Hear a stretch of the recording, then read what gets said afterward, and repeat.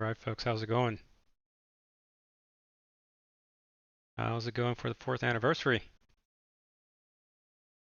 All doing well? And let's see what we got in chat. Connie, hey, how you doing, man? Pilot Deviation, welcome, welcome. Audie, hey, good evening. Steve99, Rosalo, Kochman80, welcome. Glad you like the MIDI. Akatham, Chaliversary, yes it is. Flight Simulator Explain, hey, hey.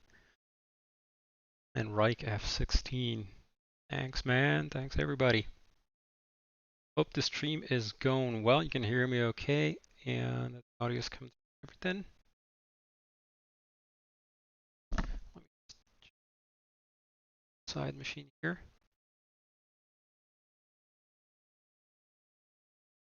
Yep, seems to be picking up okay. Alrighty, get this party on the road. Thanks for the audio test, folks. Quiet down my little machine here. And let's get this flight filed up.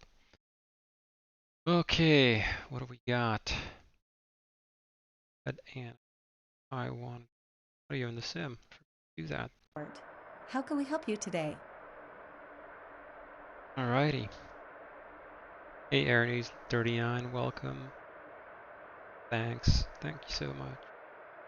So, departure time. Gonna be an hour from now, so I'm gonna say like that. Got 2 people.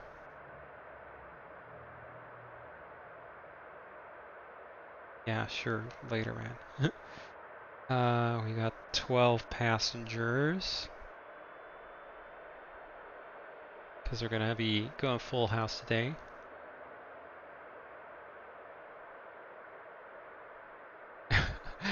I'll move in a sec, but I need to sort things out. That. Oh. Hopefully that doesn't have anybody there. I don't think. Alrighty, we're gonna be taking jet fuel. We're not gonna be running the HU. Anything else we don't need. So yeah. Alright, tail number. We're running good old 650 Charlie Lima.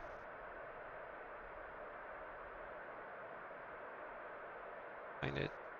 Toto. Of course, Captain. I'll get that organized for you right away. Righty. Let's get out to the airplane.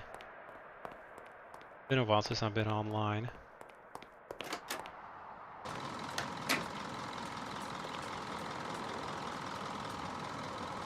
Got lots of Challenger action going on the flight line. Yeah. Let's get the airplane open up.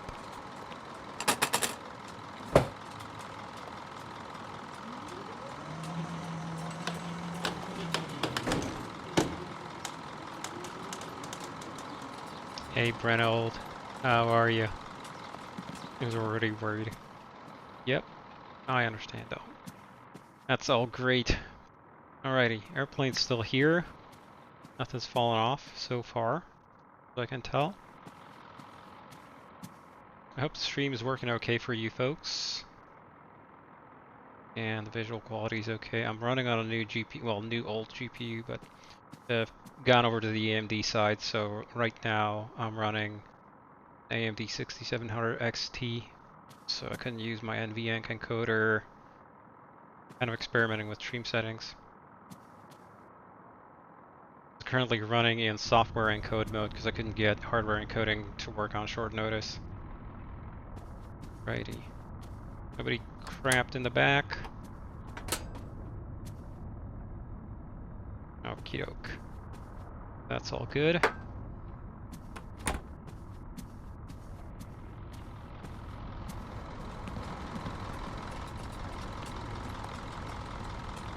Airplane's still all here. All the landing gear is there. Nothing's deflated, nothing's broken. Get the thing cleaned up and ready to go. Take all of these off. I'm gonna quickly check on the battery. I don't know if I disconnected. Oh, it's connected. Good. Quick check. No breakers popped.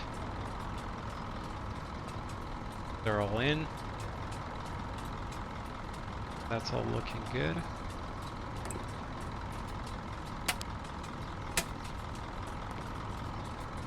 How's our oxygen? Good on the oxygens. Custom data for most of the X-plane. This is far beyond custom data refs. Take these off. We don't use almost anything X-plane other than the aerodynamics. That's the fan blades clanking away. Here's our tail tank dump tube. Goes to the tail tank here in case we dump out the entire tail system. Check the APU panel. Nothing in here.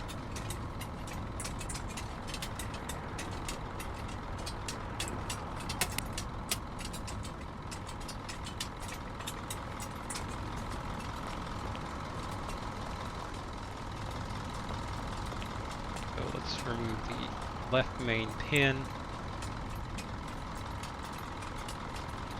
Things clean. Anti-icing air dump ports are clean. Look at the nose pin in. I need to power up the airplane to get at that. Open up the nose door. Alrighty, I'm gonna bring out a checklist here on the side. Actually, do I have it in the tablet? Be able to just swing that. So we're gonna go to aircraft. Oh, it's in here, but that's my dev build here, so I don't have access to that. So I have to go in here like that. Checklist printable. There we go. So circuit breakers are MDC switches. Go ahead and get that on the road. CBs. Always one here that pops on me. Be the one. The nav lights. Be okay today. Quick check. Look sort of side on to the panel, see if anything sticks out. Yeah, I think they're all in. Yep.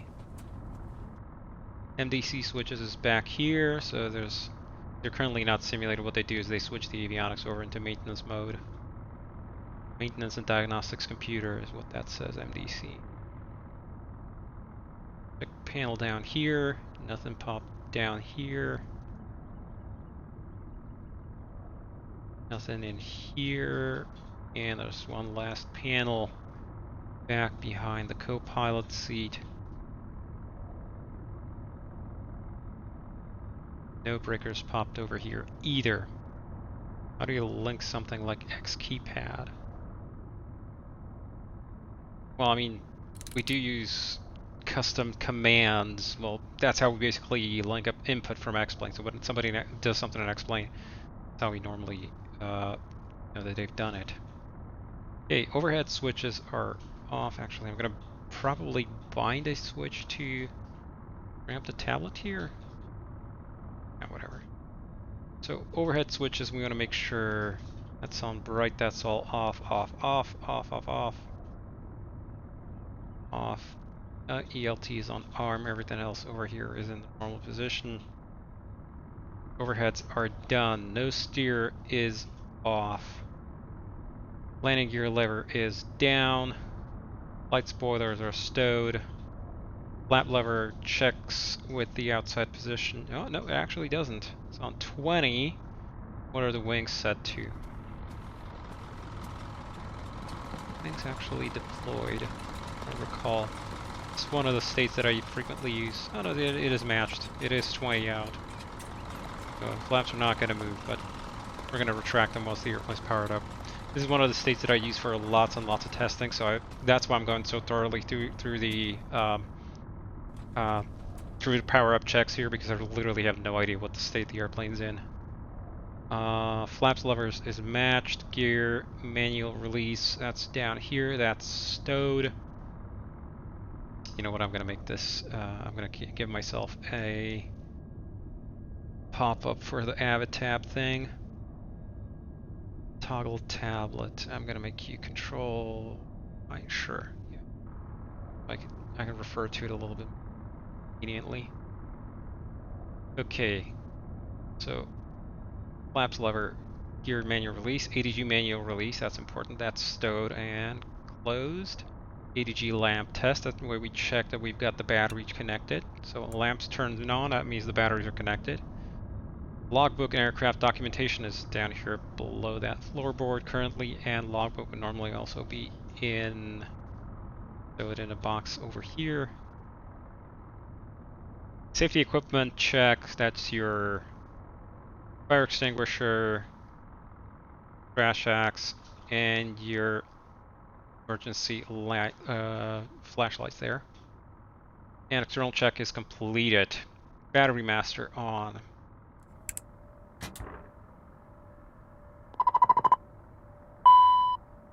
Gonna beep at me a lot because it's gonna be very unhappy. And naturally my little side machine here is... Nose door. Nose door. I apologize, I can't see your chat right now.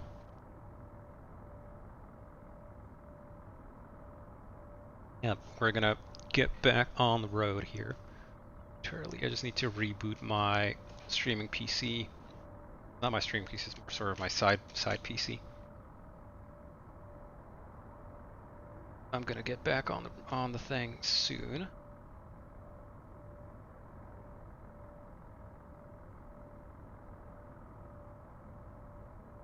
Righty. So battery voltage, we're gonna check the battery volts, are 25 and 25, so that's good, that's sufficient. Fire extinguisher monitor down here. That we're looking for, that's the squib tests. I need 4 squibs on the engines, 2 on the APU. Fire detection warning, that's going to be 5 red cautions here. Overheat. And Jet lead pipe bell and overheat. those 3 switches. Then the caution test.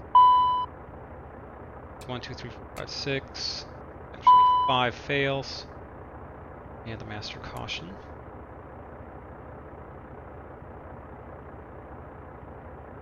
And after that, refueler is here. Alrighty. Fire detection and warning test is completed, so we're going to go ahead and run up the APU.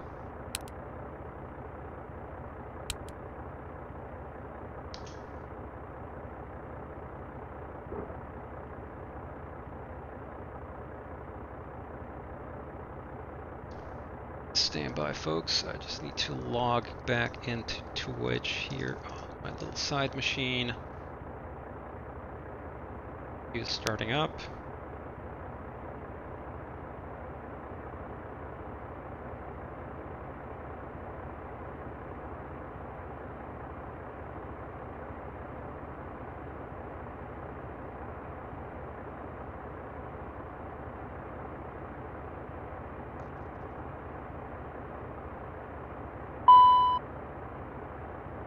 TOTP code.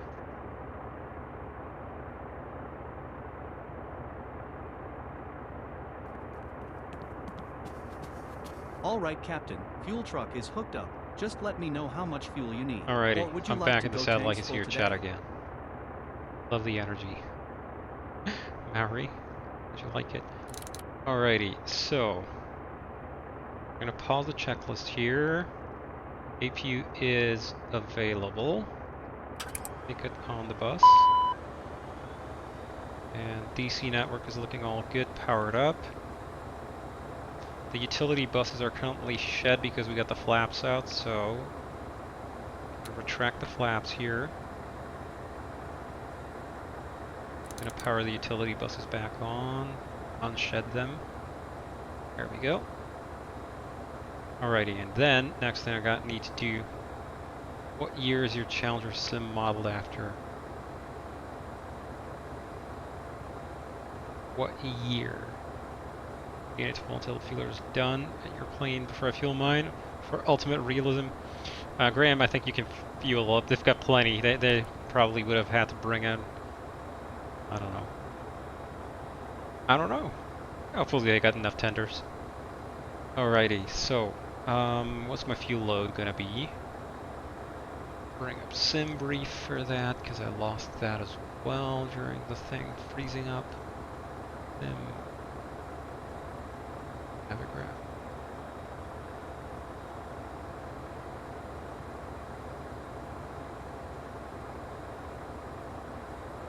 I'm gonna start to pump. You might be a little bit faster than me, so feel free to go ahead and start fueling before I get to it. Coming in hot from the north. Catch a parking spot. Sure.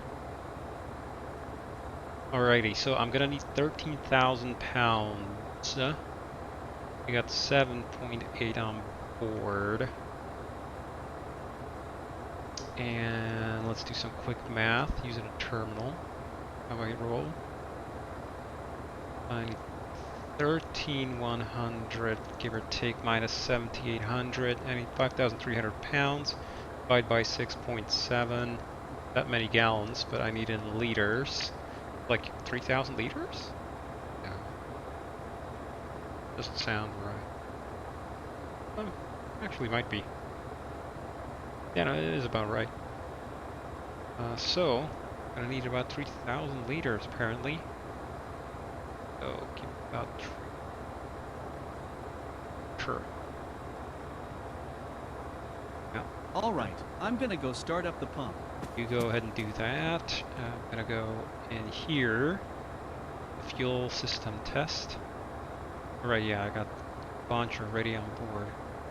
So we're gonna go open up all the shut-off valves. I'm gonna wait for him to start pumping. Clamp test, that's good. So he started the pump on his truck. We're gonna do a shut-off test. I'm gonna hold close. Everything closes on the high levels. Righty. And we're back to pumping. I opened them all up right at the same time because I know we're gonna be filling up the mains, and the mains are almost full anyway, so just need a little bit extra. Hope I'm not overloaded in the back. I think we're gonna be good. Anyway, let's go back to the checklist here quickly. Because the clock is a-ticking. Downrange, Fliz Bird last night. What a work of art. I truly hope you have some business lined up in the future. If not, this is plenty. We're going to be doing a whole bunch of stuff. Don't worry about that. How modern is the avionics? Scottman 80. This thing, the Challenger 650, I think it's a 2016 airplane. And the Avionics Proline 21 Advance is still being built into new aircraft to this day by Collins, so I guess there's your answer. Alrighty, database, index, status, do a database cycle. Just one cycle is going to be enough because this is the current database. Now let me check here quickly. Challenger 650, pretty sure came out roughly that sort of ish time. I mean, it's an old airframe as in like the original version, right? But it's been evolved in a whole bunch. First flight at 650 was 2015. It was certified and introduced in 2015. Right, yeah. There's the answer. It's pretty much on the avionics side. It's pretty much got everything that's modern today. Stuff that airliners don't have. Alrighty, database status, FMS flight plan uplink, so we're gonna go ahead and get that rolling. So flight plan recall, I'm tail number 650, look at my flight plan number, Gonna go ahead and let the FMS get started on that. Anti-skid test. So anti-skid is down here. Looking for, and alright, parking brake is on. Right, we don't want that. The anti-skid system is inhibited. So anti-skid in test should show here. There we go. Anti-skid test is completed. Nose door. We need to close it up if it's open. Actually, I need to open it up because I have a bunch of a last pin I got to pull out of there. So nose door is currently closed. Hydraulic pump 3A. So we're going to bring up the hydraulic synoptic, and hydraulic pump 3A is this switch, the second one from the left here. That's going to go to on. The hydraulic system 3 powering up. The rest of them also can go on. Brake pressure check, so we got 3,000 psi on the inboard brakes, and parking brake. We're gonna go ahead and since we've set the since we've done the anti-skid test here, I can go ahead and mash down on the pedals, and then I can go ahead and pull the parking brake handle. While I've got the system powered up here like that, I'm gonna go outside and I'm going to go pull that last pin out. For that, I need to crouch down here. Hopefully y'all can hear me. It's a little loud for you, so quiet down the simulator a little bit. That is the pin I want.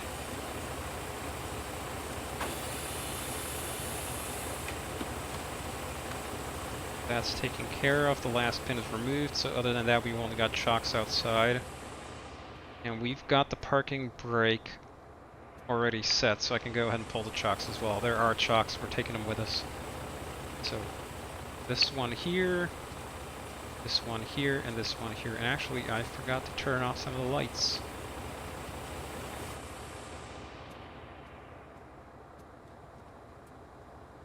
Alright, taxi recox on.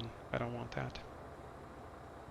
Alrighty, tail refuel shut-off valve open, external door open, all the other stuff there is good. Let's keep on rolling.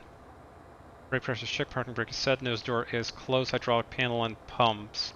But we normally do a hydraulic system check on the first flight of the day, so we're going to go ahead and switch all of these to off. And now, 1 B pump on, 3 B pump on, and 2 B pump on. All systems pressurized and the backup pumps are running. Refueling is complete, Captain. Do you need anything else? Do we need anything else? Let me check the fuel state. We got 13,000, that's about what we want. So I'm happy with this. You go ahead and disconnect. Just one quick signature on here, and I'm gonna I'll be have on to my pay way. for that with your guys' credit card. Here's a copy for your records. Cheap, Have right? a nice day. $3,400. Problem. We're also past 2 minutes on the APU, so we're gonna go ahead and open up the APU bleed valve and the isolation valve, and then I'm gonna go and turn on the packs. Get warm air in here. Alrighty. Hydraulic panel and pumps we've checked, so all the systems are good. And we got all of them down, that's the normal state. Electrical panel. Make sure that all the status positions are correct. The AC/DC utility switch is out, so it's turned on, I guess. Start ignition panel is checked. Fuel panel will go once around the bend here, so that, so turn that on, both turn on, left to aux. What's your matter? Oh, right. It's one or the other. So left to aux opens, gravity opens, right to aux closes the interlock. They stay open. Left to aux out, this should open, gravity out, out, out, and pumps go off. APU LCV is open, 10-stage isolation valve is open, so that's good. And packs are on, air conditioning panel. Yeah, all the configuration here is correct. Actually, cabin temp is super low, but the temperature is controlled from the cabin anyway. Bleed air panel check on here. These can go in. Supplemental ground wing anti-ice panel is switch out. Cal anti-ice are gonna cycle through. Use X-plane. Use the plane batteries to start the AP. Yes, I do. The battery specifically for APU starting. Yeah, I guess you could say that, yeah. Anti-ice panel check. So on here we want to go ahead and do the detector test. And an amber ice message. Down, and we'll go to wing overheat. Wing overheat. Wing overheat. That's tested.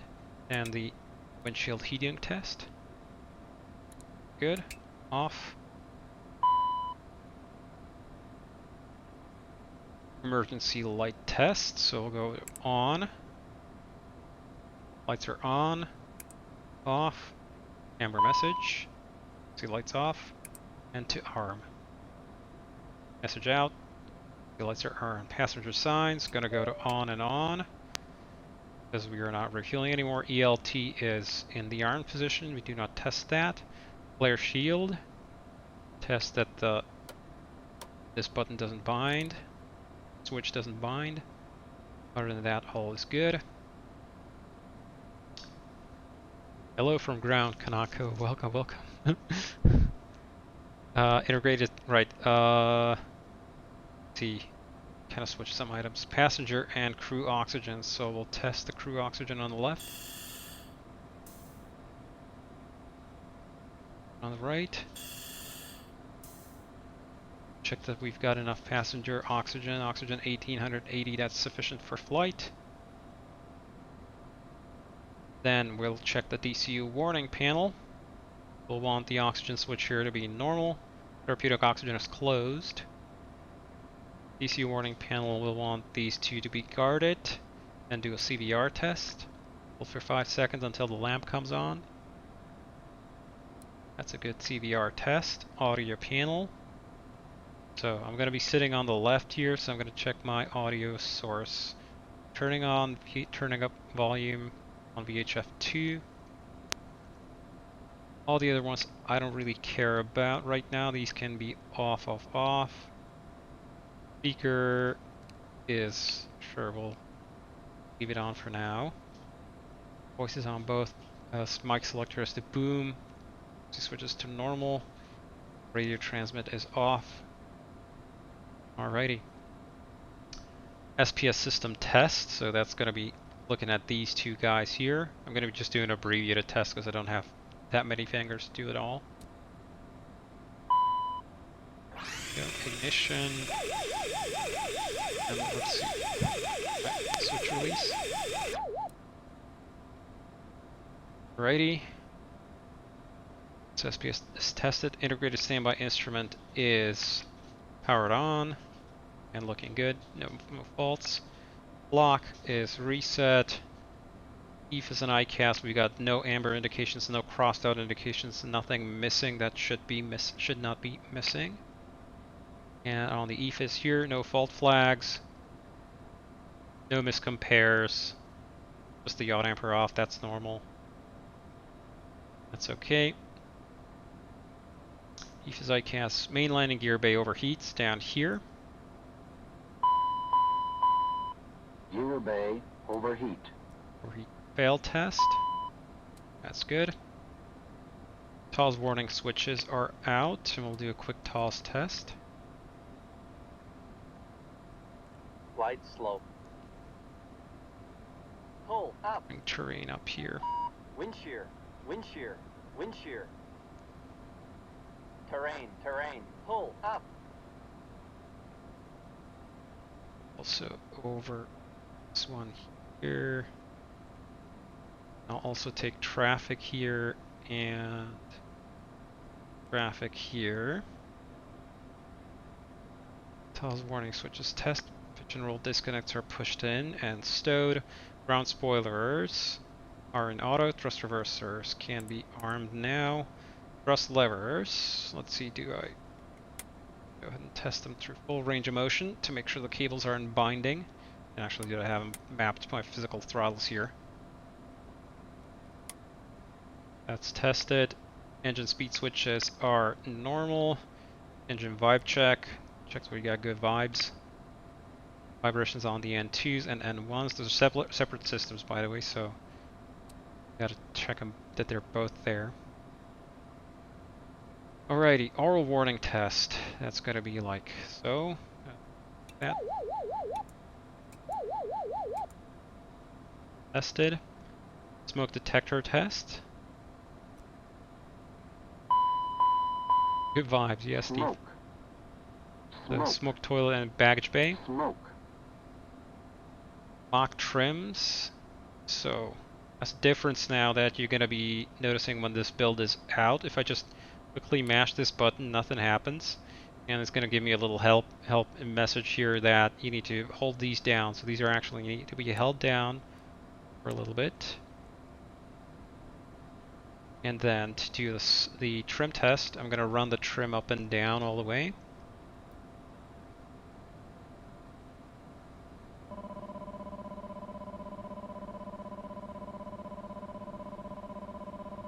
All the way down.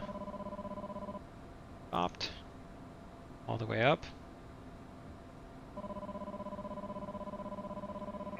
Good evening, Delta Alpha Golf X-ray Lima on the RP16. Actually, you don't to listen to them right now.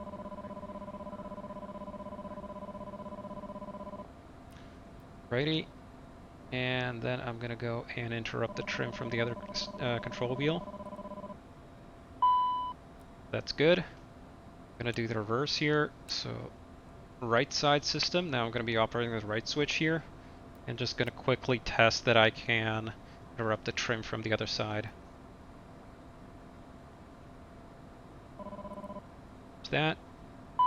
Trim's interrupted. That's good. So now all of them are gonna come on. And we've got no more trim messages here. After that we do the yaw amps. So engage hold 1, engage hold 2. No messages. That's good. Versionary inhibit switches. These we all want to have the tune inhibits out. All of these to norm and upright. Norm. AFC selection number 1. We could fly either one, but we're going to use 1. And all of these are good and normal. Turn on a little bit of integral lighting. Actually, I can turn down the screen brightness. A little bit blinding, to be honest. Alrighty. Provisioner inhibits, and we're going to go ahead and look at the what are you? MFD data. No, MFD data. Display menu, and bring up the IRS status. Nav, nav, and nav. So all the IRSs are aligned, and CPDLC log on. We're not going to do because we don't have CPDLC. TCAS test. Data link flight plan, by the way, is already completed, so we're going to go into the TCAS test quickly. That's the ATC TCAS system. Got 4 targets here. ATIS and clearance. System test okay. Alrighty, ATIS and clearance is next, so we're going to go ahead and pick up the secondary flight plan here. That's what we downlinked. And that's going to be for the time being where we'll program in. But we shall see what we're actually going to get. I'm going to switch this over to dark mode. Even though I'm theoretically outside at night or during the day, but in my actual world here, I'm inside at night. I'm going to make this dark. Alrighty. Just quick check of the routing here, that we've got everything as we should be. So LGKR from here to Parax, yes.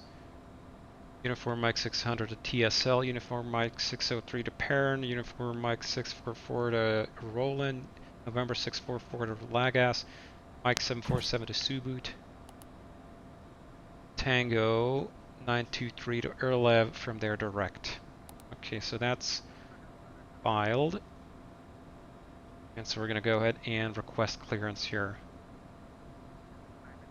To do that, I actually need to. Unicom 122.8, bye-bye. Our ground is going to be. Digit 587, bye-bye. So actually, we need to listen to the ATIS.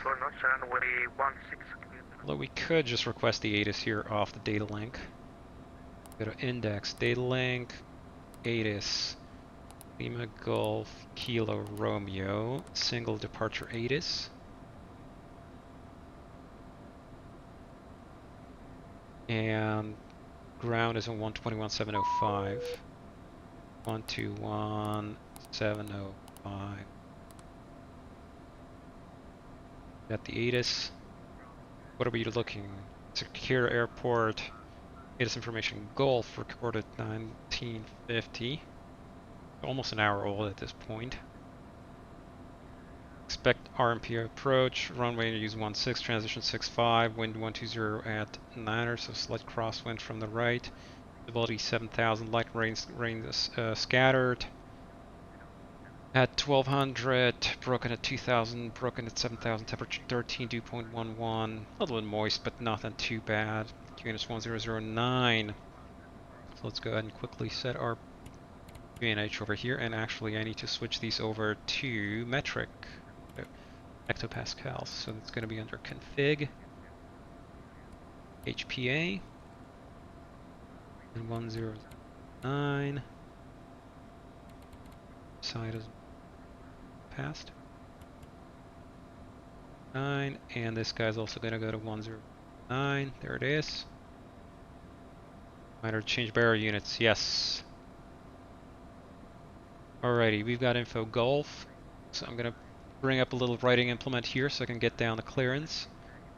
We got Golf, we are November 650 Charlie Lima, and we're looking for clearance to Baku.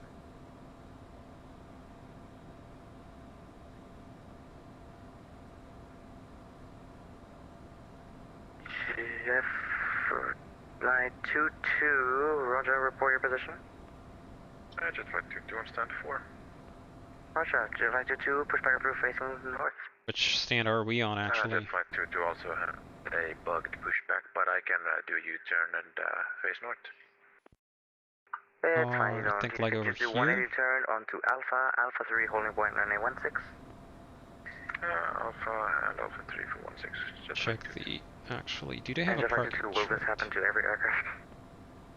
I don't know, it probably depends on the better pushback version. Roger. Lower chart. Yeah. So let's go. Any charts? Do they have a airport chart? Parking stands. They do. Yeah, I'm on Sierra 2. Okay.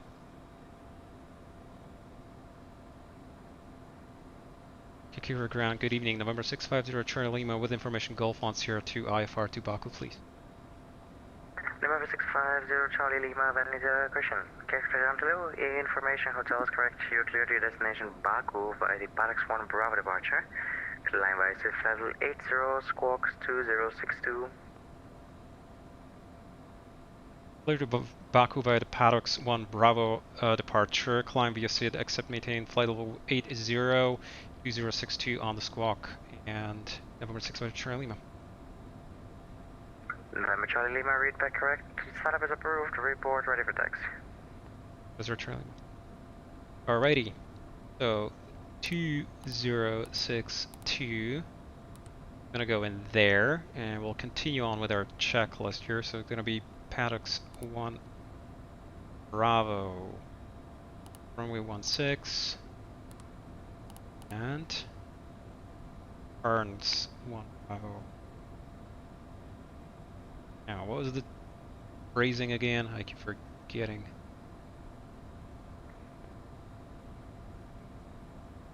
Let's just go for. Now, let me bring up my charts here. Is it gonna make it's navigraph.com? Huh?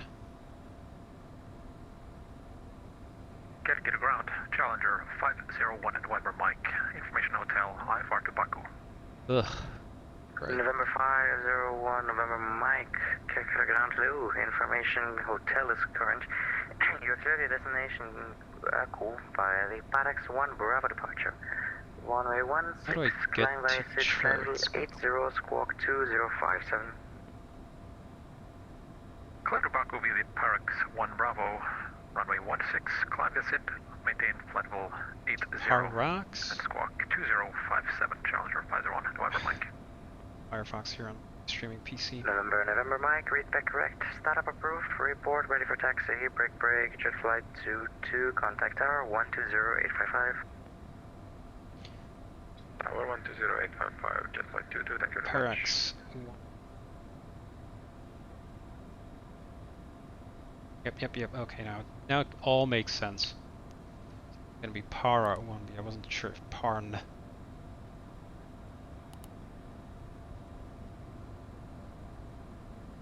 Righty, let's check this over on the plan overlay. Lower format, take the plan. And we'll go ahead and go to MFD Advance. 2 waypoint. Next waypoint. That. RX1 Bravo. There we go, it actually makes sense. Okay, good. Price is averted, folks. Alrighty. Go back to there. Right, good evening, Delta X Lima, located at Alpha 1. Taxi Lima, Keka counter illusion, voice noise. Turn you down a little bit, and we're going to finish up the checklist here. So we've got ATIS and clearance complete, FMS flight plan, up plan, and performance. Right, yeah, we need to get the performance stuff programmed in. We're actually going to be flying flight level 370. We're going to picking up the fuel from the tanks here. It's good. We're going to be bringing 12 people on board. Probably like, I don't know, 500 pounds bags or whatever. Execute. Gonna go to takeoff. We are temperature 13, although let me fetch the latest ATIS here. Just to be sure. Runway 16, weather, wind was 120 at something, like 9 I think. So, kick your information hotel. 140 now on the wind. And 4 knots, so it's actually died down quite a bit. Temperature, transmission level 60, out of 12. Temperature still 13. Yep, that's all good, and QNH is unchanged. That we like to see. Ah, we got the passengers coming. Hello, Captain. It's Jenny from Hot Start Flight Support. Your passengers have arrived. Shall I have them brought to the plane? Yes, absolutely. Understood. They'll be there in a couple of minutes. Anything else? Yep, that'll be all. Always a pleasure. Take care. We'll get the passengers here, everything ready for them. That I'm going to turn on the boarding and galley lights and baggage lights as well. The cabin here is prepared and warmed up. That, and then we're going to play them the announcements and all the other stuff. They'll be here momentarily. Jet is almost ready. We're just about getting ready. So flight instruments and takeoff data actually. Takeoff data will finish you. Yep, that all looks good. Gonna be bleeds off. And we'll do a flight plan wind update here as well. Why the hell not? So go flight plan wind update, send that off. Let that work on itself. Flight instruments, we need to check. Alrighty, so for that, I need to go and set the initial heading. We were told to maintain flight level 80, flying via the SID. So for that, I'm going to go RM takeoff, nav, and VNav. Right, so we'll do a the flight instrument check. So we've got heading 255, FMS1 navigating 1500 on initial heading of desired track 164. Speeds are looking good. We'll go and reset a speed at 200, which I'll quickly check on the chart to see we have a lower speed pre-limitation. Max 210 in a turn, so we can actually set it up to 210. And we got 8,000 TOTO Kilo, report your status. 1009, and on the other side that all matches. Engine indications are good. That's checked. Emergency procedures.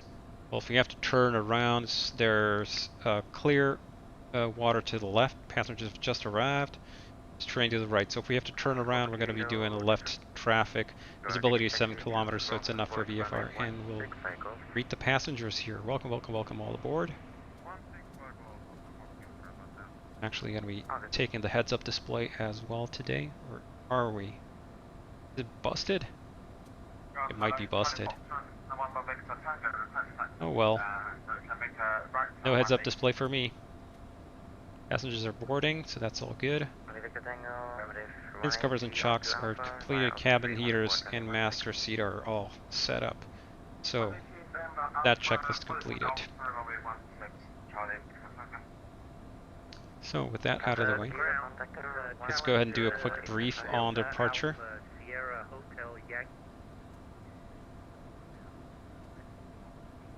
It's not raining on this side of the runway. You're on the other side? Oh well. So let's get everybody seated. They're going to be sitting down just momentarily. Yeah, this panel can actually come off. Everybody welcome, welcome. I didn't quite stuff the wings full. Oh well. No big deal. I could, to help promote fuel transfer, I can actually run the boost pumps here. Hello, Captain. Hope Hey. you're doing well today. Absolutely. Great. There's nobody else coming along today.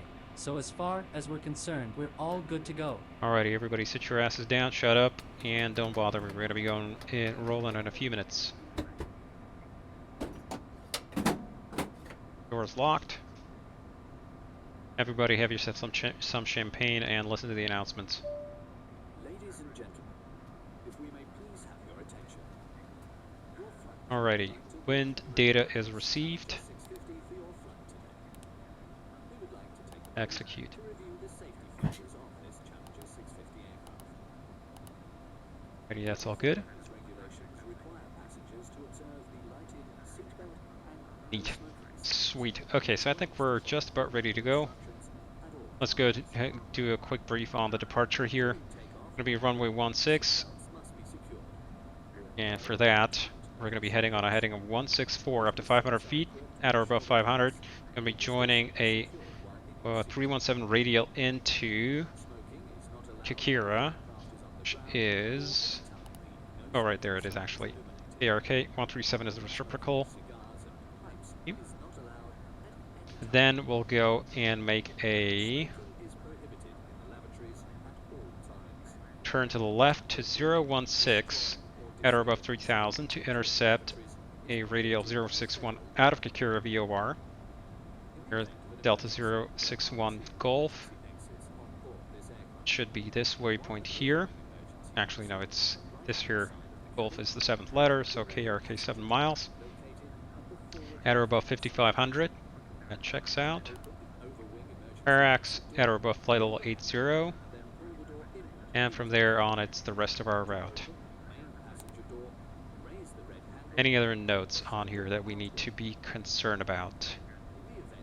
Got the narrative down, so that's all good. Visual climb 500 is required due to obstructions within 0.454 miles. Ground speed chart, that's not pertaining really, not all that important. It's for climb rates. If you're climb rate limited, max 230 into the turn here, so we don't want to be speeding up until we're past that bank there. Max 210 in this turn, that's fine. We can easily comply with that. In fact, I'm going to roll back the speed back down to 200 so we don't bust too far beyond that. Neat pilot deviation, I like to see that. Alrighty, that out of the way, I think we're ready for the before starts. We'll take the charts away here. I'm going to request my first officer to get started on the before starts. Flight compartment engine start checklist. Doors. Parking brake and pressure. Is Fuel quantity and balance.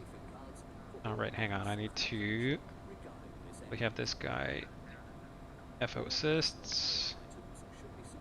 Do PM actions. And so I'm gonna have you and restart the checklist. Engine start checklist. Doors. Closed. Parking brake and pressure. Checked and set. And Fuel set. quantity and balance. Is sufficient for flight. Do I have you... I'm gonna check if I have my key here. Yes, confirm checklist item. That's good. Beacon. So for that, we're going to be calling for startup clearance here. And actually, we were already given the startup clearance, so we can just go ahead and call for taxi. And I'm going to have a drink a little bit. Did I completely freeze my drink here? A little bit. Kind of prepared myself some drinks for the trip along the way, and I shoved them in the freezer a couple of hours ago. I think that was a bad play. I don't know, actually, it's good. I don't know, it's kind of frozen, but there's enough liquid in there for me to drink. Rock and roll. Slushy is also neat. It's essentially a slushy at this point. No, I mean, I like it a little bit slushy, but no, not too far. Alrighty. So, beacon is going to be coming on. On. Now Fuel lights boost are going to be pumps. on. On. Ignition. And we're asking for number 2 to start. Armed. Engine 2 start. Alrighty, we're clear to start number 2, so start engine 2. Timing. We're looking for 20, less than 120, and 1 turning. That's good, that's good, that's good. Fuel's coming in, and I hear the light off. You hear a little bit of resonance. It's actually happening inside of the combustor. And strangely enough, that resonance actually is not there when the engine's warm. That's looking for like a good start. CF-34 starts super fast. Alrighty, 30 seconds and the engine's running. Fuel system check. We're going to switch these off. We're looking for left low pressure. One more. Come on. There we go. Sometimes it takes its time. That's checked. Engine 1 start. I should have asked the outside guy for it, but 20 and less than 120 and 1 turn in. Gonna give it a little bit more spin up. There we go. Fills in. There's light off. Good and easy.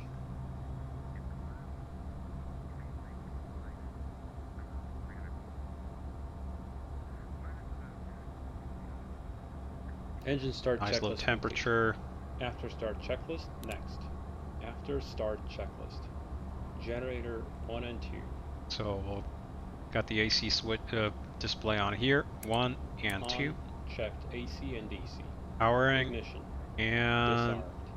Pass. it's powered. This is disconnected. That T. 14th That's good. stage. Open. Cowl anti-ice.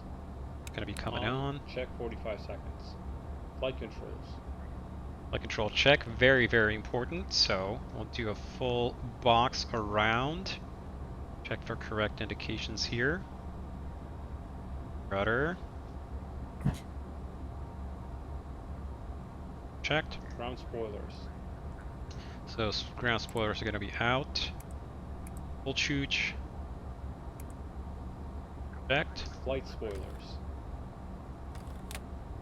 Checked. Cowl anti-ice. Is message on. Supplemental ground wing anti-ice. Fuel On. balance. Fuel balance need to be within 400 pounds for takeoff. That's good. Check. We are Trims. 200.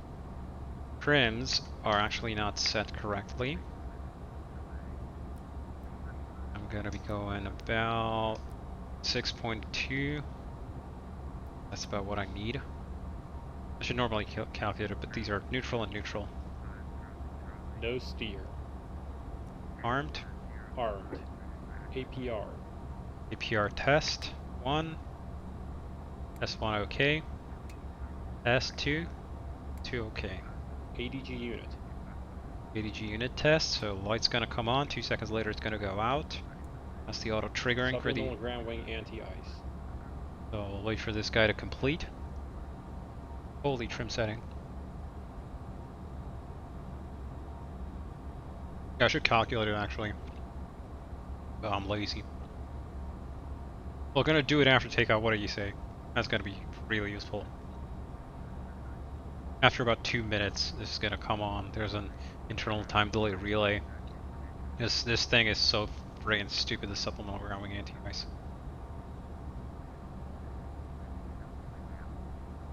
Come on. There we go. Test okay. Cal anti-ice. It's gonna go out. Wing anti-ice. Coming on.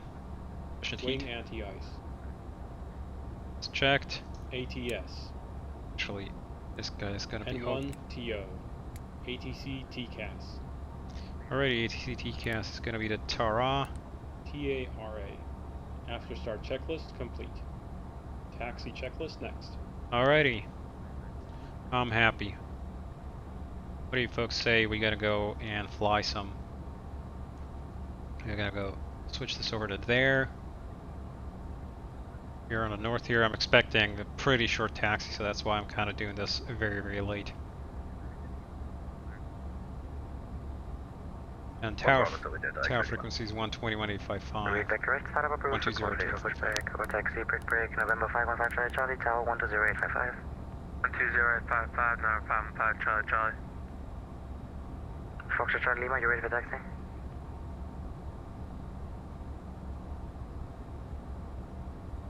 Foxtrot Golf, Alpha Charlie Lima.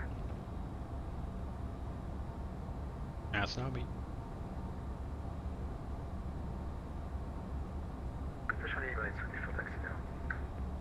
Foxtrot Alpha Charlie Lima, give way to the group flight. Challenger from left to right, taxi holding point, runway 165 Alpha 3, contact Tower 120855. Give way to the Challenger, left to right, taxi holding point 16 and contact Tower 4 Alpha Charlie Lima, thanks. And ground November 650 Charlie, Mount Sierra 2 ready for taxi. November 650 Charlie Lima, you can stand by for a second. Yeah, that's kind of what I expected, because we are a little bit boxed in. I have to pretty much run over the guy in front of me. But that's fine. I know he's going to have to clear out of the way. Get a ground. Challenger 501 November Mike. Ready. Geez, I should make this kind of slushy more often. It's actually pretty good. Okay, November Mike. Then you Golf, holding point runway 16. Headset on. Taxi via Golf. Run to holding point. Speaker Challenger anymore. 1 November Mike.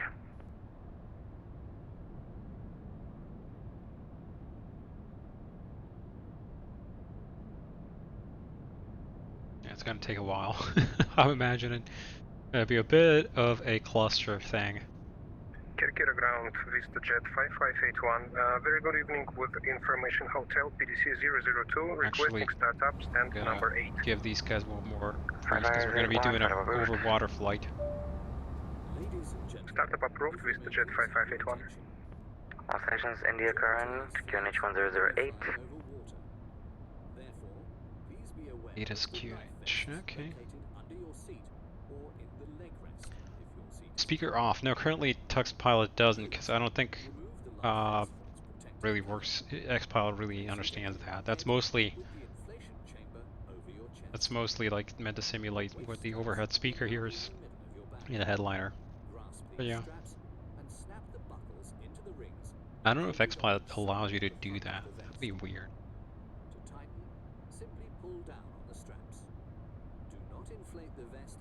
I wouldn't even have a way to test it right now. November 510 Mike, contact November Mike, contact ground Tower 120.855. Contact Tower 120.855, Challenger 1 November Mike. Wait. There's a rubber chicken. Oh, there's another Challenger right there. Oops, wrong button. That's the thing I want. Yeah, I need to bind up my weird mapping for controls.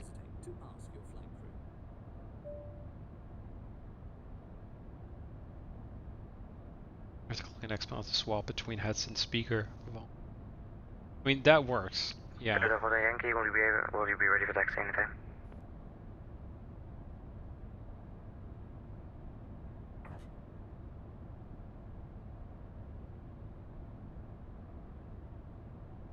Oh, we might got taxi, folks.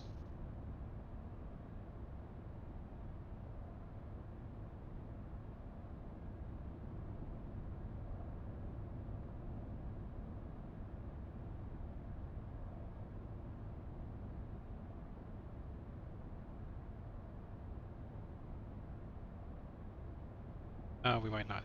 Delta Yankee. Delta Alpha Sierra, Delta Yankee.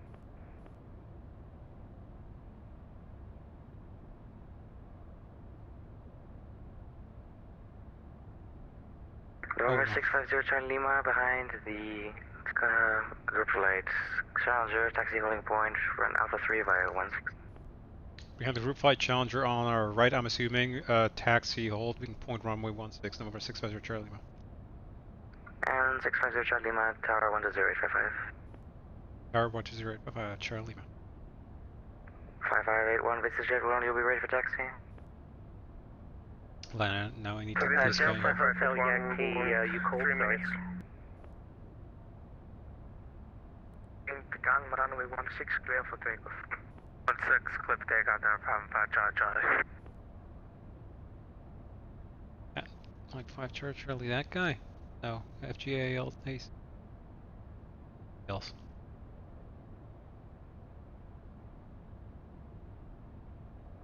Hurry up and wait. Go ahead and release parking brake here. I do have brake set up there, so that's okay.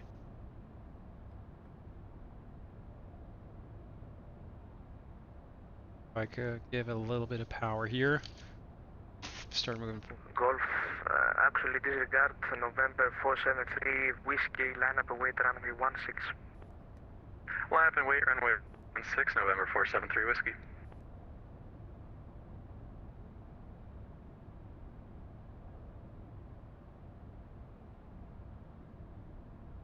November Charlie, nothing further, Monterey Unicom, 122.8, bye-bye. Unicom, 5 Charlie. Tower November 650 Charlie Lima on Sierra 2 holding short behind the Challenger on my right here. November Charlie Lima, hello. Golf Kilo Alpha Tango Echo behind the departing Challenger, line up and wait runway 16 behind. Behind the departing Challenger, via Golf, line up and wait 16 behind. Golf Kilo Alpha Tango Echo. Ah, here's Kate.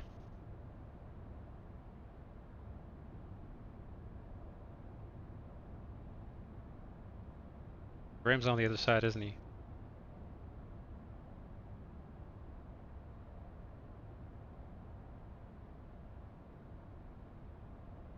Come on. Punch it. November 73 Whiskey, wind calm, runway 16 clear for takeoff. There you go. Punch it, buddy. Calm runway 16 clear for takeoff, November 473 Whiskey. That's how you roll. As you're reading back, you're already giving it full power. I like you. That's a real move. That's Chad moves right there. And there's Kate. G Kate. Graham, do you have all the stuff stuck on the thing? You know, I can't see it. Your radar antenna on top and the bulbous thing below. I hope you packed extra 5,000 pounds of fuel because that's going to be a lot of extra drag.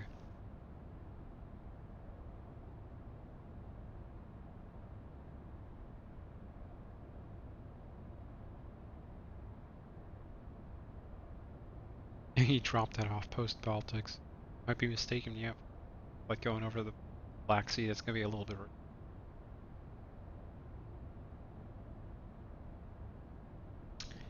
Alrighty. Center is going to be probably 12420. November 473 Whiskey, nothing further, Monterey Unicom, 122.8, bye-bye. Actually. Unicom 122.8, November 473, see ya. And there they go. Actually switch this over to above. Kira Tower, Kilo Papa Whiskey 223 approaching runway 16.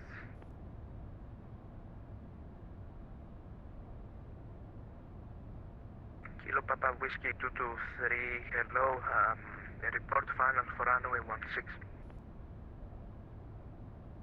Yeah, we're gonna take it's gonna be a while. Also 223, are you on the RMP or the VOR?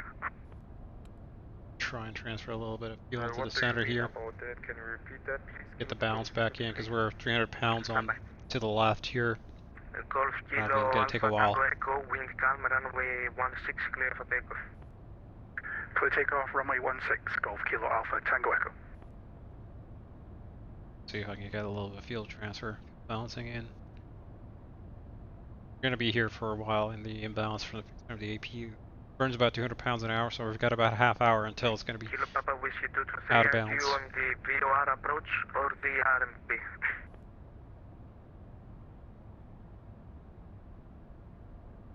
Fly well, Graham. Don't crash. Graham's pro. Literally pro. I'm on the ILS approach, runway 16 Kilo Papa Whiskey 223. There he goes. Nice. Smooth. November 501, November Mike, line up and wait, runway 16. Line up and wait, runway 16, Challenger 501, November Mike. Alright, I'm gonna stick myself, if it's not the guy from the opposite side, is it? I know it is. I think I might be held back for a while, yeah. Golf X-ray Lima, hello. Tower, Mr. Jet 5581, very good evening, holding short on Alpha 2. 5581, hello. Alright, those guys are lining up on the intersection, so that's all cool. The good thing that we don't have to backtrack, because here at Kikira, it'd be a take until all next week until we got out there. Alrighty, fuel balancing is looking good, so it's working. I'm happy about that. Center tank is fairly full, but it isn't completely full, so that's helpful. November 501, November Mike, wind calm, runway 16 clear for takeoff. 16 clear for takeoff, Challenger 1 November Mike.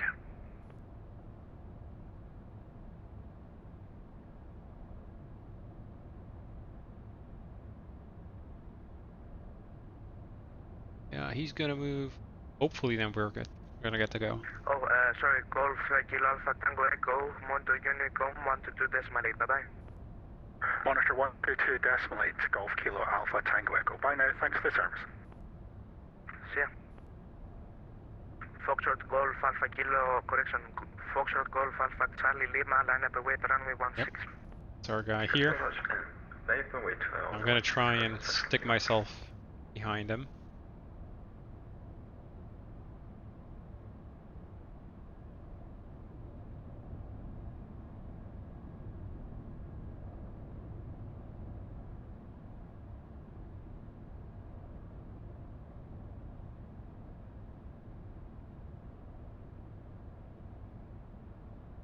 Sort of maneuver. November. Sort of maneuver also. So.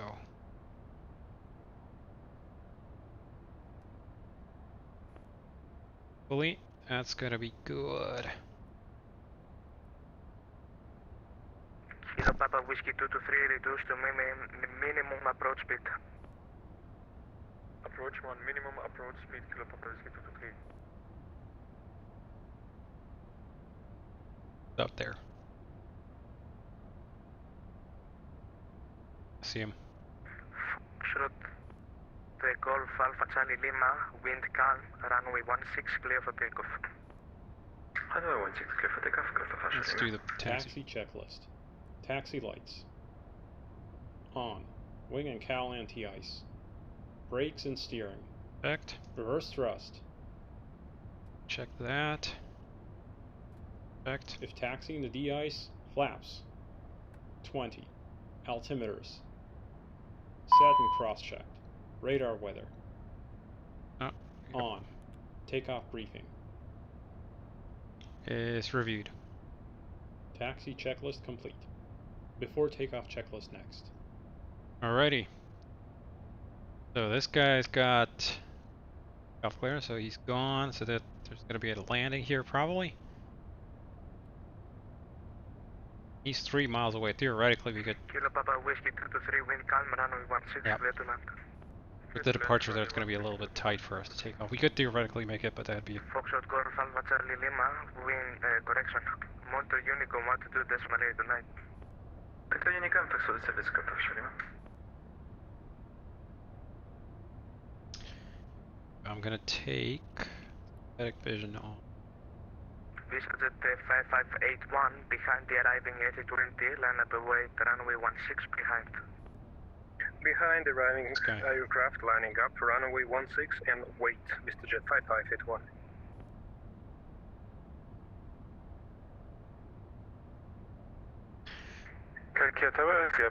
Hey, Ace Pilot Alec. Welcome, welcome, welcome. Love you. You like the plane? That brings joy to my heart. It's really kind of what I'm going for. Sierra Golf Delta, hello. Just let people have fun with it. Sure, there's some training aspect to it, but at the end of the day, life's got to be about most.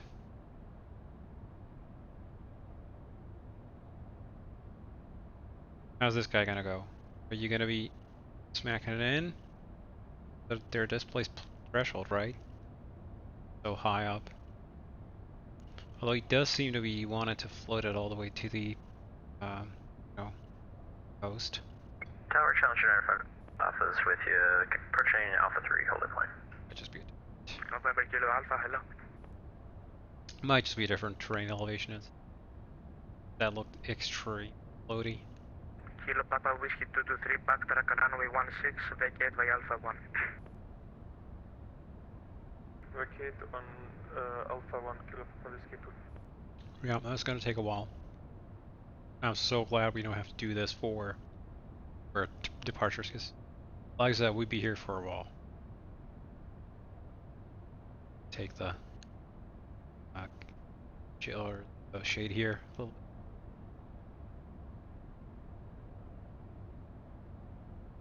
bit. Theoretically, I could just use the HUD as a shade here. Just there we go. Even if it's not working, at least it's, a little bit of shade of glass, I guess. Yeah, fuel tanks are balanced. Other than that, we're good. 223, expedite, vacate, please. Oh well. There's no need to be super on this case. Unless he's really dragging at speed, in which case, smack him.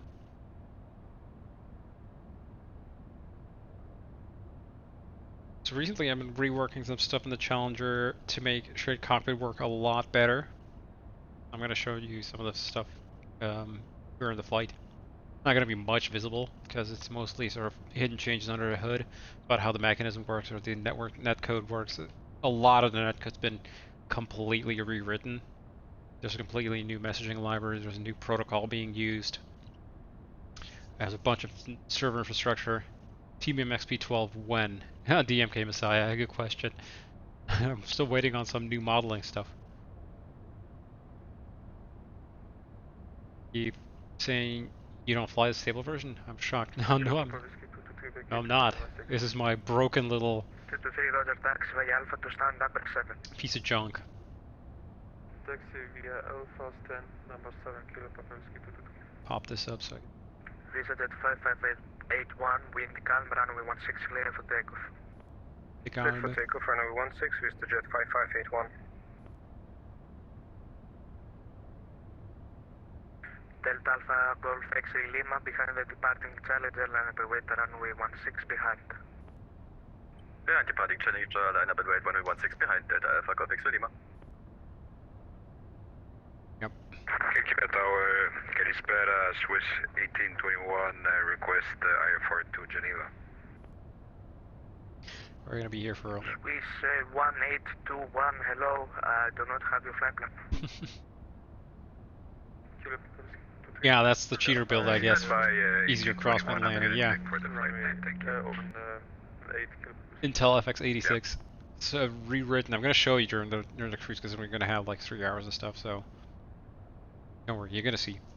Visa Jet 5581, monitor Unicom 122.8, bye-bye. On advisory, thanks for the services, guys. Bye-bye, Vista Jet We 5581. play with a little bit of cabin announcements. Kakira Tower, Delta Alpha Sierra, Hotel Yankee, holding short 16 at Golf, ready for departure. That sounds like a person I know. Delta Alpha Sierra, Hotel Yankee, hello.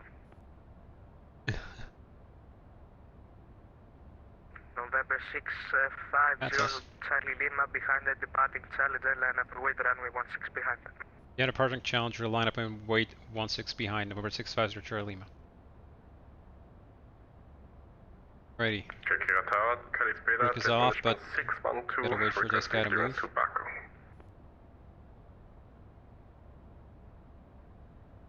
India Jet, correction, India Juliet Mike 612, hello, standby, we'll clear you back. Delta Alpha Golf X-Ray Lima, wind calm, runway 16 clear for takeoff. Runway 16 A little bit of power. Delta Alpha Golf X-Ray Lima. Kirkira Tower, Swiss Nothing in front. 1821, you should have the flight plan. Swiss 1821, yeah, standby. Standby 1821. Okay, so lineup check. Before takeoff checklist. Passenger signs. Advised on. Anti-collision light. Swiss On. 1821, Probes. you entered the On. wrong Windshield account heat. for the departure airport. On. Wing and cowl anti-ice. Work? Continuous ignition. Let me check that, 1821. On. ATC TCAS. Jet TARA. management Supplemental ground wing 612, anti-ice. clearance ready to copy. Checked. Affirm, go ahead. CAS. Takeoff config OK. Confirmed. Landing, 612 clear pulse, to Baku, recall lights. Parax 1 Bravo departure, runway Before 16 takeoff checklist climb, complete. initially After takeoff flight level checklist 80, next. squawk 5522. Lineup is a bit crummy. Parax 1 Bravo departure of runway 16, climbing flight level 80 and squawk 5522, jet measurement 612. 612, we're back correct, break. Delta Alpha Golf X-Ray Lima, Montpellier Take Unicom traffic on here as 122.8, well. bye-bye. Unicom 122.8, Delta Alpha Golf X Lima, thank you, bye-bye. November 650 Charlie Lima, wind calm, runway 16 clear for takeoff. 16 clear takeoff, number 650 Charlie Lima. Alrighty, let's go. Pedal to the metal. 1821, I'm trying to file the flight plan, but it's logged from you. ATS is on. Swiss 1821, try disconnecting, filing, and then Rest is set. connecting again. We'll try 80 that, knots. 1821. Get in. My V-speed's reset. Delta 127. Hotel Rotate. Yankee, line up await runway 16. Delta Alpha Sierra Hotel Yankee, line up and wait Go, 16. positive rate. Here's coming up.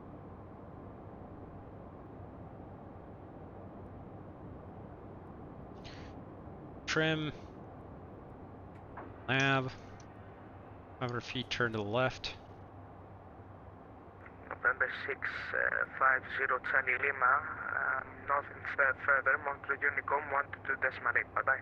Over to Unicorn. See you later, November 650 Charlie. Have a good one. You too. Righty. Flaps can't come up. We're 400 feet past. After takeoffs, please. After takeoff checklist. Landing gear. Swiss 1822, have flaps. you clearance ready to copy? 0. Ready to Thruster copy, missiles. 1822. A little bit bumpy here. Swiss Ignition. 1822, clear to Geneva, Off. all got 2 Delta Pressurization. departure. Checked. PAX transition.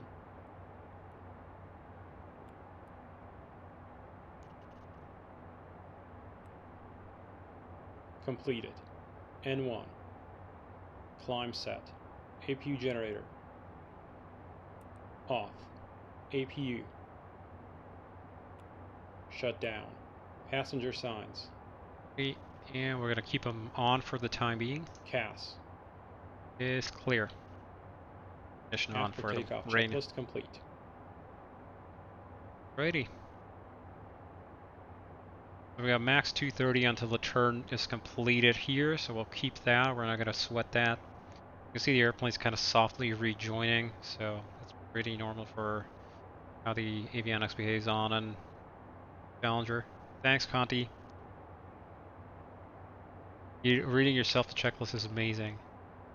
What do you mean? Like, I mean, I guess, yeah, for you guys it sounds like it's two versions of me. Calculate a radar on your model. Not right now, Tux Pilot, no. We're past transition for the standard. Standard.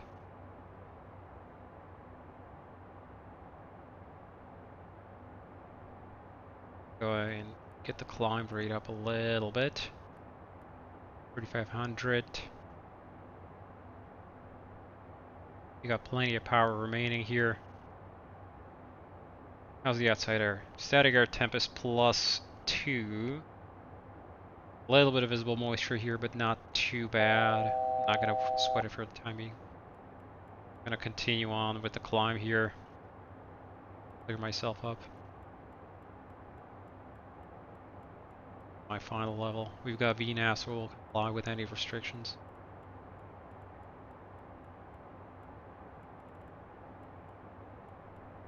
.70. Get up a little bit. We'll make it 210.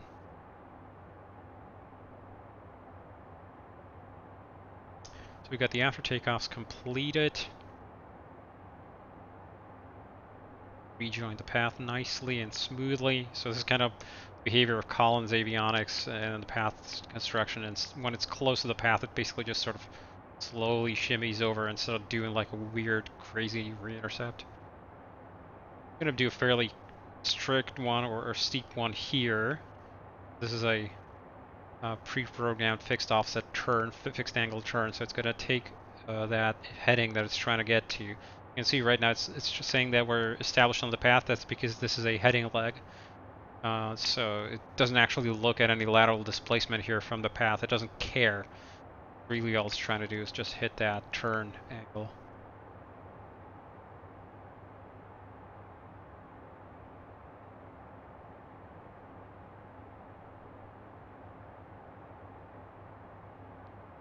But once it sees that we're close to intercepting,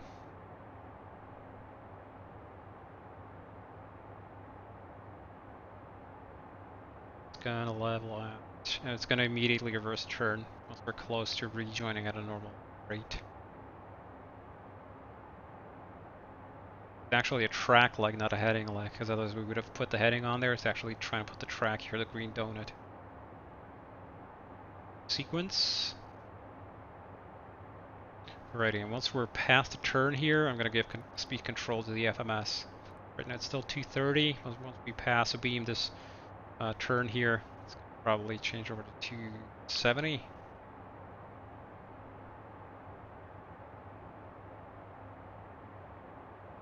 Can't steep of climb rate that I'm commanding here. There we go, 250. I'm actually going to go into VNAV setup and we're going to make it 270/0.77. Climb. Flight level change, 270. I need to soften up the control loop here on the flight level change here. A bit too aggressive. It shouldn't be doing this dip down. I don't know why it does that, but a little bit beside the point. Okay, landing lights off. We're past 10,000. Ignition off. There's not going to be any more rain. Might hit a little bit of icing there. No big deal. And the nearest traffic is 15 miles ahead. 7,500 feet above. Alrighty, settled in.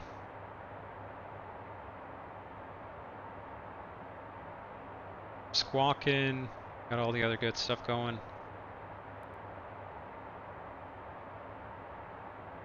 Yeah, we got a good tailwind, that's nice. You use reactive programming to simulate aircraft systems and autopilot. Must be so much mathematics differential. I don't know what reactive programming is, so probably not. It's a fair amount of math, but it's not too terrible. You know, if you know a little bit of math. So, temperatures -21, -5. I can see precipitation outside, so it's definitely anti-ice time. At least on the cowls. Might not be coming through on stream, but I can see a little bit of drizzle.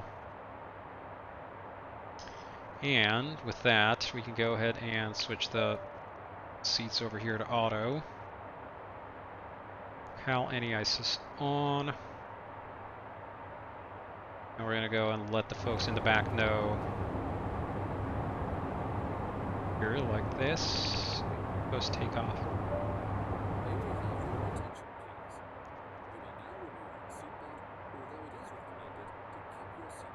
There we go.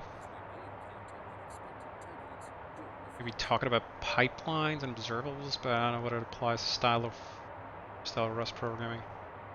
Or about pit controllers. Well, pit controllers are all over the place in all kinds of industrial systems, but yeah. So no icing conditions for the time being. Maybe once we penetrate this upper layer. It's actually a little bit of drizzle outside still. But we'll put that back on.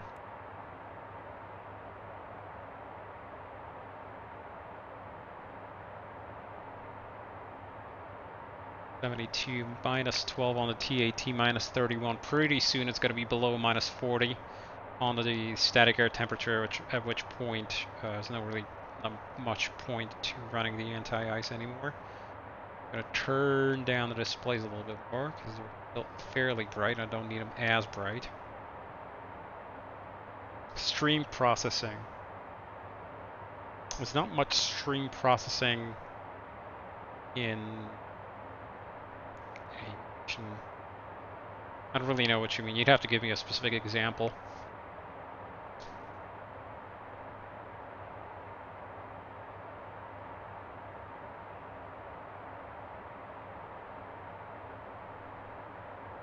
Alrighty, -35 outside, flight level 240, going up to flight level 370.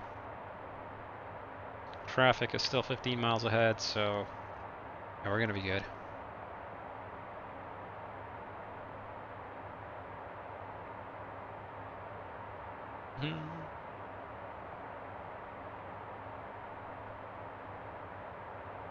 Put the sunglasses on.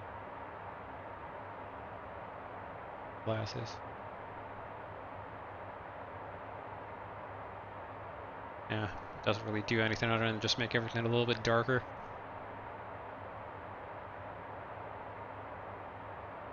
Kind of defeats the purpose, doesn't it? There we go, passing the last departure waypoint, and from here on, we're in the en route section. Actually, no, we're already past. No, we were already past the departure section. So we're already in 2 miles RNP on the system here displayed. That means we're past the last departure leg, the SID leg. -39 outside. We're in cloud. Bit bumpy here. Get the seats. Everybody sit back down. I'm actually going to turn on the G-loaded camera. Fun for this kind of flight.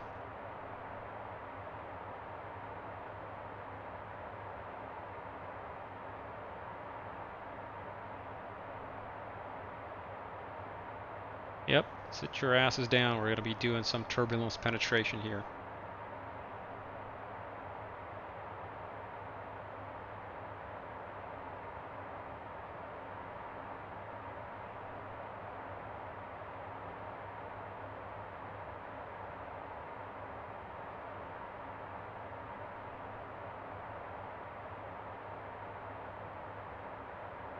SAT -42, -43. It's not going to be icing anymore, so these guys can come off. I'm just going to sort of try and focus my head buttons.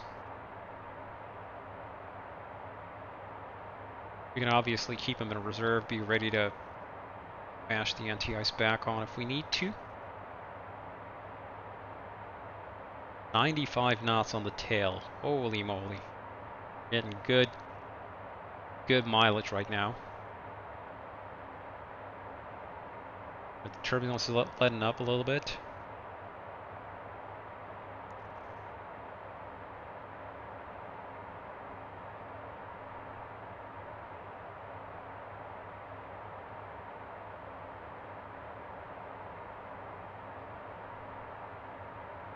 Just using the HUD as a flare shield.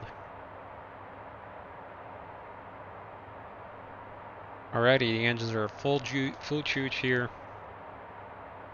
And that's what we like to see. We got 2 hours 49 minutes to go to the destination.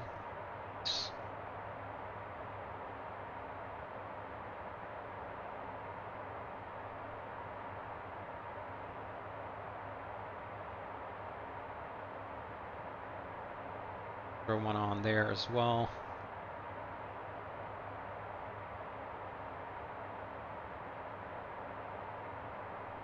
Like that. Right seater comes behind us, sorta. He only has this one little shade, so he kind of has to pick and choose where he puts that.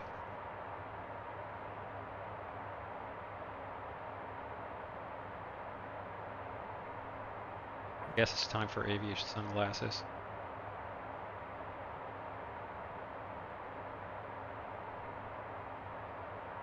Alrighty, and also listen to guard, so 1215 on second radio.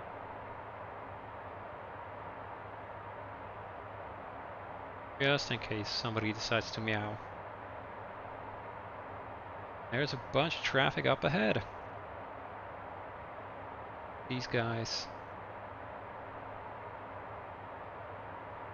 And interesting, I think it's actually, yeah, it's X-Plane simulating, should be. When you see the contrail so broken up, that means that there's some amount of turbulence up there.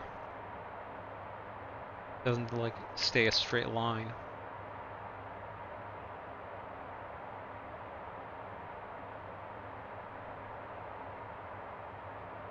Alrighty.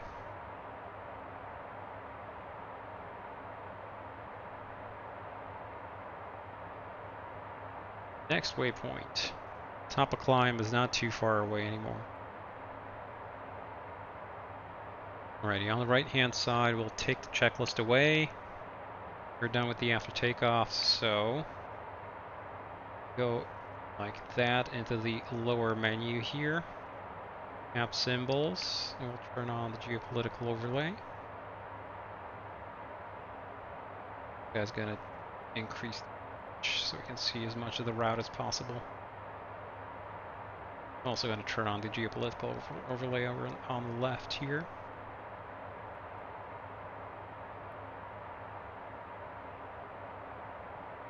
There we go. Nice.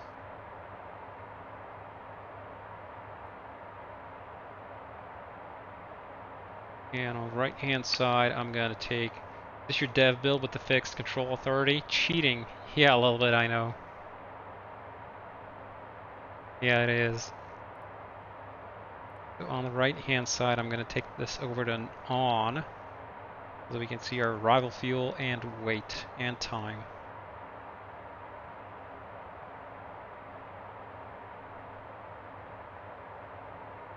There we go, this mock changeover. Ooh, that just reminds me.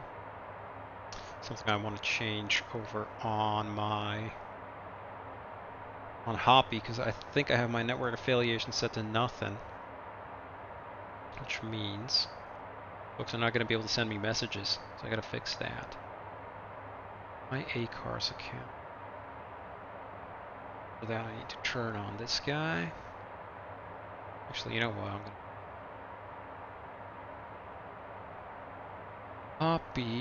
Hoppy.nl. My Hoppy doesn't have automatic HTTPS redirect. Lame. My Hoppy account. Stupid password database relocked. Didn't want to have happen.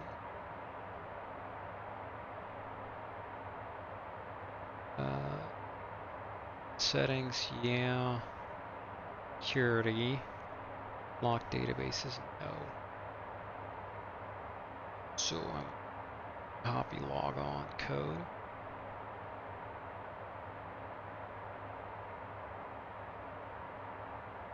Count.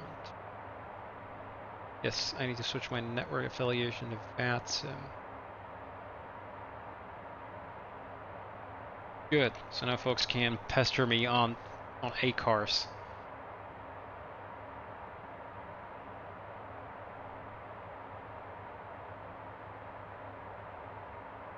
Actually getting kind of dark here. Glasses off. Is good. That's better this way. Alrighty, so talking about the netcode that I'm reworking here. So the way it currently works on 1000 fit to go. Cancel the caution there or message. And so the way it works right now, well, on the release build anyway, is the current method basically uses a TCP connection between the two machines that are talking to each other. And that has a bit of a few problems. TCP is kind of difficult to get through firewalls if you're both behind firewalls, which most people are. Nobody has a machine directly exposed to the internet these days anymore. So the trick is that getting a basically a direct connection, peer-to-peer connection between the two machines so they can synchronize is a little bit tricky. The way you had to do it, LS cap, little 80 on the Mach number. Actually, I'm going to go faster. Mach 8.2. Let's go. So what that requires you to do basically, that can stand back up. We're past turbulence here. So the way you had to do it basically was by setting up a port forward on your own router. And if I bring out the tablet, is the situation this dire? And I'm going to be talking with tablet drawing stuff. Let's do it. Let's do this. Actually, I'm going to take the other tablet. I can find it. Actually, no, I can't find it. So we're going to take the classic graphic tablet. My other tablet's currently occupied. I'm going to draw it for you folks. And have sort of an idea. The way it works and the way it's going to work. If I don't mess it up. And I'm going to need me one of these guys. I'd rather not disconnect my flight controls, because that'd be... I don't know if I'm going to be able to get them back if I disconnect them. So, just in case, I'm not going to bother. Righty. Yeah, I'm going to bring up OBS. Yeah, I can actually just blend in GIMP. Going to be a little bit more immersive, I guess.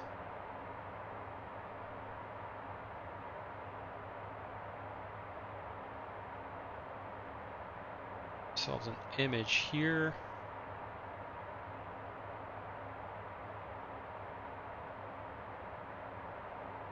Let me resize this. Alrighty. I'm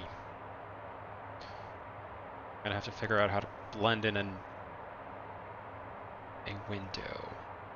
Fingers crossed, X-Plane's not gonna crash, or the OBS stream is not gonna crash. Window capture.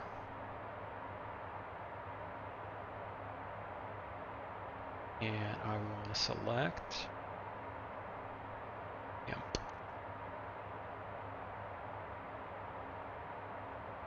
So probably gonna make it like so, I guess. Make X-Plane a little bit smaller. GIMP's gonna be like that, and we're gonna make it so that X-Plane's on top. Bottom right. Yeah, there we go. Full immersion achieved. Did I miss any interesting tidbits? There's a drawing feature on Avatab. There is? Okay, cool. Well, I'm gonna use my... alright, I got the tablet upside down, I think. Yes, good stuff, actually. This is more convenient. Alrighty.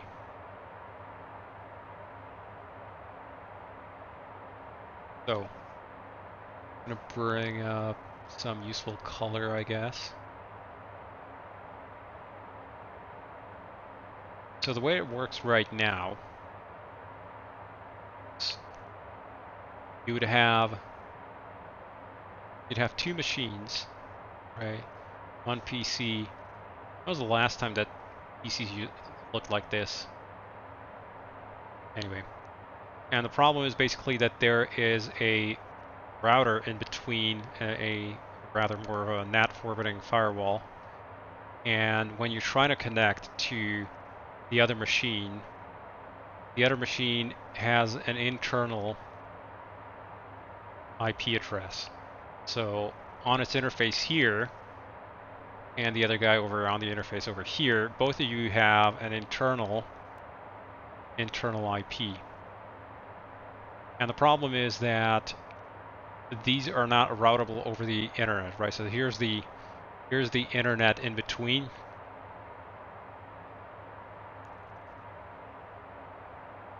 And your routers connect like that, and ideally, and this is, you know, this is kind of an ask because not everybody even has this available, but you would theoretically have some sort of a public IP address on your router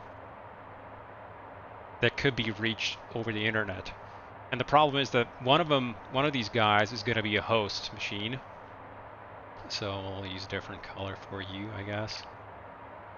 So this guy here is gonna be... Why did you change colors on me? Right.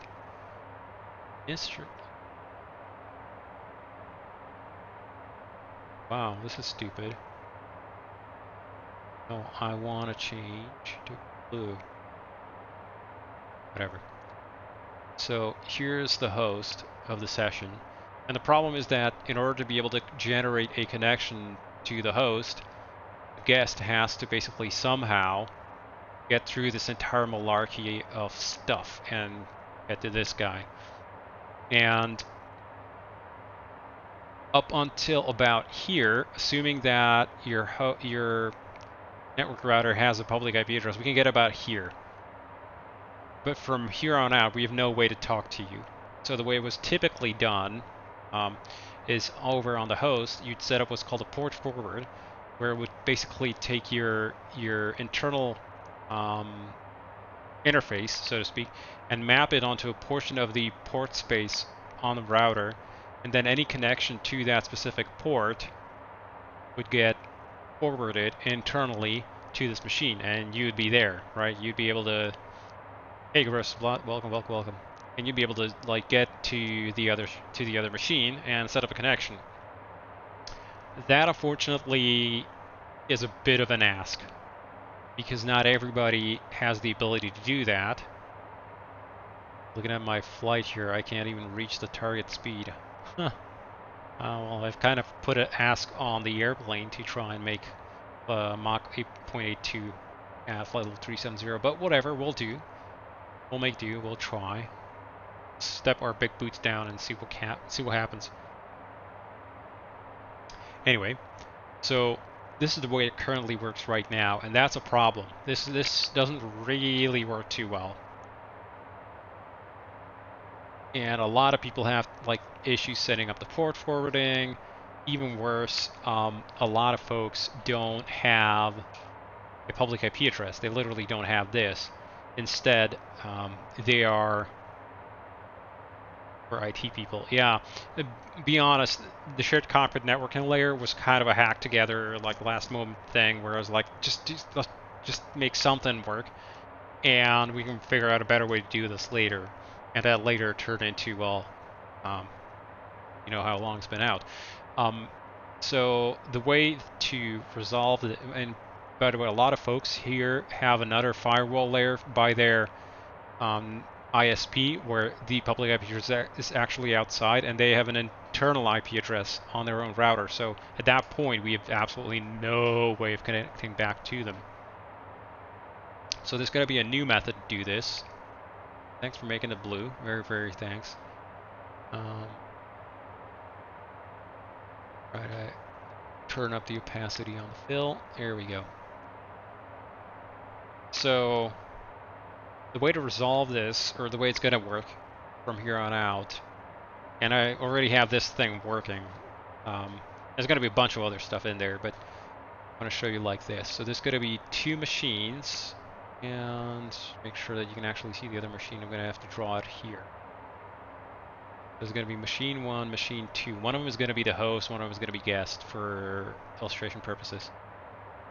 And there's their own routers. So this is their router. They've got an internal connection to their router, whatever.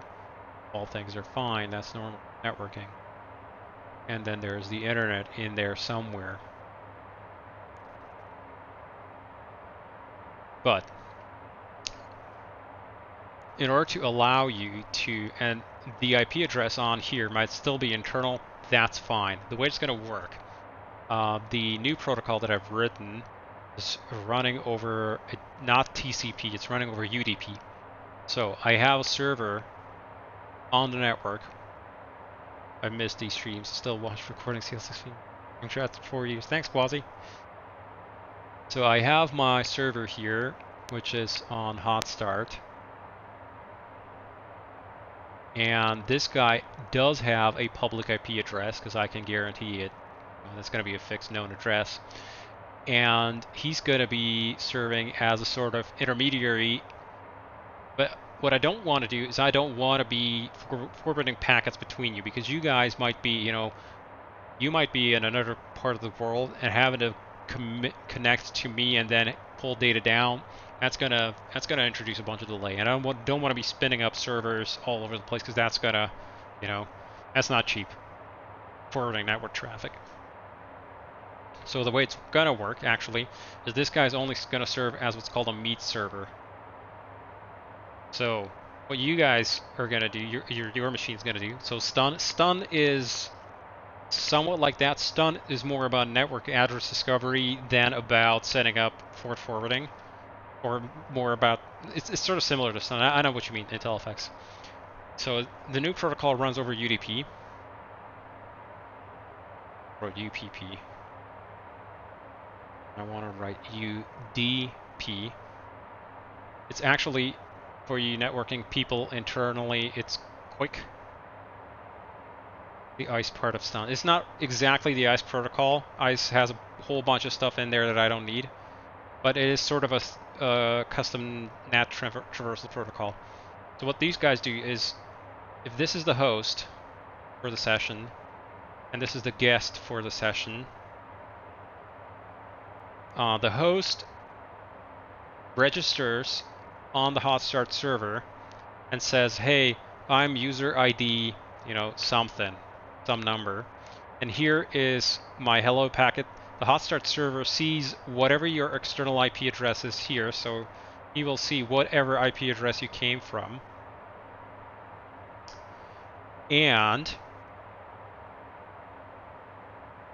he stores that. So he remembers your UID whatever, UID number is this IP address. And if somebody comes in and asks for, hey, I want to talk to UID number, then the hot start server is going to do 2 things. It's going to send this guy back, I saw UID on this IP address, so he's going to encode that in the message. And also he's going to send a message to this guy, says, hey, there's somebody who wants to talk to you, and they came in from all this, address 1, and this guy's then going to send another message here that says he came from address 2. And what this allows you to do is that these guys can, because UDP is stateless essentially, so what they can do is they can just say, okay, I'm going to reuse the same connection over UDP And I'm going to start talking directly to this public IP address, and this guy's going to go talk directly to this public IP address, and they're going to start talking to each other without involving the hot start server. The hot start server was just a place for you folks to meet and learn each other's IP address, and then these guys are going to talk to each other directly. So how does the client know what port to use? Well, the hot start server is going to respond with whatever port was used to register on the hot start server. Yes. Unless the host has symmetric NAT. And, well, if you have symmetric NAT, folks, you have some really rotten networking. And I'm going to say at that point, you know, probably get a better ISP. Symmetric NAT is not really used for anything other than fairly security-sensitive contexts like corporate networking. Because if somebody blocks UDP for you and does symmetric NAT or straight up blocks UDP, it would break essentially every UDP protocol out there. But yeah, if you have symmetric NAT, you probably are a little bit screwed. So is there still fault? Yes. Yes, Tux Pilot. There is actually a pull down on the connection side where you just pull down, hey, I want advanced options, and you can just go ahead and enter the IP address of the other machine directly if you want. Is this for shared cockpit? Yes, CMB Aviator does for shared cockpit. And the difference is that, so there's a whole bunch of security here as well. So QUIC, as you know, is always TLS encrypted. So this is always encrypted traffic. Nothing on here is running clear text. The UID is actually not anything you enter. The way it actually looks is on the machine you do UPnP, NAT PnP in addition to stun. No, I don't. I cut out UPnP. UPnP was in the old protocol where I try to automate the port setup for you. It proved to be fairly unreliable. Most routers these days have UPnP disabled, and a lot of people don't want to even turn it on, or even if they try, even if the router declares that it is functional, it actually isn't functional. It's a whole can of worms. Yeah, UPnP is a bit of a turd. I set it up, I implemented it for just, you know, trying to like band-aid a solution quickly on the old TCP method, but that really doesn't work too well. For the majority of people, it never worked. So I still got plenty of support requests for, hey, I don't know how to set this up. I regularly get people coming in and asking, hey, how do I set this up? So, oops, I didn't mean to do that. So the difference is now the UID is not actually something you enter yourself, or rather you make up yourself. Turn it off, yeah. Interesting average consumer software not to do stupid things. So the way it works now is if you go to user settings here in Shared Cockpit, all you get is this kind of a checkbox. You don't enter a password anymore. I'm gonna make it bigger here. So you don't enter a password anymore. You just check this box, and the key gets regenerated every time you start up Xplane. And it has a little bit of smarts to where it knows if Xplane has crashed, then you can restart the host, and it'll preserve the same key that it had been using before. So you can actually get the client automatically reconnecting, so the guest doesn't, you know, get bored and has to restart. And every time you connect, or every time you want to have somebody connect, you just go ahead and click here, copy access key. You're gonna copy to the clipboard, and it's gonna you can then go ahead and paste it into the user's chat. You know, whenever you're talking to somebody, that's gonna authorize them to connect. And the user ID that you saw on the chart here,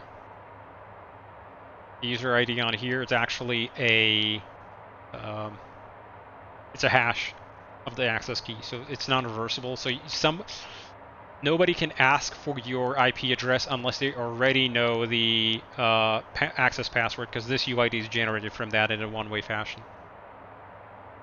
Yes. TuxPilot, it should.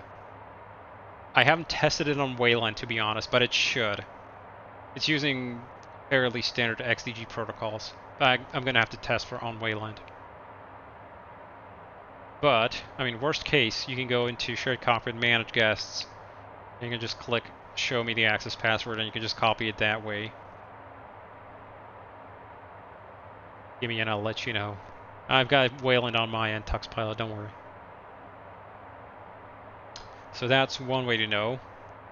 And this gets regenerated every flight, so no problem. Yeah, if I just click regenerate, it would actually just change right away. Or you can just copy it like that from here. And you'll notice that this is now, the window's not quite finished, but you'll notice here that it says connected clients. Yes, you're going to have the ability, I've been coding that for the past about a week. You're going to have the ability to have more than one person connected. And you're going to be able to assign them different functions. But currently there's a feature to have the,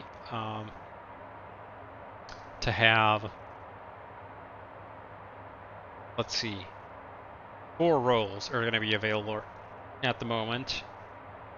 And that's a role of a pilot, a jump seater, passenger, and a spectator. And each of them is going to have different, behavioral characteristics, so that, people that are more or less trusted can be moved to different tiers by you as they connect up to this thing. And if you don't want anybody new connecting, you just click regenerate and it just generates a new key. I'm also probably going to put a checkbox here that says there are no new connections.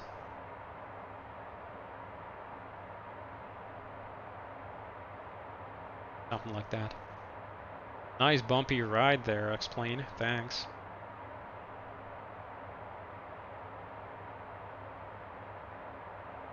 Anyway, so that's going to be the new method of shared cockpit. What happens if the pilot and co-pilot don't have the same air rack?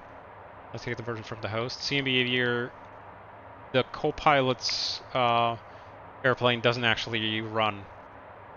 All they see is the pilot's plane. So they're going to run whatever avionics. Like the co-pilot doesn't actually have a functional plane. All they have is basically just display outputs that are transmitted over from the host. So they don't actually have a fully functional plane. And yeah, there's going to be a passenger-only version of the Challenger released as well. It's streaming? Essentially streaming, yes, you can think of it that way. It's more like the only modules that are running on the co-pilot are the display modules.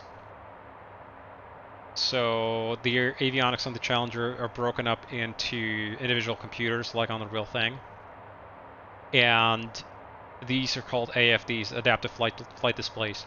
They are separate machines, separate computers from the flight management computers, which are actually sit down in the avionics rack below the floorboards there. The co-pilot's airplane doesn't actually run those at all. All the co-pilot is running is just the display modules. And what the co-pilot sees is whatever is coming in over internal serial data buses, and those are transmitted over, or streamed, I guess, over the network.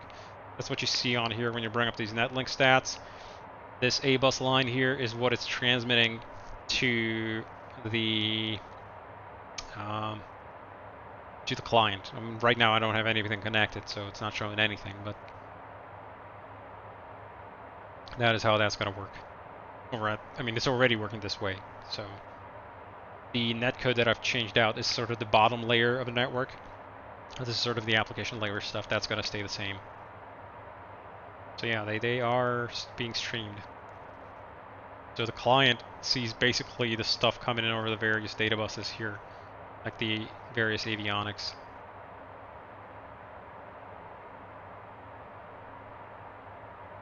Yeah, the client doesn't have an actual airplane anywhere. CLS is now a mix of Rust and C. Yes, it is. X-Pilot, very much so. In fact, I mean, we've got plenty of time during the cruise here. We can actually dive into a little bit of code. What do you say? I see, but can't have Copilot perform flows like turn APU switches? Yes, they can. CM all that gets transferred over. When they click a button, that actually syncs up with the host. Have you not, CM Behavior, have you not flown the Challenger shared cockpit at all? I mean, that already works. You've been around the bend here, been on our Discord, so pretty sure you know that. I mean, you've seen people fly shared cockpit, I mean, you've seen me fly shared cockpit. Yeah, they absolutely can manipulate everything. They can even bring up the failure menu. So they can go ahead and break stuff on the airplane. You never tried shared cockpit? Oh, shame. That is the supreme way of flying. Because this is a two-seater, airplane. Two pilots required. You don't ever fly this thing solo. I'm just never supposed to.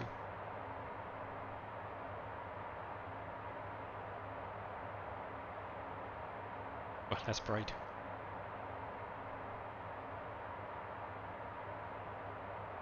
Make it like that. There we go. Yeah, you have to try it.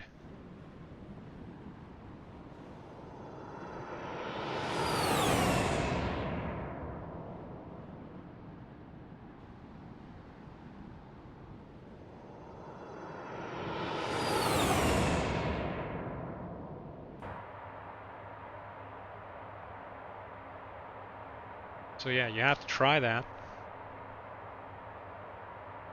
Yeah, folks are doing back here. Go ahead and close up the door. Close up the curtain here.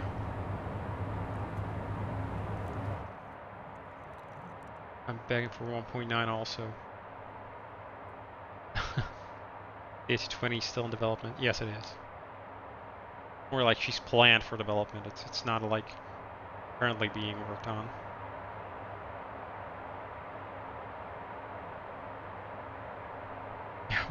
Pushing as hard as I can, but this airplane ain't going to take over Mach 0.8.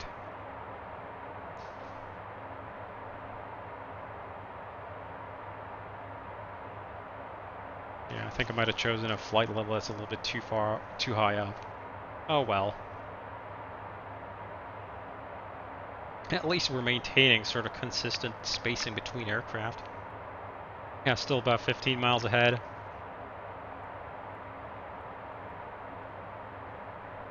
Can actually turn off the normal. Alrighty. So we're gonna blow up the sim and we're gonna go back into sim mode, talk a little bit about airplanes.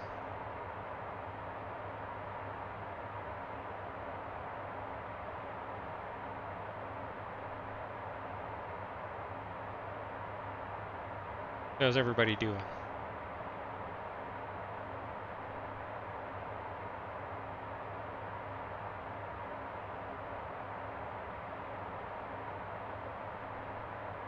Just a reminder, make sure the sim wasn't loading real weather based on sim time. I'm 12 hours out from daylight flying. Quite a wind difference up here. Yeah. You'd find a pilot shared cockpit willing to fly on VATSIM. But you can't connect to VATSIM on the same flight number. Yeah, you can. The way you do it on VATSIM is that you would connect with a suffix. So that, like, if you had November 650 Charlie Lima, you just add like an A after that, and that makes it makes VATSIM aware that you're a second crew member. And then you also have to switch yourself to observer mode on the client. Yeah. They nowadays actually renamed the thing to the checkbox, I think, to just shared cockpit, and they know. That way you're not going to get the other person showing up as an airplane right on top of you, but you will be able to hear them through radios. So you might want to, let's see. The way they normally do it is that when you're with somebody on like Discord at the same time as they're flying, like whenever you tie up a button here For like push to talk, this here is the push to talk button. I'm sorry, no, this is the push to talk button. What am I saying? This is the FD sync. Push to talk is, you know, over here, radio transmit. And the way you do this on VATSIM is you would find on Discord mute, push to mute for the same button so that you wouldn't like double talk to the person on VATSIM. It's not quite as smart as Pilot Edge, but you know, whatever. Pilot Edge actually also mutes the loopback of audio for you, so you don't actually hear the other person over the network. You just hear them over your own internal Discord message and stuff, or Discord audio. But yeah, that's the way we do it. And then you're good to go, pretty much. I don't know how VATSIM is going to deal with having a third person. I haven't tested that yet.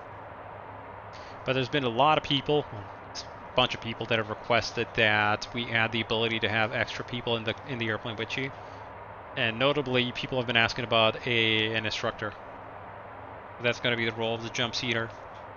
The jump seater, each of the roles on the shared cockpit system are going to have different permissions, or rather different characteristics. So the jump seater is not going to be able to control the airplane, but they are going to be able to push failures, and they are going to be able to like enter the cockpit, you know, enter basically like up here and stuff, and play around, you know, look around basically inside of the cockpit. They're not going to be able to control any of the switches in the cockpit, but they will be able to do things like spawn the laser pointer, which is a thing that we use for. No, hang on, which one's the laser pointer?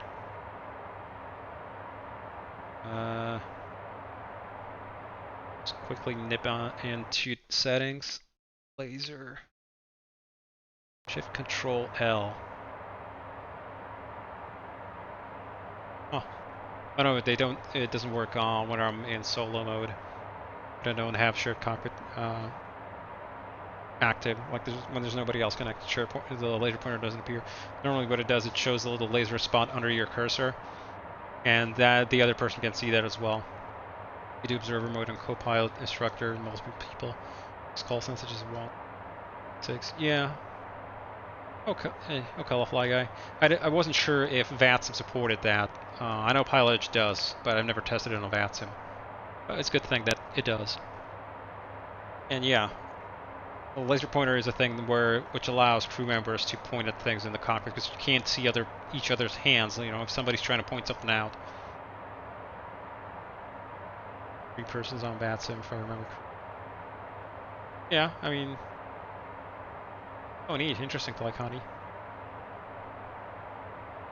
That's good. And yeah, then after the jump seater, all the other people are going to be either have to be passengers or spectators. And passengers are going to be visible in the 3D cockpit, but they're going to be limited to, you know, not allowed to enter the cockpit, so they're going to stop about here. What they call laser pointers. So they won't bother you in the cockpit. And they're not going to be able to obviously manipulate controls, spawn a laser pointer, do anything like that to annoy you. And spectators are even lower, sort of on the ladder. The spectators are not even going to be visible in 3D. Like they're not going to actually have 3D models. And yes, passengers are actually going to count towards the weight and balance on the airplane. So if you're going to have like 12 people spawn into the airplane, then them moving about is actually going to affect the CG and weight and stuff. That's going to be fun, I guess. Oh, poor thing. It's pushing as hard as it can, but can't make Mach 0.82. And weight and balance move as they move about. Yes. Nice. Cool stuff, X-Plane. Real nice.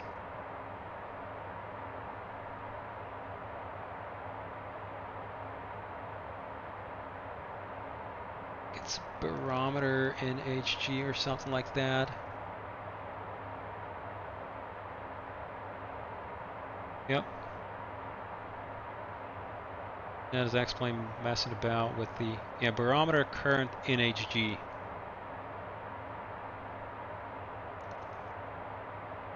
That's the value that X-Plane is dicking around with. And that's the thing that's causing this pressure fluctuation here on the altitude.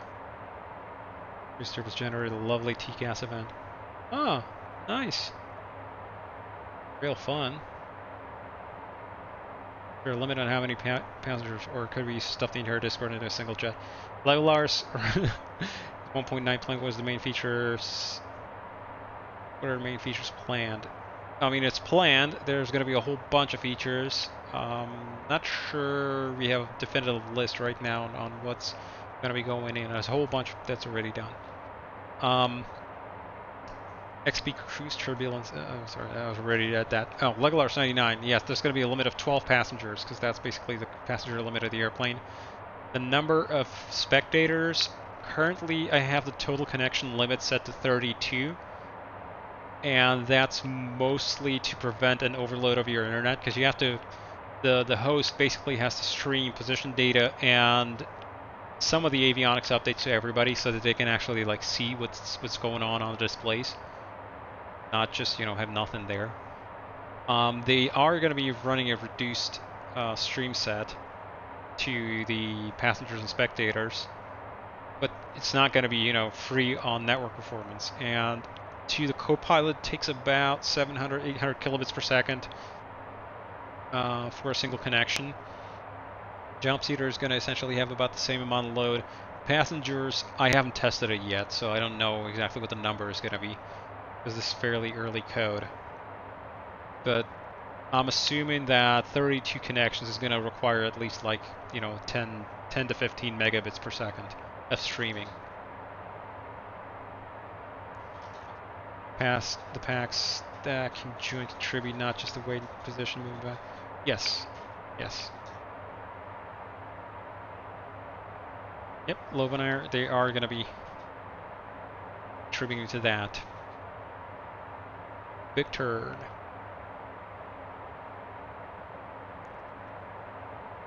Now we're over Turkey. And Traffic on the 3169ers, 5 mile final for runway 26 right, landing, Gökçen traffic. No ATC online that I can tell. No control, no center, no nothing. But yeah, got another 2 hours to go. Everyone moves to the left, the thing tips back on its tail. Yeah, that'd be unfortunate. When can we expect GPS jamming? I don't know. Maybe there will be jamming, maybe not. It's kind of random. Do we want to peek behind a curtain? We want some immersion braking?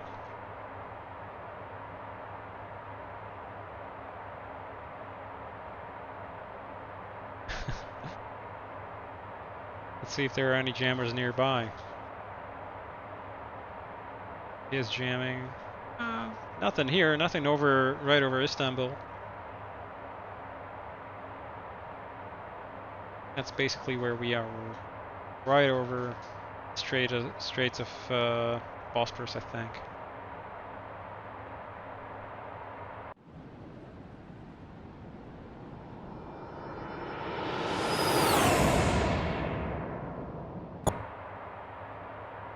You're happy I can't reset the code in flight. Huh. Oh, you mean in the airplane?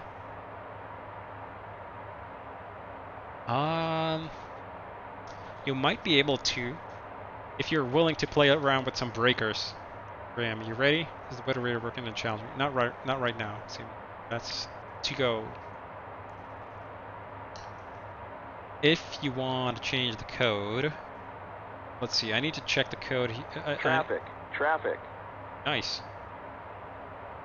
So TCAS event, I have control.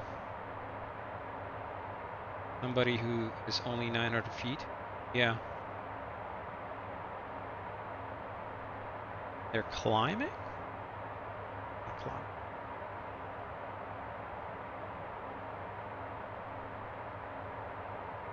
They're just about to pass below us. Traffic. Level off. Yes, we're just about to level off.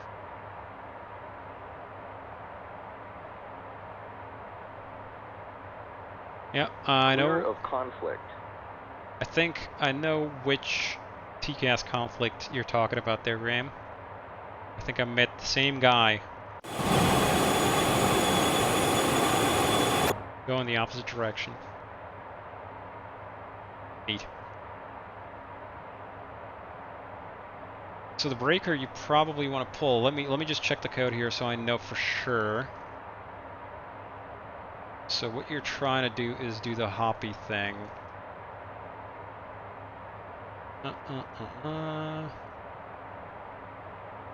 CMU online interface. Okay. Which one do we establish? There's no. Icarus service.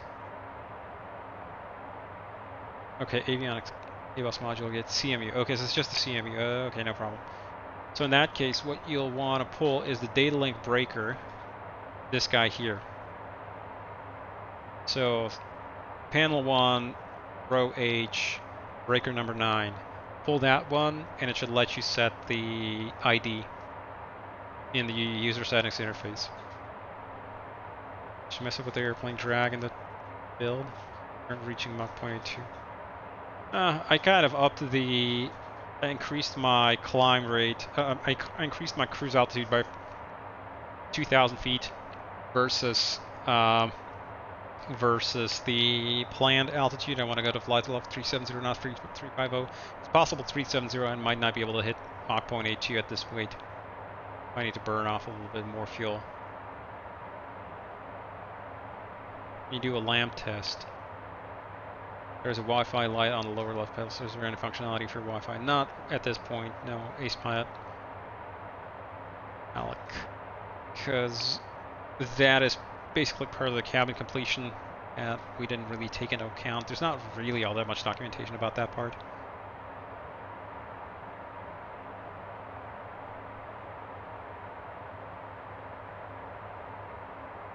At this weight, I can actually check what performance figures I should be seeing. Predicted fuel on destination is 5460. And what does the flight plan say? PDF.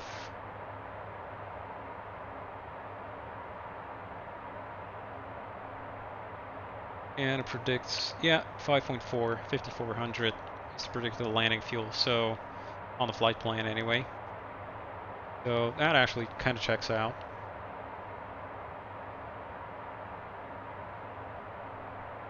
Well, I don't know, Gross, why you're able to do it and I can't. Whatever.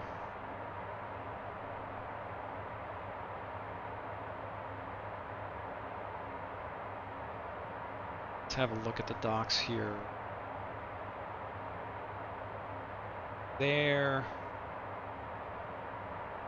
Where would that'd be in the FPCCM, I think?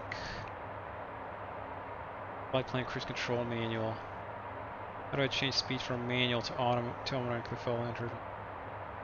RANFEN, you go to here, perf menu, and you have to have the VNAV enabled here on the glare shield, and then this is gonna light up for you and you're able to push this button to give the FMS speed control. If I move the thing manually now, you'll see it goes blue, and it says now resume Mach 0.82. A disable VNAV is not going to show that. I have to enable VNAV, resume Mach 0.8. And you got to get magenta speed, and the airplane's going to be under FMS speed control. Which reminds me, I need to set up a shallower descent of 2.5 and make it 2.5 degrees. There's going to be a... There you go. Glad it's working reflected reality sim.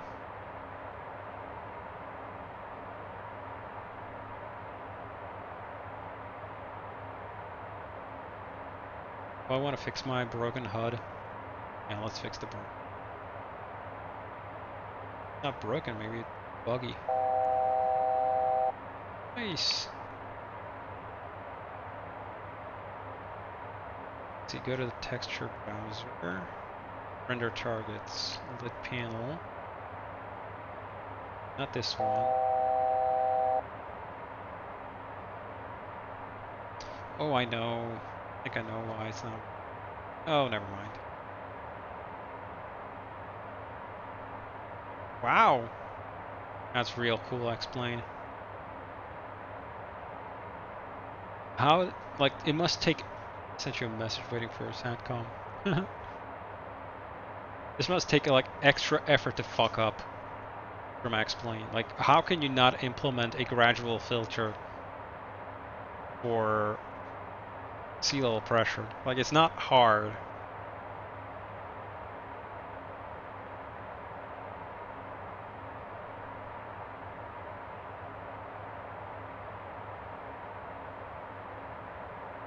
This ain't rocket science. Oh well.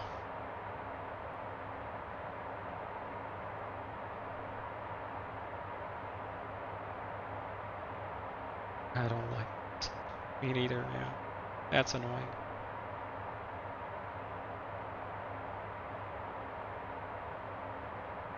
Ready, put the tablet away.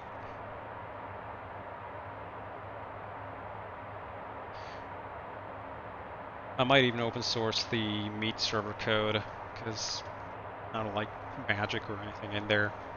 It's only a few hundred lines, and the idea is I want to make all this configurable such that in case, you know, I ever go away, somebody else can still bootstrap a server and run their own. Not going to be hard-coded into the plane or anything like that. Why do I not get second render target?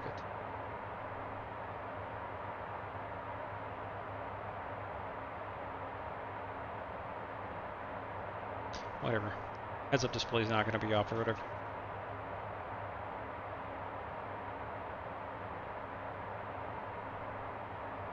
Yeah, winds are kind of dying down here. Define flying machine. Yeah, sure.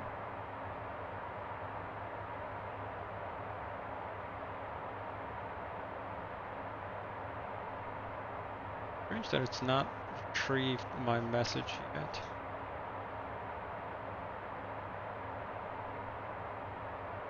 Should be logged on in the...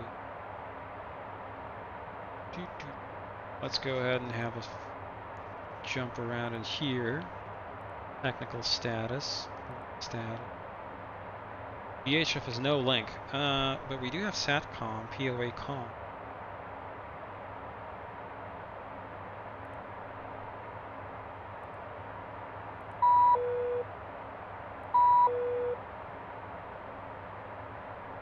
Meet server. Sort of. 3000 air-to-air message on the email, or the email message through the data link needs some MTBF in the channel. Air-to-air messages already work, Ocala. Fly guy. And emails are complicated. Seem to have a hoppy message queue. I know, right?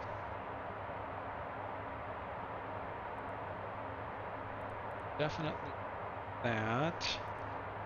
Where is the airplane ID? That'll be in the transponder.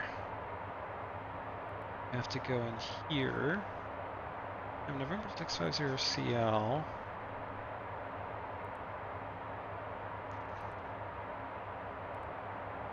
Flight ID is November 650CL. ATC, and this is fancy BDLC application.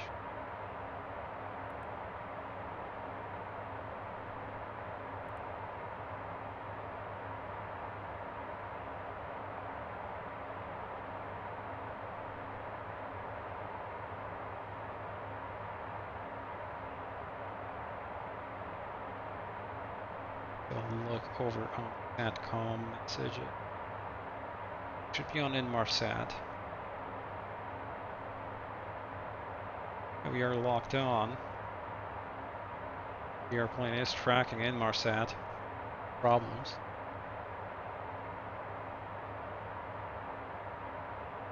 I've like bumped the controls. You can see the satellite antenna tracking.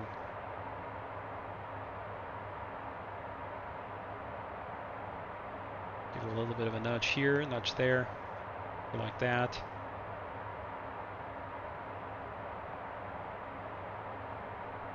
Okay, it is tracking the satellite.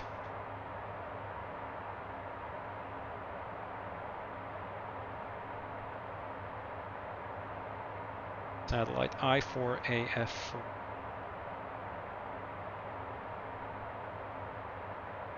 You can see the signal strength changing as I bump about with the controls. After retrieving my account on Hoppy and it said it expired. That's why I need a new code. Mine was working, pretty sure.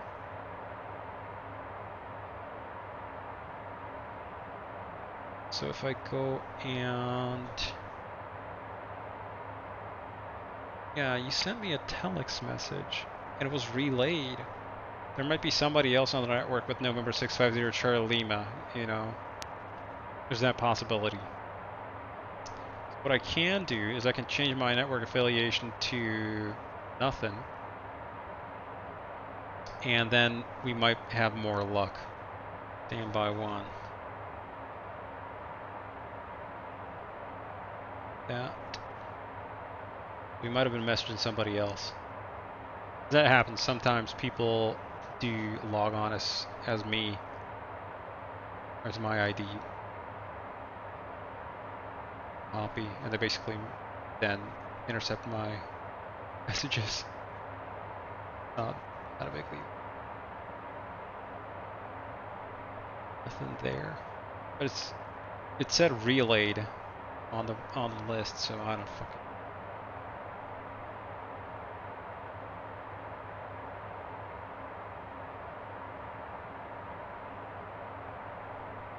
There are 2 November 650 Charlie Limas. Yeah, that's the thing.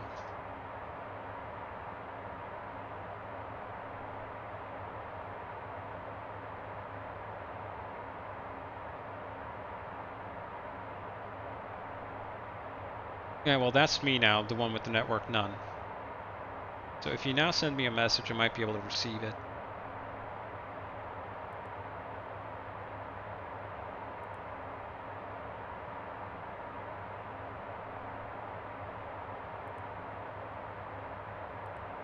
Status, yeah. Still on SATCOM only. I mean, that works, it's fine.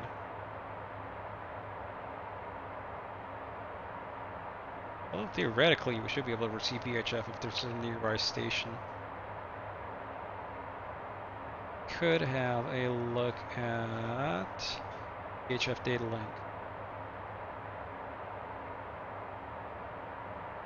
Oh.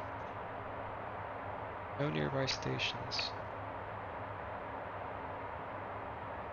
Odd. Or is it radio number 3 not set to VHF?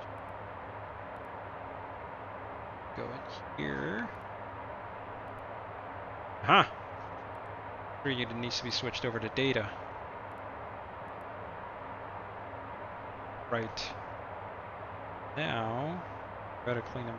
Should start linking up on VHF.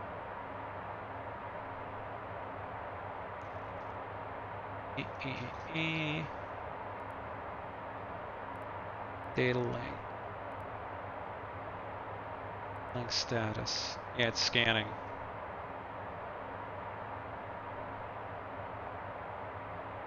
Maybe. Well, no, it should have received it over SATCOM as well, so that shouldn't be a problem.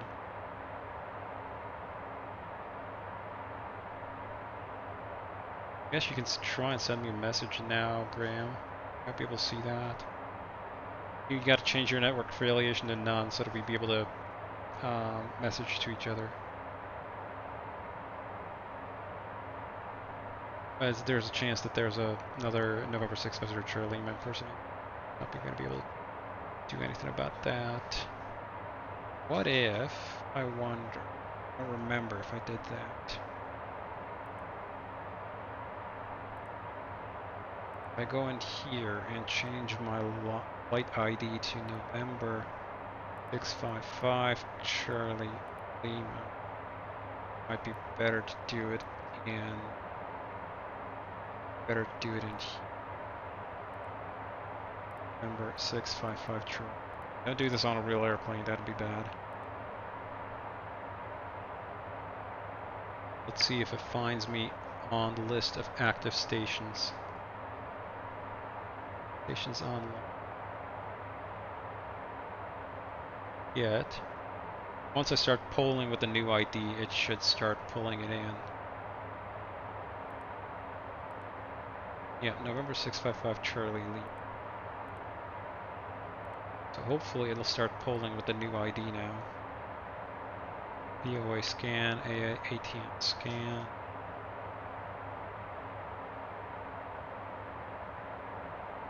Weird.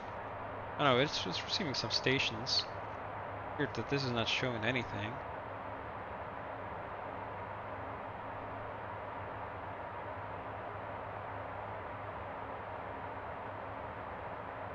There's a second page of tune. Yeah. There's a whole VHF subsystem modeled here that you cannot use. Oh no, I didn't model presets for HF. There we go.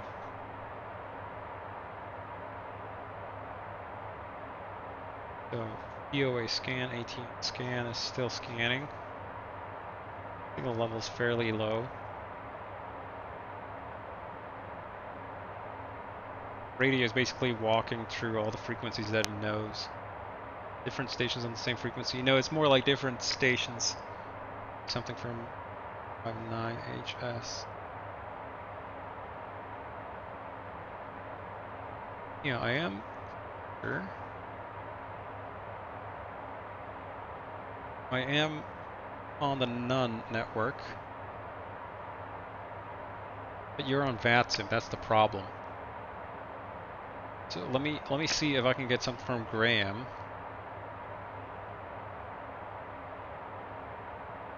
And then we'll know.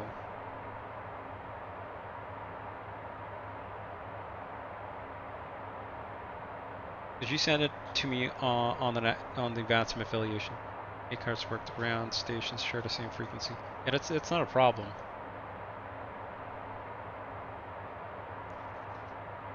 The problem right now is more that somebody else on VATSIM is using the number 650 Charlie Lima to pull network on with the VATSIM affiliation. Okay, you sent it to November 650 Charlie Lima. I changed that. Hang on. Your G-Kate? Okay, POA comm, so we have A-cars up and running. We go to ASC corporate. Send a message. And an air-to-air message. URG Kate, aircraft tail number. Hello world. Doing up in the fun place Academy.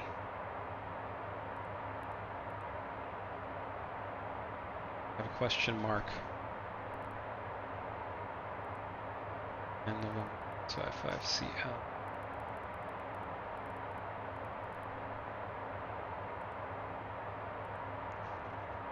VHF in progress.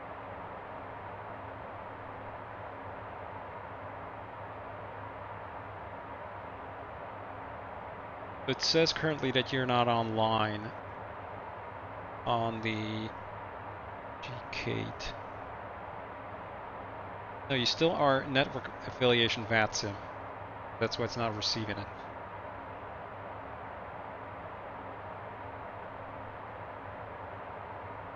I mean, it's no big deal. I'll change, you know what, I'll change back. I'll change back over to VATSIM affiliation. And that way, you folks can send me messages more easily. You don't have to mess about with OPI network affiliation. Stand by on that. Don't change anything on your end. Update network.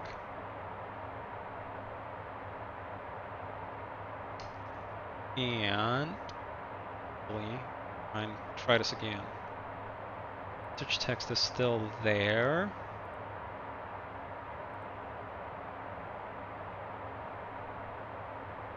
Okay, yeah, so this worked. November 605 Charlie Lima to G-Kate. How can it be locked on a station if they have the same frequency? Ah, maybe Aviator. It's complicated.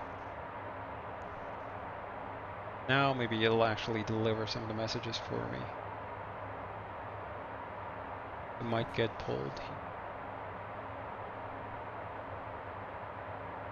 This is the station that we are currently locked on to.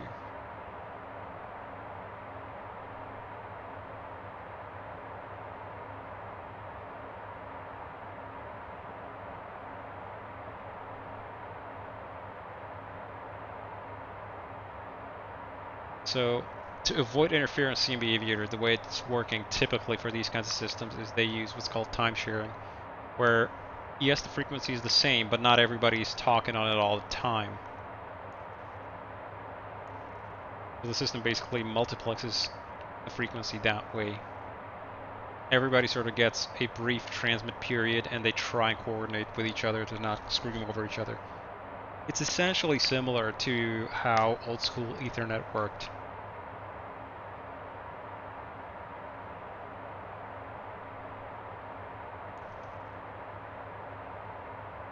Now folks are going to start spamming me. I don't think I have this blocked to.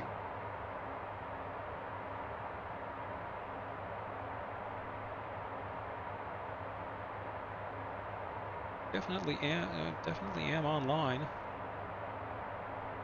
Should be on the network.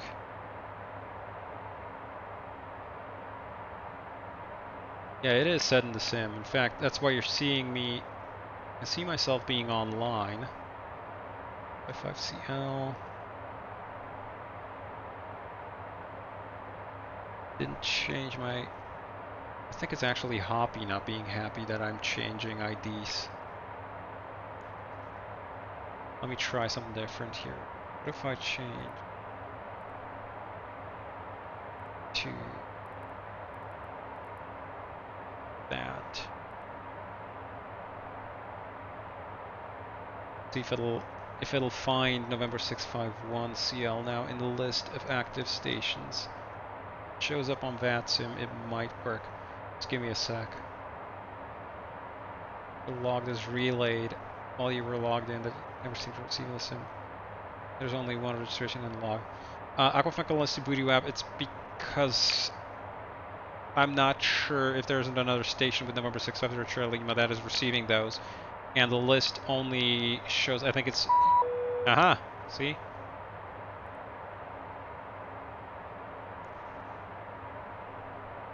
(651CL) and yeah, so when you start, yeah, see, now I changed my ID and I'm on VATSIM affiliation, it starts receiving messages. I have a load of messages.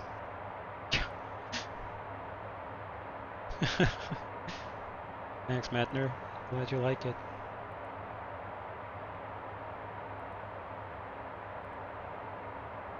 Imagine a train now, imagine a poem of trains.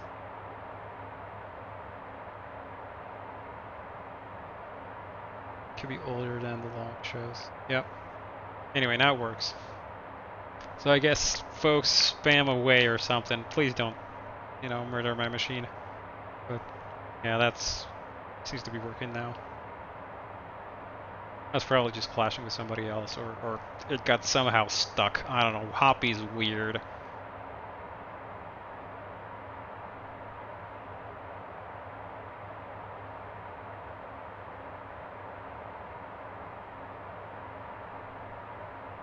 Hoppy's machine dies before yours. Yeah, I mean, it's unlikely to do anything to me, but yeah, you get the idea. It's a joke.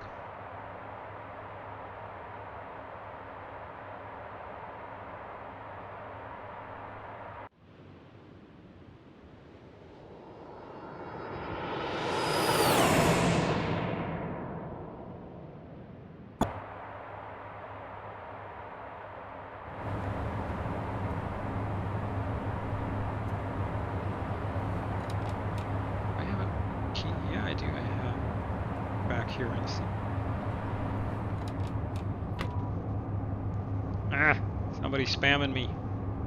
How much we got to fly? About halfway there. Doing pretty good speed. Chill outside.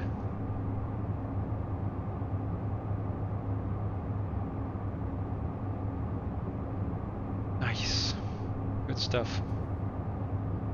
Hey there, Aliyev International.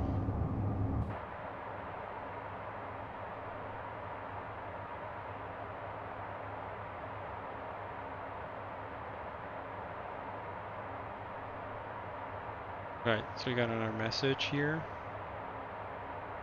from G. Kate. 4 years of the CL650 lies. TBM when? Ah, of course you were gonna.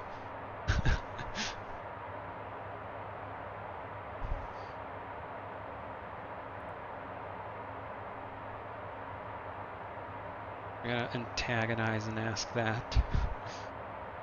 Okay. AOC corporate send message, error message. Probably want to go and. Was it all worth the effort for a Discord meme? I think so. Definitely. It's always worth the effort for a Discord meme. Folks are asking for email message support. How about I implement fax instead before email? You know, going in sequential order of technology development.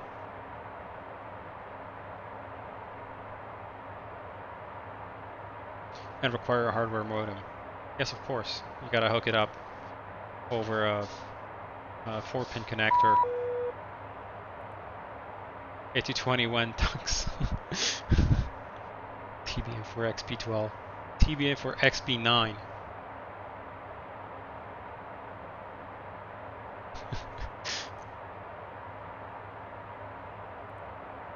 You know, I need to actually check. I'm kind of curious if I have copy-paste functional. To have a printer on board. The printer is optional. I'm not aware of any CL650 that actually has a printer. It would go in one of these spare slots. CL650 with time acceleration. If it doesn't, and if I did it, my interior has played. Fix it. I do. It works with time acceleration. Doesn't work with ground speed acceleration, which is probably what you did. Yeah, I can time accelerate just fine. See, like this. Time accelerating. But you did ground speed acceleration, which just basically shoves the airplane over the ground faster, instead of changing speed of time simulation.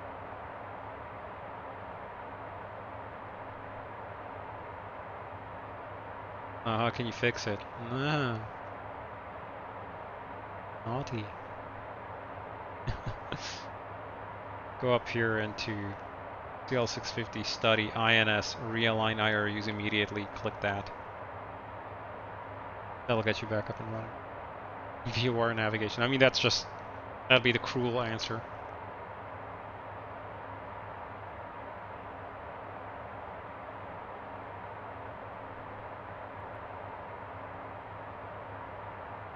Yeah, VOR navigation from here on out.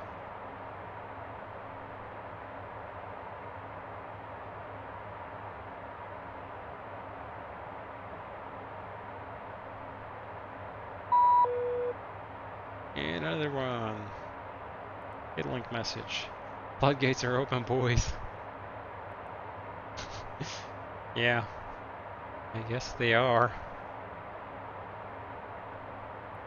Or I could, if it gets too annoying, I could just go ahead and pull the power on the SATCOM and VHF radios.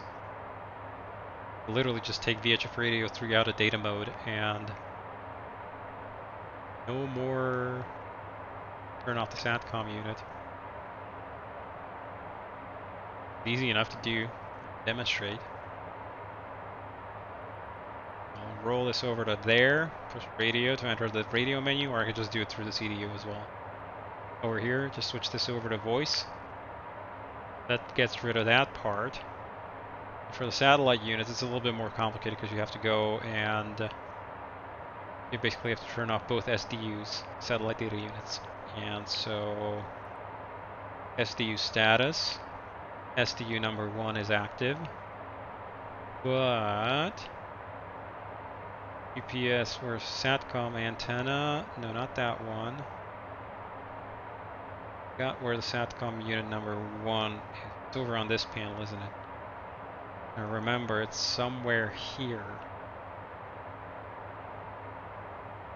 Yeah, I could just search the files, but it's kind of more fun. Sort of the old-fashioned manual way. SATCOM Iridium, so that's SATCOM number 2, that's SDU2, this guy here. Bunk. That guy's out. So that's Iridium. And SDU number 1 is sort of up here, I sort of remember. Down. That's the MFD that's up there. SATCOM antenna. I mean, that itself would kill the SATCOM unit, but for an indirect method, I want to kill the SDU directly. Anybody see it? Ah, there we go, SATCOM. Oh, the right one? Did.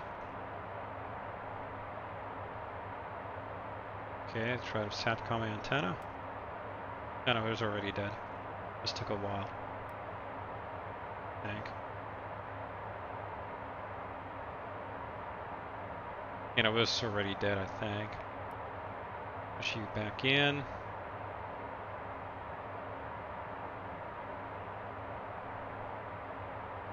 You're gonna boot back up. Let's have a look. Ah, there it is. RSS Inmarsat.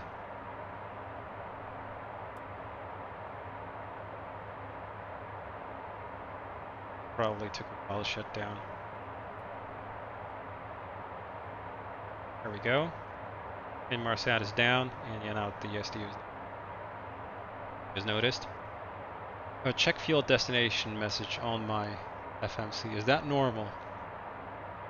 Ah.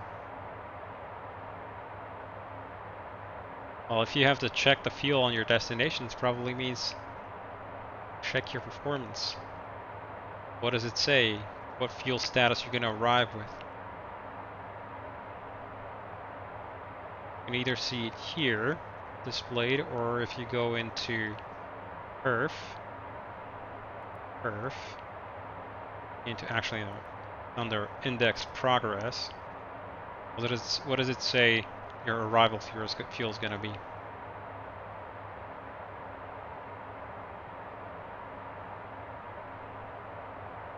Anyway, our SATCOM shenanigans now mean that we are down to VHF radio. That's bad, huh? Well, is that what you planned on arriving with? Because that's 45 minutes of flying. That's not much to arrive with on your destination. Basically airline, you're flying the airline style of mid-fuel. Yeah. This stream is quickly turning into a tech support stream. And reserves are set up here. Perfinite page 3. And it defaults to about 900 kilograms, so that's probably why you're getting that message. But the question is it actually reasonable to be arriving with 700 kilos of fuel? Especially if you're flying as part of the group flight here. I took a bunch of extra fuel for a reason. I was expecting that we might get delay vectors and stuff like that. Probably not, you know. Why are you using pounds? I like them. Why not? My airplane's set to pounds. I do most calculation with the airplane in pounds, so I just do it in pounds.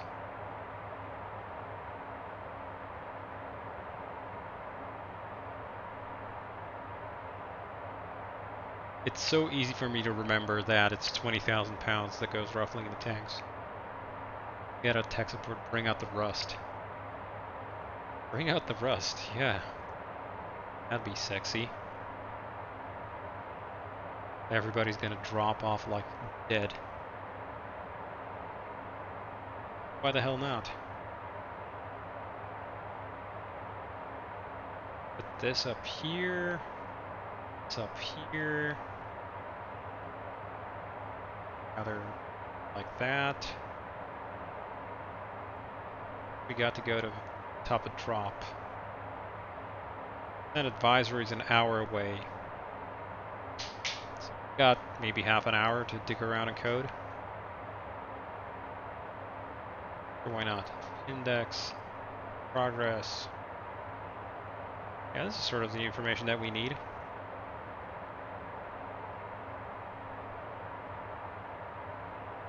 Bring out the rust. You needn't tell me that twice.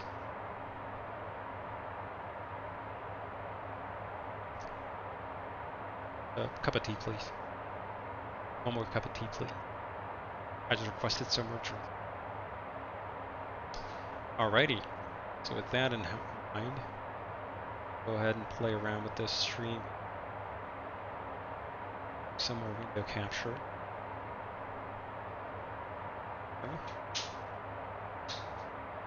Select the window to capture this guy here. Beauty.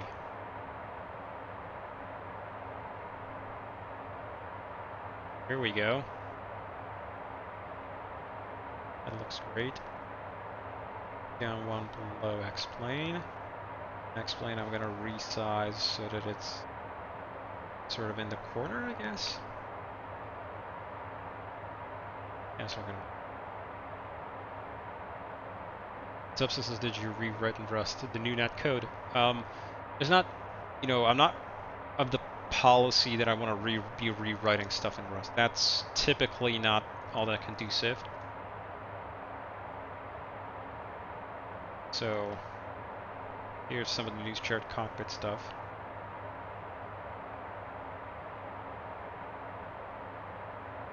Or tab. So. X-plane here a little bit bigger, but you guys can see it. I've got a 5K display, so I can sort of reorganize myself in a manner to where I'm not gonna sight of the airplane. Right, stuff that's been written in Rust. Good question. Let's see what the modules are here. Some of the new shared cockpit functionality, the RPC code is completely new.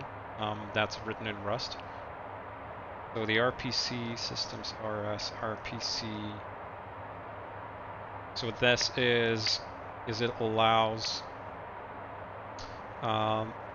it's just one of the sort of the airplane interface part of it, but there's a whole lot more. This lets you send gRPC requests to talk to the airplane avionics from over the network, and even do things like stream the displays. Have you switched to NeoVim? I've switched to a thing called Helix. Helix editor. That's pretty useful for Rust. It's written in Rust, but it also has native integration for Rust, and I don't have to like spend 5 years configuring the fucking thing. Unlike NeoVim. Helix in the wild. And I also have changed a lot of the configuration of a Helix, so it's not actually all that Helix-y like. Helix natively is supposed to use Vim bindings. I hate Vim bindings because I just find them not very productive. So I basically rebound a bunch of stuff to where it behaves a little bit more like Nano. I do like it. Yeah, once I've rebound and basically unloaded a bunch of configuration on the thing, then it's actually usable. Did some math. Chevy diesel truck is 90,000 miles, gone through roughly 2 full Challenger loads of fuel. Well, a Kala Fly Guy, probably. Airplanes are fairly, they do drink down a fair amount of fuel, but then again, your Chevy truck is probably not trying to move 50,000 pounds of airplane through the air at nearly the speed of sound. If you were trying to move your truck that fast, that'd be a bit of a different story then.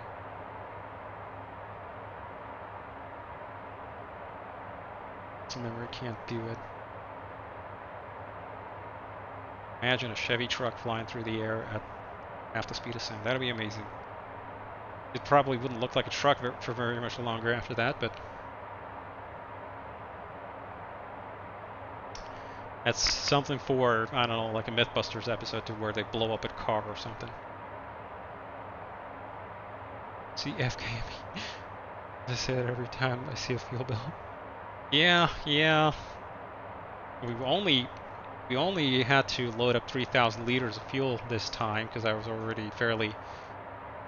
How much fuel they actually? Yeah, 9 tons of fuel in the Challenger. And the Challenger ain't that big of an airplane. Actually, fairly small as far as airplanes go. Anyway, shared cockpit stuff. And I actually need to now go, I think. One thing I need to do now is go into most of these subsystems here. Everything that basically communicates with the shared cockpit system, which basically, whenever it tries to do things like netlink send. Oh, one more thing I wanted to change. I wanted to change the name of the protocol here. It's a little bit too verbose. Alright, CL650 shared cockpit RS and overflows my beautiful little display here. It's the shared cockpit network stats. This is too wide. So I'm gonna just abbreviate it to shared cockpit. And RS is not necessarily shared cockpit. Maybe CL60? 60 shared. Whatever. Does SOP make a combat Challenger at all, or is it just global? No, just global. Hey, where do we park at UBBB? Taxiway Sierra 1 to 4. I'm not sure, Carlos.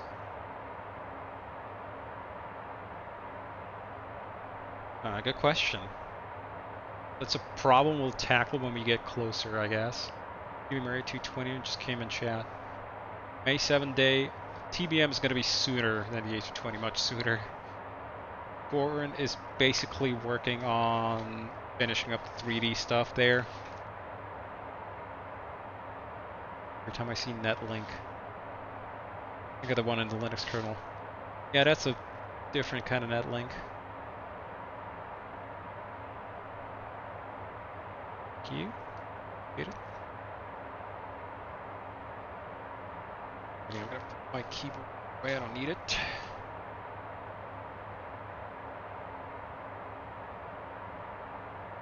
Time I see netlink. Yeah, the Linux netlink layer for basically just the network plumbing layer, right? And there's net filter, which quite obviously is the network filtering layer. Drive buses on the fort. Oh, so LT Super filling up half a tank is 100 liters. And the company is fleet fuel cars. Well, I mean, if you drive a bus, buses are a little bit different, right? And it's just a Linux kernel user. Yeah. Discord talks about possibly Proline equipped King Air. That sounded real nice. Interesting. They haven't talked to me about it. I mean, if they want to swing their own Proline, have fun. It's not a simple system to emulate. That's fairly involved. Alright, that's sorted. So now I need to... Another utility that I've switched over to is using riprap here. So, another one of those modern utilities. Written in Rust? Did I mention this? Yes. Sort of.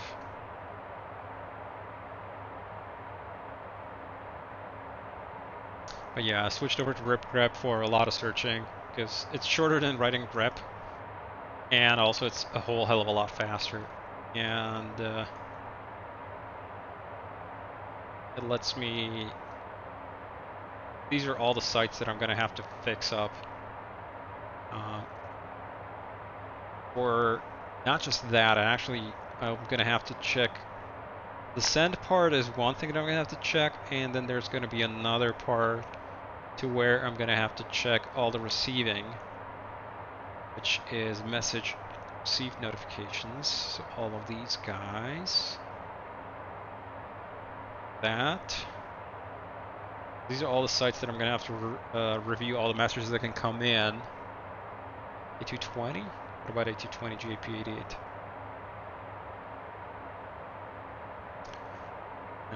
So for like that, 528, net message received, CB. I'm gonna have to walk through all of these messages, make sure that they're only received from the clients that have the appropriate authorization and role assigned to them. For example, all these thrust reverser toggles, air start unit state, that kind of stuff can only be sent in from, let's see,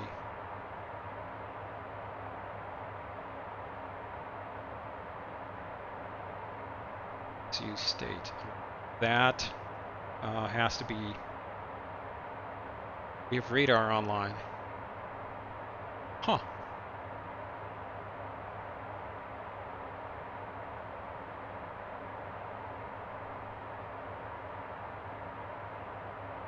Spam detection caught you. They thought that you're trying to be cheeky there.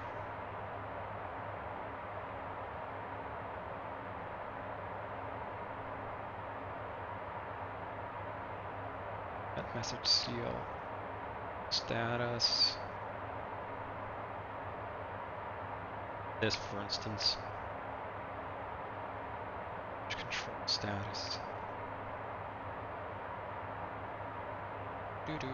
Right, this is setting up cross-site control inputs, figuring out which seat you're sitting in. Because obviously, as a pilot, you can sit in the left or the right seat. That's going to have to be correctly determined so that we don't receive control inputs from clients that they're not authorized to send stuff. Send control inputs anyway. Etc., etc., etc. A lot of stuff that's going to have to be done. But one thing I do plan on doing, this is sort of a fun one. We only got 60 people here in the chat, stream, so ain't gonna get out, is it? Is to make the Challenger, the passenger only version, free. So you're gonna be able to basically, it's gonna be limited to, basically just sitting there and watching the airplane fly around with somebody else in the at the controls, but you're gonna be able to basically just grab the thing and, I guess, show it off to people, or fly with your viewers if you're going to be streaming yourselves. Or I guess you can have people know you in the airplane. That ACB. Well, that's a thing. I don't know what that is supposed to be. Definitely not a mountain.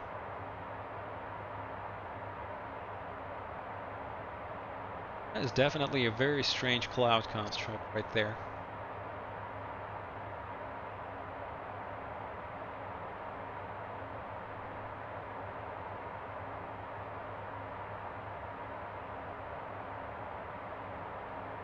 What shall we call this? The Great Nipple of East Turkey?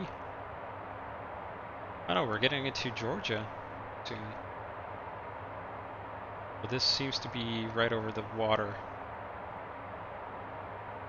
Somewhere, maybe. Closer. It's going to be the Great Cloud Nipple of Eastern Black Sea. I don't think it's supposed to be a shadow, is it? Oh, it might be a shadow. Definitely not a towering cloud, though, behind us like that.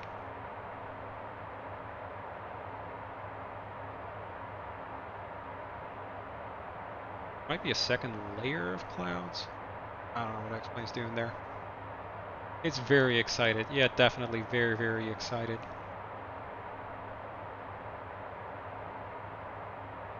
Yeah, well, I mean, I'm not surprised that it's perked up like that. It's minus 52 degrees outside, so definitely gonna be a factor.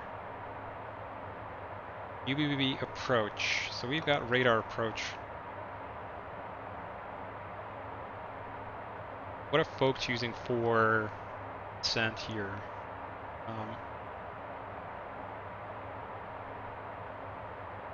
I mean, for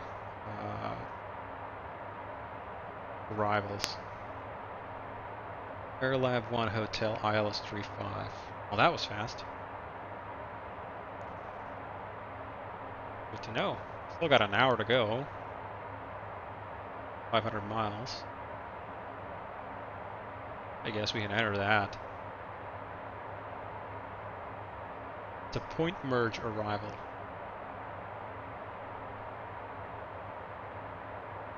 Sounds like something I should know.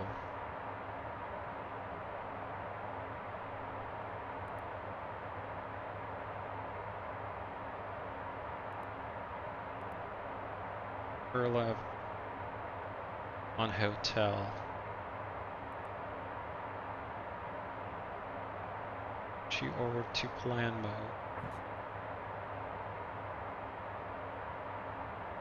Oh. Eat. Definitely very colorful. Very pointy. Yes. We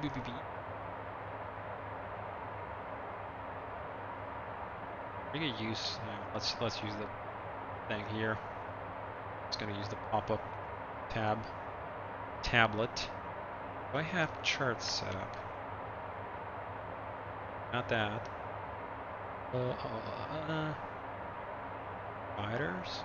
Oh, I don't have Navigraph linked up. And never mind that. Here's a waypoints, constant radius, and fixed altitude from Redridge. Given direct to edit.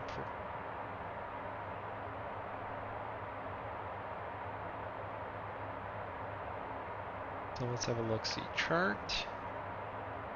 Lower menu. A chart.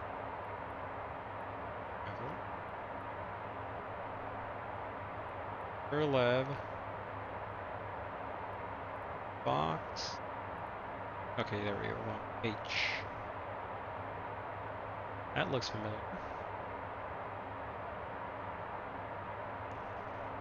Right, so.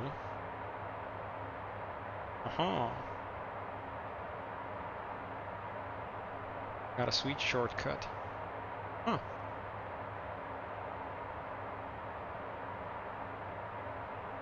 This Discord was over on the X-Plane forums. Actually kind of curious, I'm gonna read that. X-Plane forums are fairly, they're not all that happy about, you know, if you were trying to mention us there, so we'd get smacked down for that.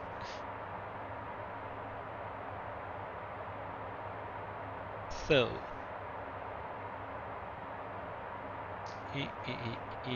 Urlev 1, ILS 35 looks like that longer one there. That is reasonable. 616, 107, 103, and BB601, Curad. Alright. Push that in there. Execute that. And notice, you Airbus people, I don't have to select an approach. The FMS is going to stop short of the approach transition. But we've got enough in there to give us our top of descent.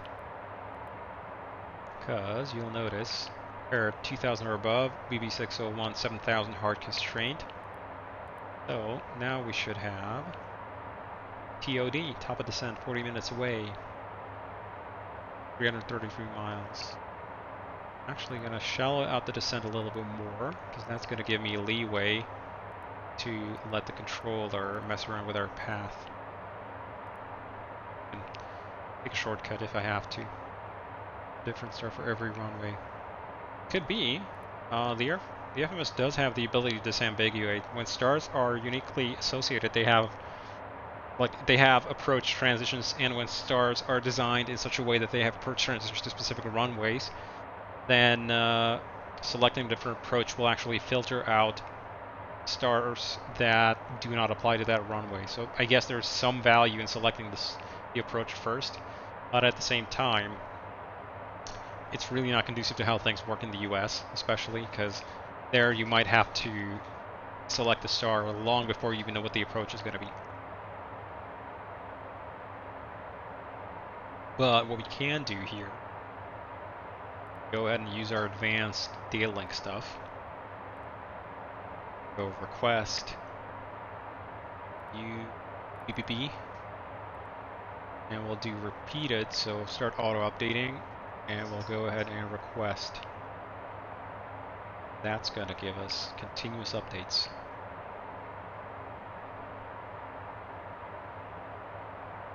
Maybe. Assuming we have data link. Did I kill the data link? Status. No, we do have data link. I did kill the SATCOMs, so I'm going to re-enable those. There it is. SATCOM. Iridium.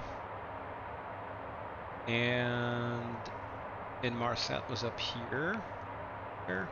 There it is.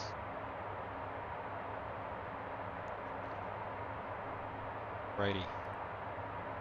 Baku, ATIS information, Juliet, expect ILS 35, departure 34, transition 110, low vis in progress. Yeah, that's not fun. 110 is set. Sending at 0.80 grid. Not 3,000. 3,000 knots we can't quite swing.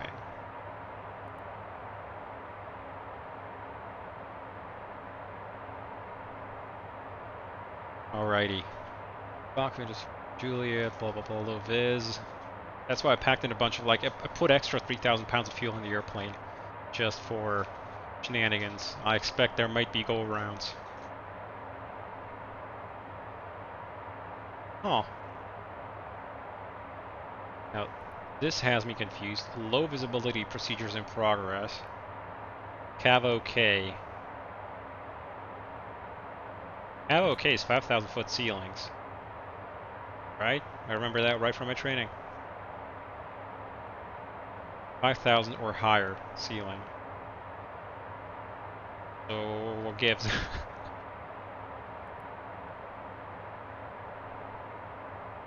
Well.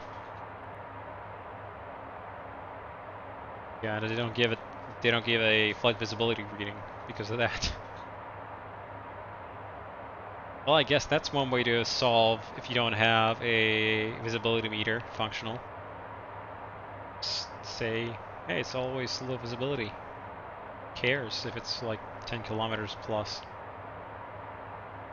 8.2.5. It's not even very. Like, I would understand, like, it'd be low visibility procedures if you had issues with, like, not being able to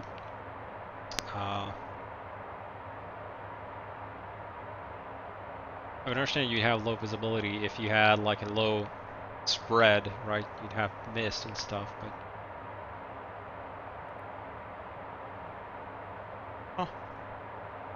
oh well. 310 is 16, so it's not terrible winds. Winds are quartering left, you know, 16, not too much.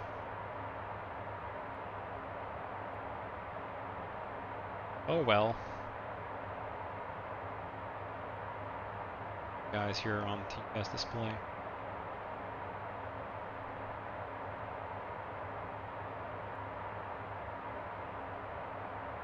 .37 knot tailwind, so we're not getting that much help anymore. And there's some terrain. Georgia. The Caucasus anyway. It's Georgia. And at the line here.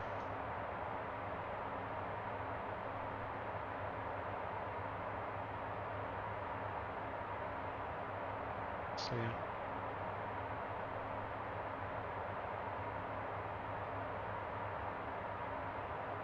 Sync up the heading. And the person that was 15 miles ahead of me has gained maybe a mile, about a mile. The person that was, I don't know, like 10 miles behind me has still gained about a mile on me. I don't know why the airplane's so slow. Maybe I forgot to close the door or something. Am I the one with all the radar equipment hanging out?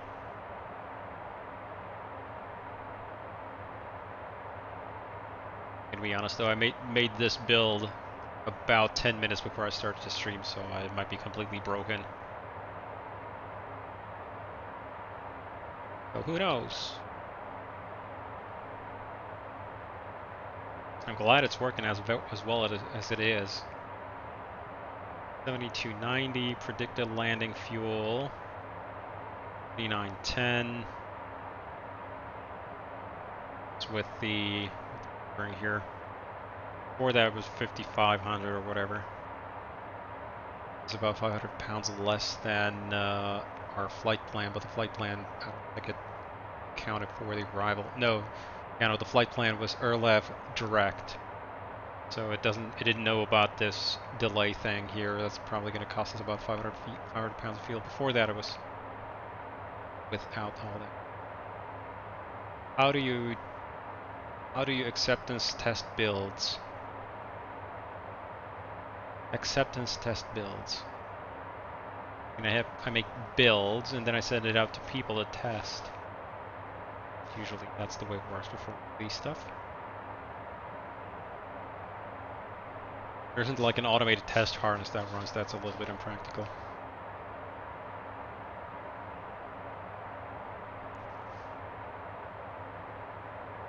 Anyway, yeah, so understand the reason for the fuel discrepancy here. And also go, yeah, have a look at MFD data, display menu. I want flight plan progress here. Roll-in, we passed at 7410, and our flight plan called for roll-in at 7.6. About 200 pounds lower. Their ATC. Hey Tim, there is gonna be Baku approach is online right now. So you guys might give us ATC. You know what? Change this. Roll us back down to Mach 0.80.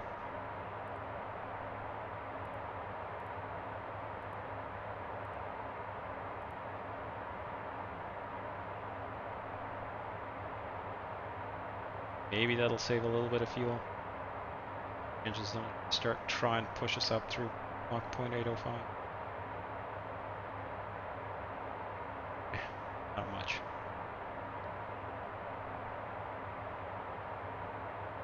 Oh, hang on, I just remembered, I put in 12 passengers here on the airplane, but I put, I think, like 4 in the flight plan.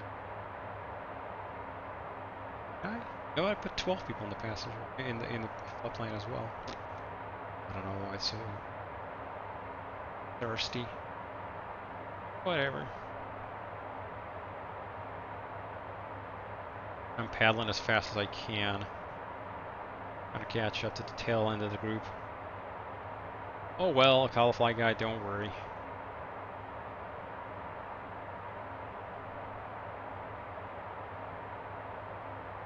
Mach 0.85 is our official red line. Although they say that in our VSM space only Mach 0.83 for some certification reasons that I don't understand. I guess don't worry about it too much. Just, pedal to the metal.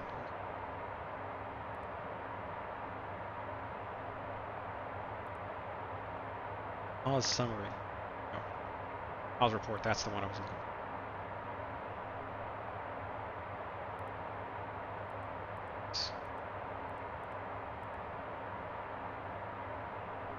Next one is O'Dealy at 7,090. Flight plan call for 7.3, so we're about 2.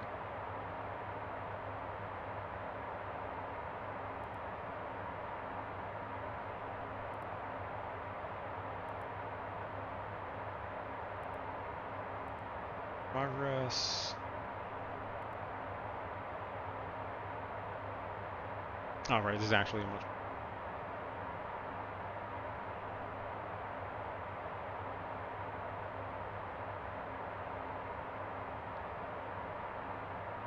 Yeah, we got plenty of fuel. Not too worried at all.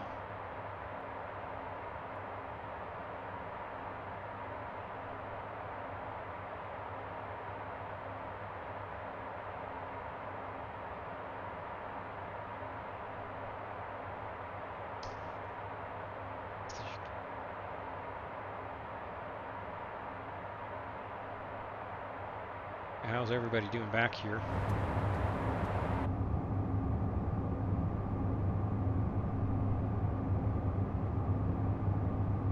Here seconds.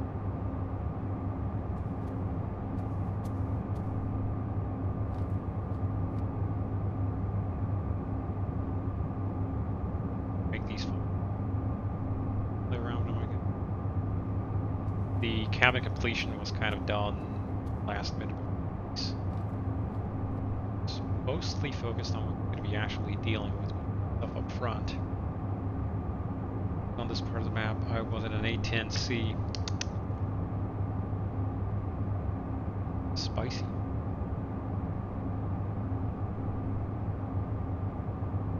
The old gun truck. Gun with wings. Being able to stream some music to the cabin. Huh. Same engines, though. There you go. Great. I mean, they pretty much are. CF34 and TF34 is essentially the same thing. Even on the S3 Vikings. Just, that'd be kind of an interesting airplane. It's a thing that I've never seen anybody do in a sim. In a combat sim. This country now. Yeah. That's the thing I've never seen anybody do in a sim is a anti-submarine aircraft. Like an S3 Viking. I guess it's probably not all that riveting gameplay. But then people play submarines themselves, and those are super boring, I'd say, in terms of like you're trying to look for excitement. I'm the weirdo who plays 688i Hunter Killer, but you know. Monster Carrier Ops S3 Viking confirmed. That'd be something, eh?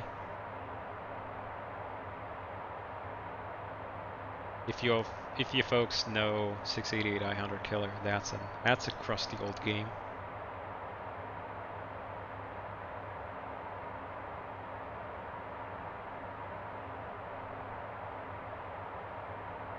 Classic.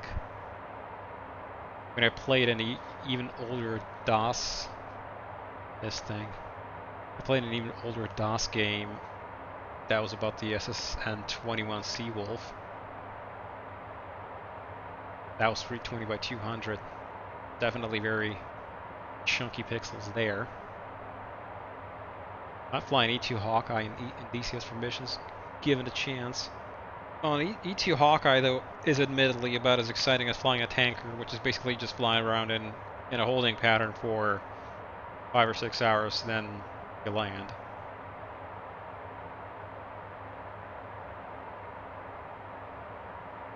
But at least with a Viking, you kind of have to. There's actual stuff you do.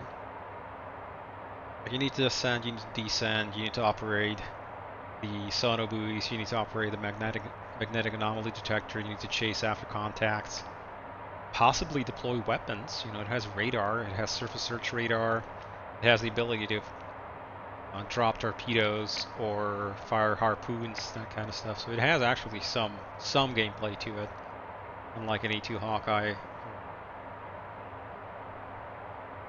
Should play Sea Power. Sea Power is a little bit too arcadey for my taste. I'm weird like that. Remember Silent Service 2 and Silent Hunter games? Yes, sir. Oh, Call of Liga, I have... I don't know, I wouldn't say thousands of hours in Silent Hunter, but I definitely have hundreds of hours in the Silent Hunter, the first one. The one in the Pacific. And then I played a whole lot of Silent Hunter 4 or 5, but not as much as Silent Hunter 1. Oh, power. One thing I really, really enjoyed about 688i Hunter Killer is that it is insanely, like, it's primitive for the modern times, but it was very cutting edge for the time in terms of simulation fidelity. But these days, like, you know, if you wanted to do something to sort of that abstract, you know, that level of simulation fidelity, I'm pretty sure you'd be bumping up against classified information, so that might be a little bit. You'd probably enjoy the Harpoon games. Oh, interesting. Because 688i Hunter Killer, you had an actual sonar waterfall display and no auto tracking, nothing like that. Nothing like Dangerous Waters where you just, you know, point at a target and it just solves it. No. The stuff you had was an actual, like, hardcore system simulation, more or less, you know, within the confines of a 90s simulation game.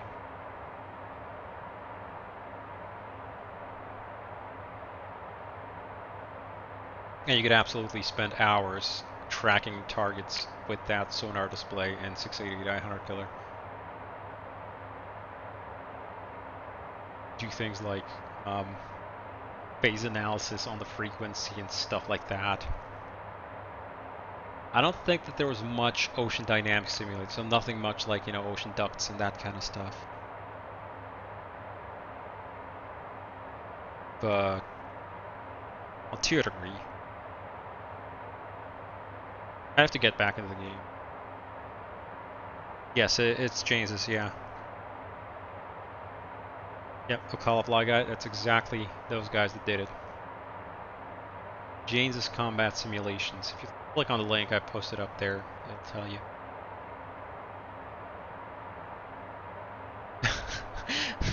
Apparently, Sonalists from the Pentagon had to review the game to ensure that it didn't contain any valuable military secrets.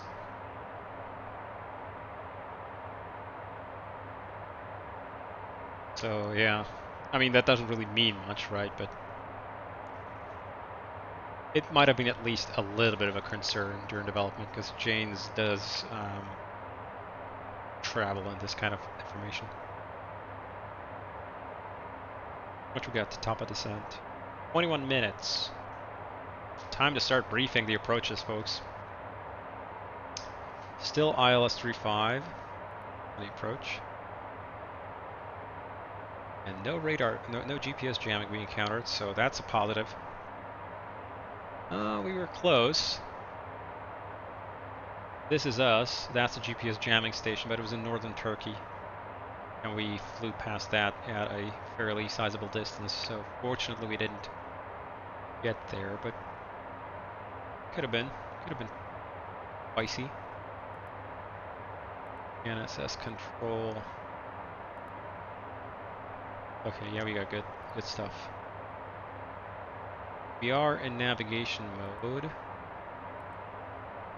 XBAS is active, but over here we don't have any XBAS signal. If you ever want to nerd out on sub stuff, check out Smarter Every Day. Oh yeah, I know. I've seen that whole series. Don't worry. My favorite one is where they made pizza. I can totally relate to that because baking is one of my hobbies, I guess. I do make pizza myself at home.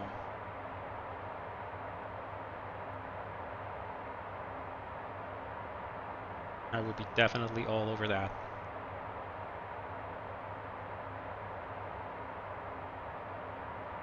I like the practical aspect where it's where they were like, you know, Destin was thinking that, hey, I thought you guys were gonna have like frozen pizzas and stuff, and they're like, no, for two reasons. The quality is much better when you make it fresh, and second of all, packaging.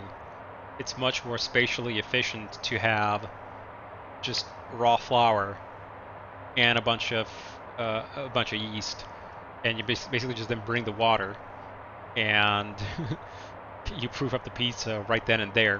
So it saves you on a whole bunch of space on the sub to where you're able to bring a whole lot more food.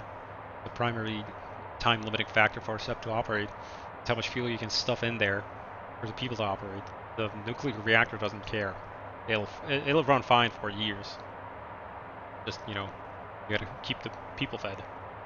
It was just more spatially efficient to have just the raw ingredients and then make the pizza from scratch every time. I was on the Maryland. They had some great food, at least the first few weeks. Yeah, that's kind of, that's what I got from that documentary as well as the food quality. I guess that's the problem with all shipborne operations is eventually, you know, if you don't hit the port or resupply frequently enough, then you eventually will run out. And currently, I like watching a guy called Wolfpack345 on YouTube, and he does a bunch of combat simulation stuff. Hey, Heli Pilot 7, how you doing? I like watching Wolfpack345, and he does a bunch of, you know, little YouTube series about where he plays like simulation games, and one of them is a Silent Hunter 3 campaign, I think. And you know, I like like where they had like when he's in the control room on the sub, they have a bunch of, you know, sausages hanging from the ceiling because it's a German boat, right? So they were obviously going to be bringing a bunch of sausages with them on the trip.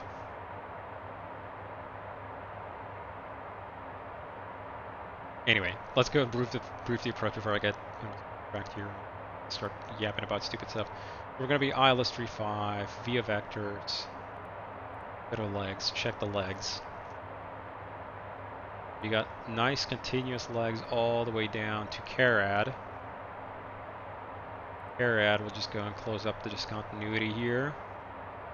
And we're going to go down all the way to the runway 35, and then we have a misapproach. Okay, so with that in check, I'm going to bring up the charts.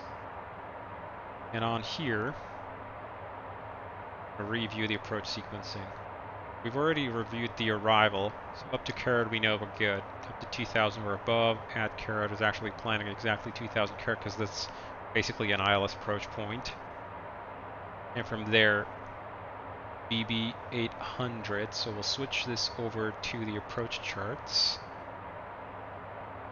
Go BB 800 Karad, level at 2,000. BB 800. Runway 35 and misapproach procedure. Climb 400 or above BB 026. Then climb 2000 or above BB 401. Then turn or right, climb 4000 BB 605 and hold. Right, so it's straight ahead, slight left turn out to about 8 miles from, I'm guessing, the Baku VOR. Or no, it's a 7.9 mile leg, so it's going to be, give or take, I'm guessing about 12 miles from the Baku VOR, then a right turn to the hold point. The hold's going to be on the right hand side.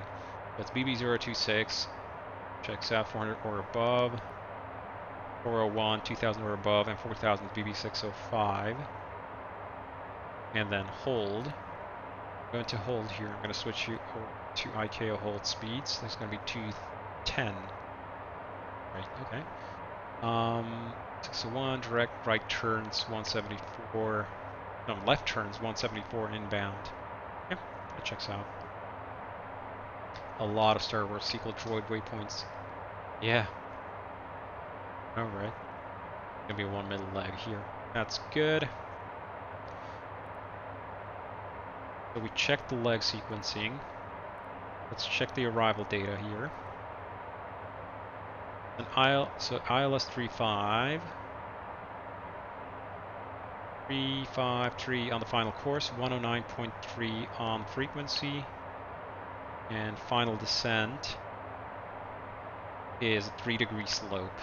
Threshold elevation is -13, that checks out. Runway is -13. In terms of runway length, what are we looking?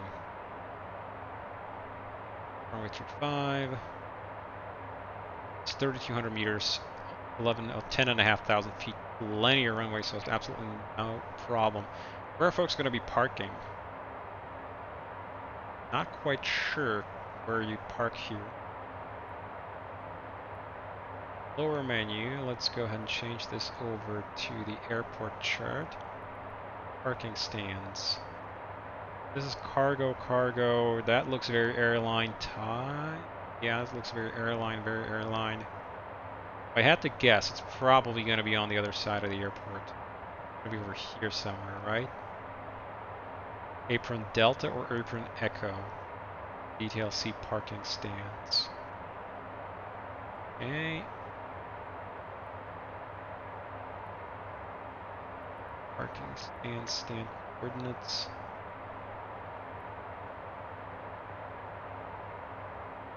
Just the coordinates, that's really not all that useful. Parking stands. Oh no, there they are.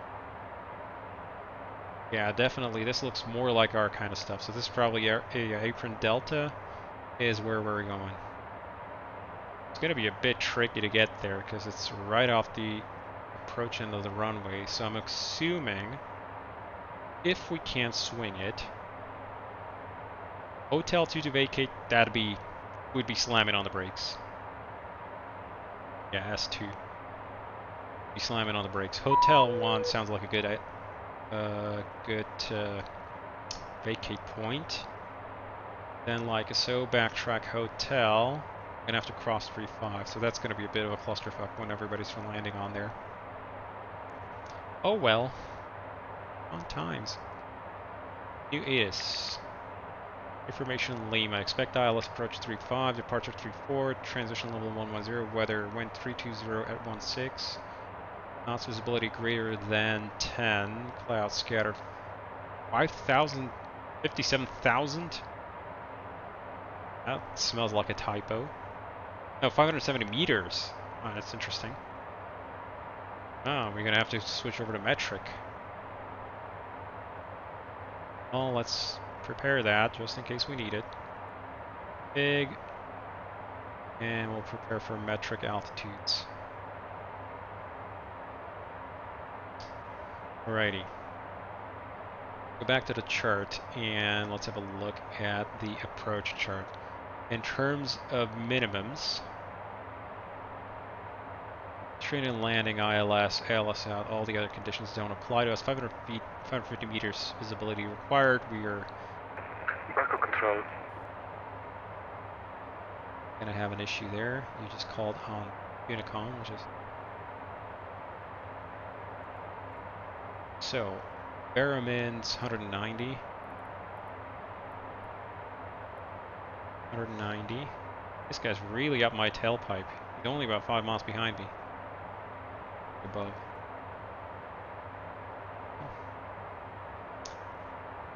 That takes care of that. Then we'll go and prepare the approach. So we'll go to perf, approach. The temperature was 9er, dew point 5. Temperature is 9er. Winds are 320, it said. 320 at 16. 20 at 16. Didn't mention anything about snow, but the meter is QNH 1005. 1005. Pair this. Pair you as well. Change over to standby right away. 5. So we expect to actually be a little bit lower when we get the changeover at flight level 110. We're gonna jump up a little. We have to climb up a little bit so we can be a little bit more aggressive on the distance. Alrighty. Any questions? Final core stuff. Mandatory 2000. 100. No further remarks that I can from this approach or RMP approach specification. That's fine. Yeah, because these waypoints are not defined by any VORs or that kind of stuff. Tuning. Those are going to be done automatically by the FMS. Don't worry about that. Alrighty. That out of the way. Are about 15 minutes away from top of drop. 10 minutes before I'm going to do the descent checklist.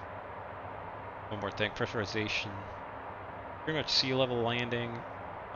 Pressure is a little bit lower. Oh, okay. Okay, thanks, X-Plane. Care. 2969, so that's about... What do you got there? There we go. So Apron Delta is where we park.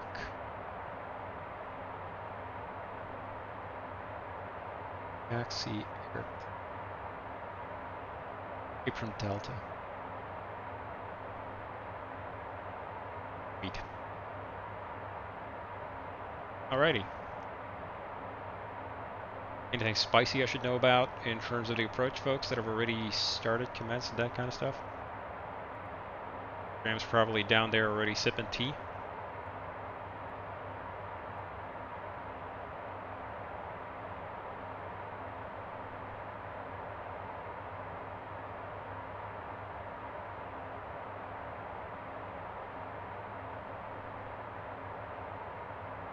Yeah, the air engine's having to work quite hard here.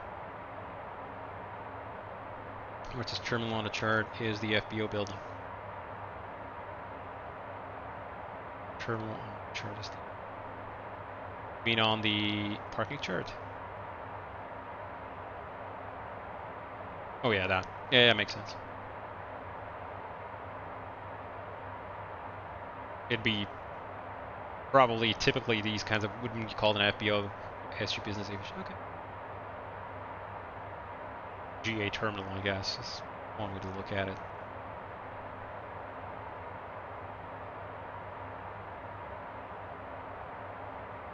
Let's have a think here.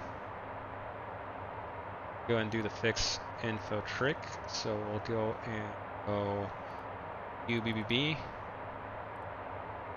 Direct distance 190 miles, so we got 200 miles to go direct. And typically from this kind of an altitude, we'd be looking to start descent. If we were just trying to land direct into it, about 120 miles out, 120 to 150 miles out. And we've got almost 200 miles to run, 190. And the top of drop is about 50 miles out. 140 miles out is we're going to be starting to descend, which is good.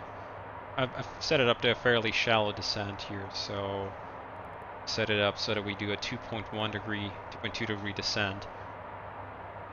And normally, if we were having this amount of extra track miles, it would actually have us descend a whole lot later, like over maybe less than 80 miles away from the airport straight line. But I'm assuming, I'm guessing, that we're actually going to get a whole bunch of shortcuts and vectoring down here, so kind of starting to descend early to give myself a bunch of slop to play around with and fairly inaccurate and imprecise.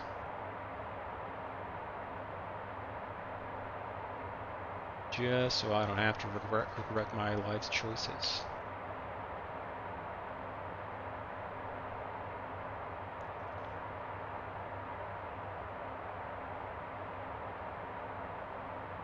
Contact 134. Huh. Center's come online. Baku Control, good evening. Identified in Baku, expect runway 35 via airlift 1 hotel arrival. And 35 via airlift 1 hotel arrival, Junction 95 July. Center, hello, November 650 Charlie Lima, flight level 370, just approaching Bagva. November 650 Charlie Lima, Baku Control, good evening. Identified in Baku, expect runway 35 via airlift 1 hotel arrival. That's 650 Charlie Lima. November 473 Whiskey from present position, clear direct Bravo Bravo 103. Hey, thanks Hecklack. From present position, clear direct Bravo Bravo 103. You don't have to thank me, I'm just happy to bring joy to people. Delta Lima Alpha, contact Baku approach 120.8 by visualized landing. Still fairly bright outside. 120.8 for Delta Lima Alpha. Thank you. I'm assuming we're going to have to do a little bit of anti-icing on the way down. That shallower descent is also going to help with that, because it's fairly high cloud cover down there. As we can see, we're basically over an overcast layer here. Broken layer.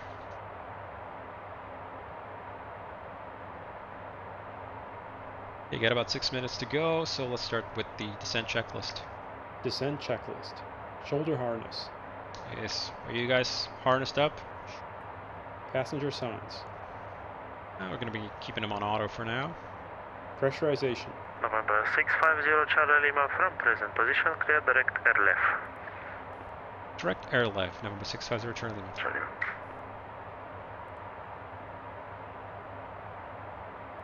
Cute. The pressurization we got set up. Fuel quantity and balance. Quantity is good and balance is good. VistaJet 5581 FMS, requesting landing descent. data, charts. VistaJet 5581, descend flight level 140. We didn't complete the approach data Descending here. flight level 140, VistaJet 5581. Expecting to land with 35.2. 5.2. November 501, November Mike from present position, clear direct Bravo, Bravo 103. Present direct Bravo, Bravo 103. Landing data is entered and charts have been set. Approach briefing. Conducted. VNAV transition flight level. Set. Descent Golf checklist Tango complete. aircraft from present Range position, checklist direct air next. left. Direct air left, Golf Tango Echo.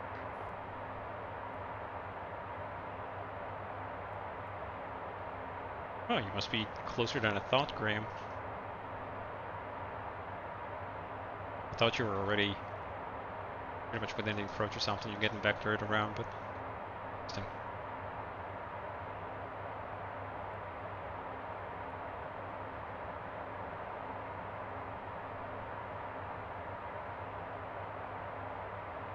It's bright outside. These things, the computer model or the computer monitors don't do them justice. How freakishly bright these things are. Like if you were actually sat here with no sunglasses, stuff like that, you'd basically just be almost a completely white layer here. Be able to focus your eyes too well on it. The clouds are so freaking bright from above. Have you checked X Airlines? Foxtrot Charlie Lima, report to indicated speed. Airlines Fremont, that puts them on the way. Oh, yeah, I know of XA's now. Say again, please. I haven't installed it. Rotor.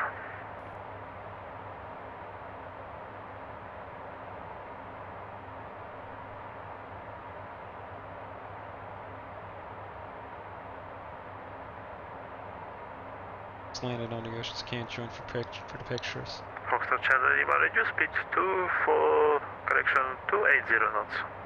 280 knots, confirm for Charlie Lima.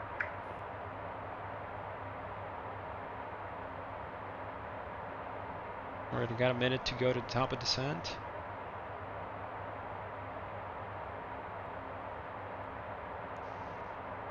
Now we could start, we could request descent.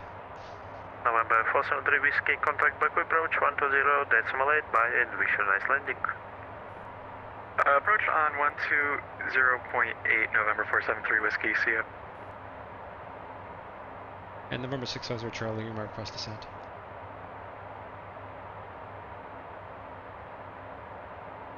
November 650 Charlie Lima.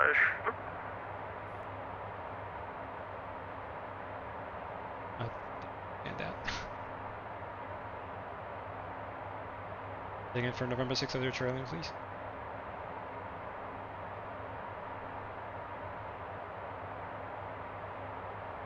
Sounded like a swoop.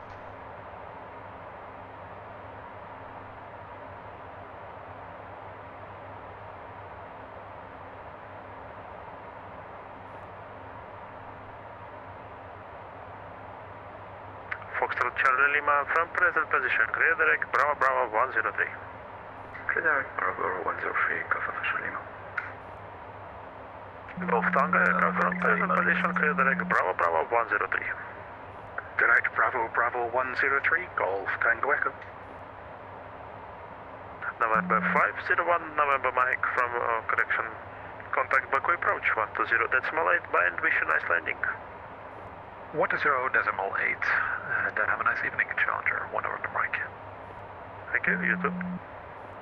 Delta Alpha. Hello, Santuk 1 Echo. Blocked. Santuk 1 Echo. Hello. Santuk 1 Echo, Baku Control, good evening. Set Squawk 5002. Squawk, please repeat. 1 Echo, Squawk 5002. Squawk 5002, Santuk 1 Echo. Delta Alpha Golf X-Ray Lima, Nicholas descent. Delta X-Ray Lima, descent at level 140. Descent at level 140, Delta X-Ray Lima. November 650 Charlie Lima, confirm we are cleared for descent. November 650 Charlie Lima, descent at level 140. Level 140 November 650 Charlie Lima. I don't know whether my brain's spaced out or whatever. Anyway, down we go. Foxtrot Golf Alpha Charlie Lima, contact Baku, approach 120.8 by Intuition, nice landing. 140 Golf 120.8 for Fox Charlie Lima, thanks for the service and have a great evening. Yeah, this is why I wanted to have a bunch of buffer. Baku Control, Delta Alpha Sierra Hotel Yankee, request descent. Delta Alpha Sierra Hotel Yankee, for separation, left heading 040. Left 040 heading, Delta Hotel Yankee. Let's go flight level change down. Power all the way back. Oh. November 95 Kilo Alpha from present position, correction. Vectors for separation 040. On. Heading 040, Challenger 5 Kilo. Mr. Jet 5581 from present position, direct Bravo Bravo 103. Direct Bravo Bravo 103, Mr. Jet 5581.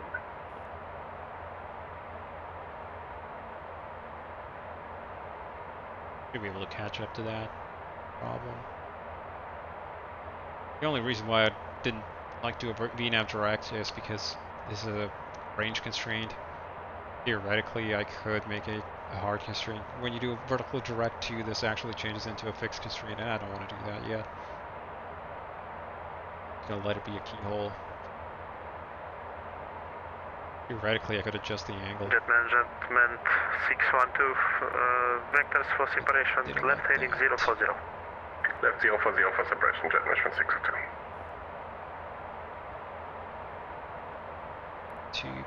2-4. Delta X-Ray Lima from present position, direct Bravo Bravo 103. Direct Bravo Bravo 103, Delta X-Ray Lima. Santurk 11 Echo, you identified in Baku, expect runway 35 via airleft 1 hotel arrival. What sir? Repeat. Here we go, 2.45 degrees. Santurk 11 Echo, that keeps us you on profile. identified, expect runway 35 via Insan 1 hotel arrival. Correction. 35 runway, Insa 2 for Gotta be bumpy. 11 Echo negative, Insan 1 hotel. Insa 1 hotel, okay sir. Delta Hotel Yankee from present position, direct left.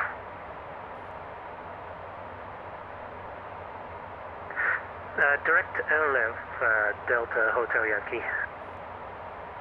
Baku Control Sierra Papa Indigo Delta, request descent. I could have honestly, one way to quickly figure out what the FMS wanted you to do for path is to go to nav direct. It's going to tell you what the actual angle is to its predicted crossing point. November Charlie Lima from present position, direct Bravo Bravo 103. Direct Bravo Bravo 103, November Charlie Lima. Bravo 1. Golf Tango Echo, contact Baku, approach 120.8 by Intuition, nice landing. Shave off a bunch of miles. Approach 120.8 Golf Tango Echo, by now, found channel.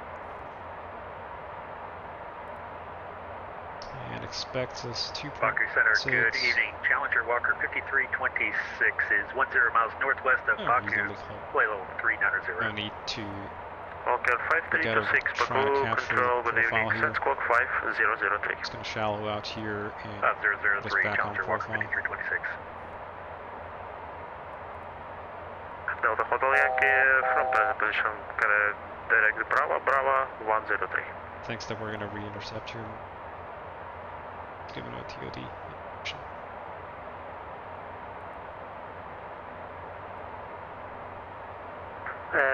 Direct Bravo, Bravo 103, Delta Hotel Yankee. There we go. Let's go, buddy.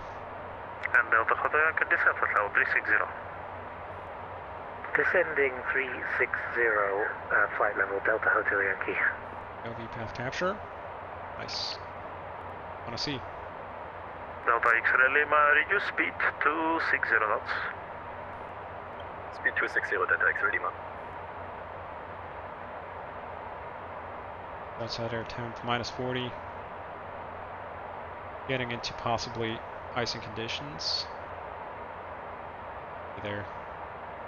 Bumpy. Shaking. Remember, 95 Kilo Alpha from present position, direct Bravo, Bravo 103. Direct Bravo, Bravo 103, November Kilo Alpha. So, CALs are on.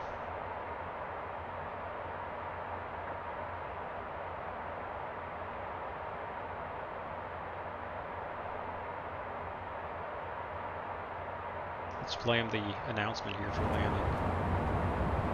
I open up the door here. Back path. Delta Hotel Yankee, descent at level 140. Flight level 140, Delta Hotel Yankee.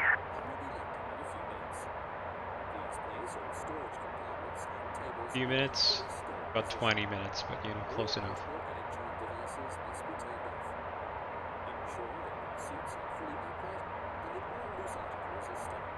Ready, give me the CAL now.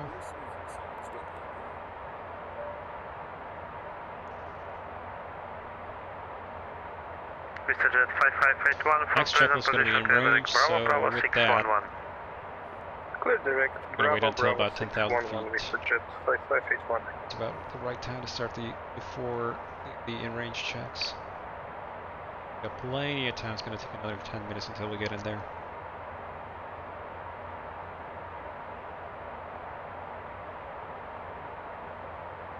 Yep.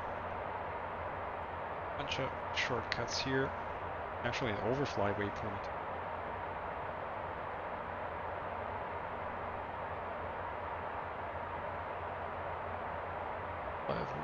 So let's get you.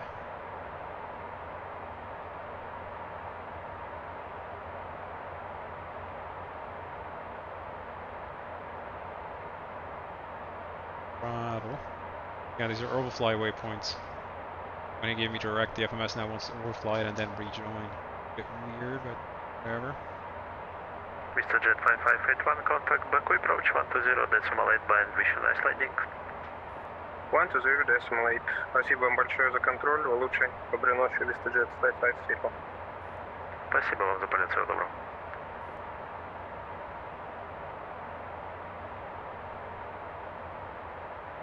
November 95 Kilo Alpha, descent at level 140. Descent level 140, November Kilo Alpha. Jet management 612 from present position, clear direct Bravo, Bravo 103. Direct Bravo, Bravo 103, jet management 612. Turn on TCAS below. And jet management 612 requesting descent. 612, stand by, I call you back. Got a bunch of traffic up ahead. I'm expecting delay vectors. Theoretically, we shouldn't have to. We're about 10 miles apart, so guys about 13 miles apart. These guys are about 10 miles apart. So theoretically, it should work. You never know for sure on VATSIM. Can't quite expect everybody to be on their A game, I guess. Might be some delay. I might have put a bunch of extra fuel in for no good. Whatever.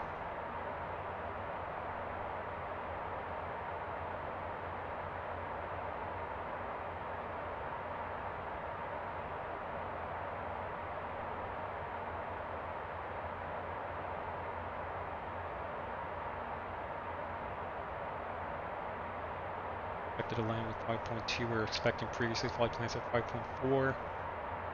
Yeah, we're just gonna work out about 200 pounds more burned, I guess.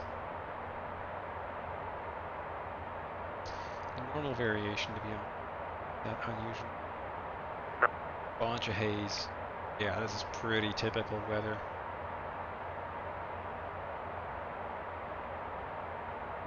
Thank you, that's it, Daniel.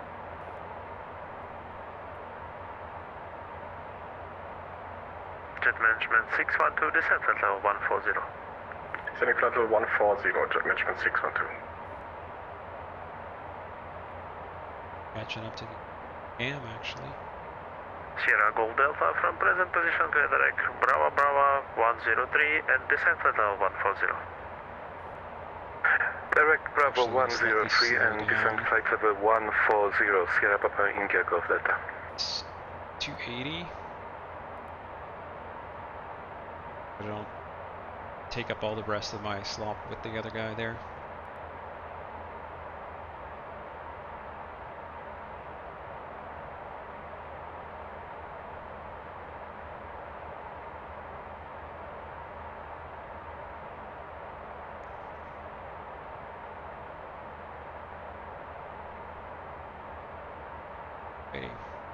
November 650 Charlie Lima, contact Baku, approach 120.8, bye, wish you a nice landing.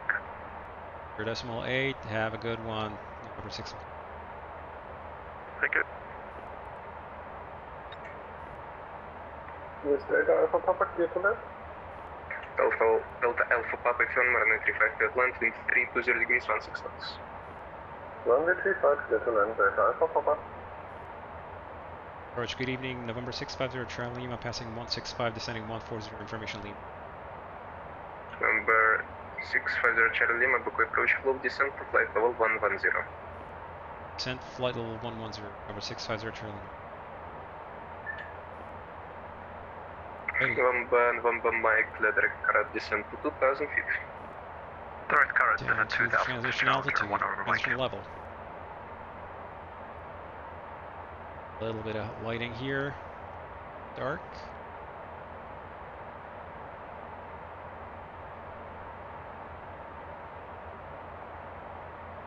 Beady dark.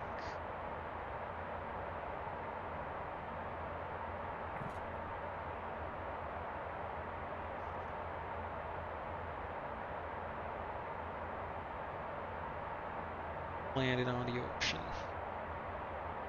Yeah, that happens, Tux Pilot. It happens too.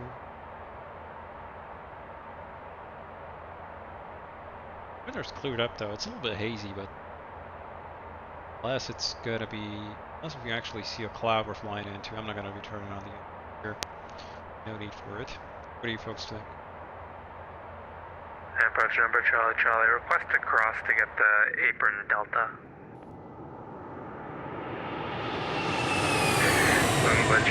Charlie, taxiway hotel, hold short runway 35. They say that light bulbs are cheaper than a collision, all the way, so hold short runway 355 Charlie. turn on the Delta Alpha Papa, welcome to my hotel, hotel,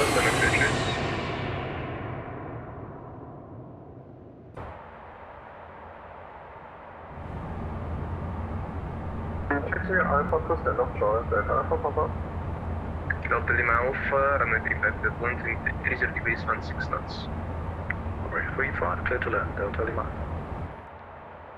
November 473 Whiskey, speed as no speed restrictions. Clear Dallas approach runway 35. the guy up ahead's gonna No speed doing like restrictions, clear 200 knots. approach runway 35, November 473 Gaining on him Whiskey. fast, and I'm not going particular.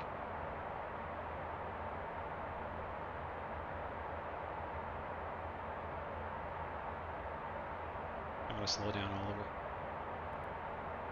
I have no desire to fight with him. 225. 250. There we go, 31 miles away from the airport. The local will be tuned, so we are in terminal guidance and switch to 1 mile. Foxtrot Charlie Lima, clear direct carrot, descent 2,000 feet. Clear direct carrot and descent 2,000 feet, Foxtrot Lima. Baku approach, Delta Alpha Sierra Hotel, Yankee, flight level 178. Delta Hotel Yankee, evacuate approach flow, descent to flight level 110. Go, ILS are tuned and received. Descend 110, flight level Delta Hotel Yankee.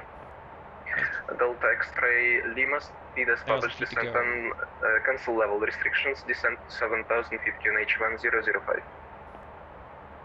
Speed established, descent 7000 unrestricted QNH 1005, Delta X-ray Lima. November 650 Charlie Lima, descent to 900,000 feet QNH 1005. 005 down to 900,000, November 650 Charlie Lima. Alrighty, 900,000. Children 1 November Mike, let LS approach running 35. 5, altitude. Switch and switch.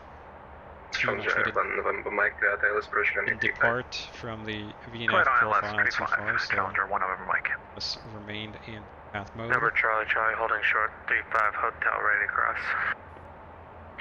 November Charlie, cross runway 35, gateway Sierra.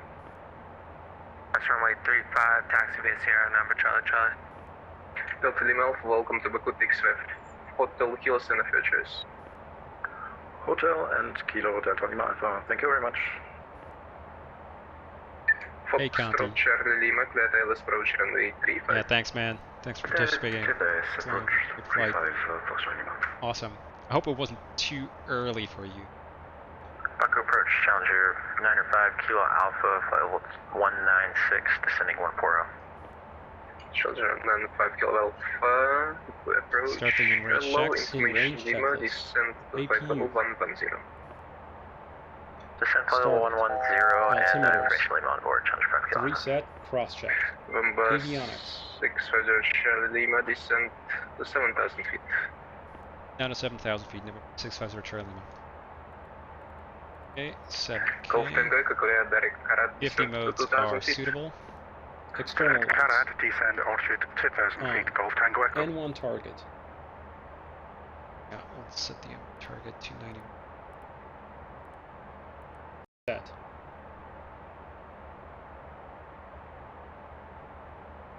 Ready?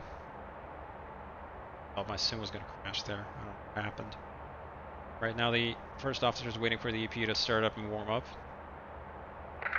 Give it a 2-minute delay. Hotel Yankee, descent to 900,000 feet QNH 1006. Descend 9,000 feet, QNH 1006, Delta Hotel Yankee.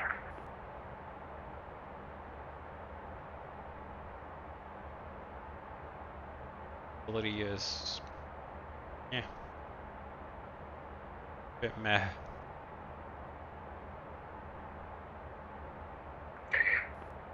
All stations information Mike QNH 1006. November 5 ship correction Challenger upon November Mike speed 180 knots until 6 miles, 160 until 4 QNH 1006. 180 until 6, 140 until 4, Challenger 1 over Mike.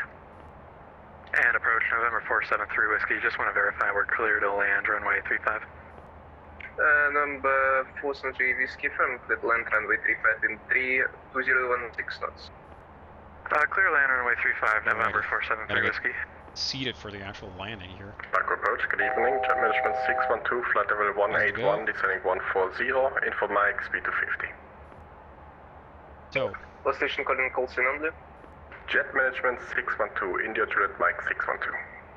Jet management 612, Baku approach, flow descent to flight level 120. Descending flight level 120, jet management 612. Yeah, we overshot a little bit because of that. Golf Charlie, correction Foxtrot Charlie Lima, reduce speed 160 knots or less. APU PAX transition. 160 on is for Foxtrot Lima. Yeah, he's transitioned the PAX. You can see the cabin pressure fluctuating as he's switching over the bleeds. Avail completed. APU generator. Golf Tango cleared. Let's approach runway 35. Cleared ILS approach runway 35, Golf Tango Echo. Before landing, checklist. Delta Hotel Yankee, descent 7,000 feet QNH 1006. Descend 210 all 7,000 the way down to 1006 Delta Hotel Yankee. EasterJet bit unhappy 558, because of the higher QNH hard turn. 1006. QNH 1006, EasterJet 5581. Delta X-ray Lima, QNH 1006. 102, take Delta X-ray Lima. Fine on the beat. Park approach, Jet Management 612. Yeah, it's going to be 7,000 go here ahead. anyways. Jet Management 612 just lost the GNSS signal. We are unable for the airleft 1 hotel arrival and requesting vectors.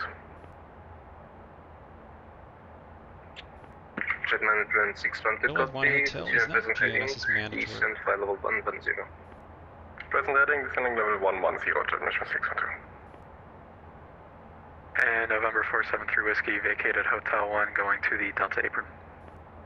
Roger, continue by hotel.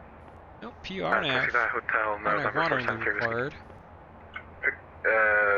Challenger 1 November Mike Runway 35 at land wind 33016 knots. As long as you remain within APU less than 1. Good.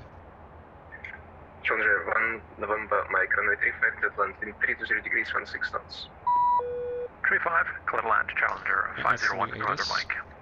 EasterJet 5581, runway direction Frederick Karat, descent 2000 feet, speed 250 knots or greater. Change, I'm not going to even enter that. Direct to Karak, descending 2000 approach. feet, speed 250 or greater, EasterJet Not going to 5581. affect us too much. Delta Lima Alpha request permission to cross runway 35 on hotel. Delta Lima Alpha, standby. Also for an RF segment. Challenger 905 Kilo Alpha descent, last start to 7,000 Yes. feet, QNH 1006. Which is a big adventure. Descent 7,000, 1006. If there were an update, the airplane would tell you about it. We have an auto updater or auto notifier, not an auto Foxtrot updater. Charlie Lima, continue approach number 2. Yeah, we're all at 7,000 here. You can see the little conga line here. Back approach Sierra Papa Airplane's at the same altitude, 7,000. Me at 7,000. Let's go ahead and be at 7,000. Sierra Golf Yeah, we're gonna be flying the entire ride. Low Ugh, descent to shortcuts. flight level 120. Oh, well. Information Mike. Descending to flight level 120, we're looking for Mike Sierra Papa India Golf Delta. Approach here.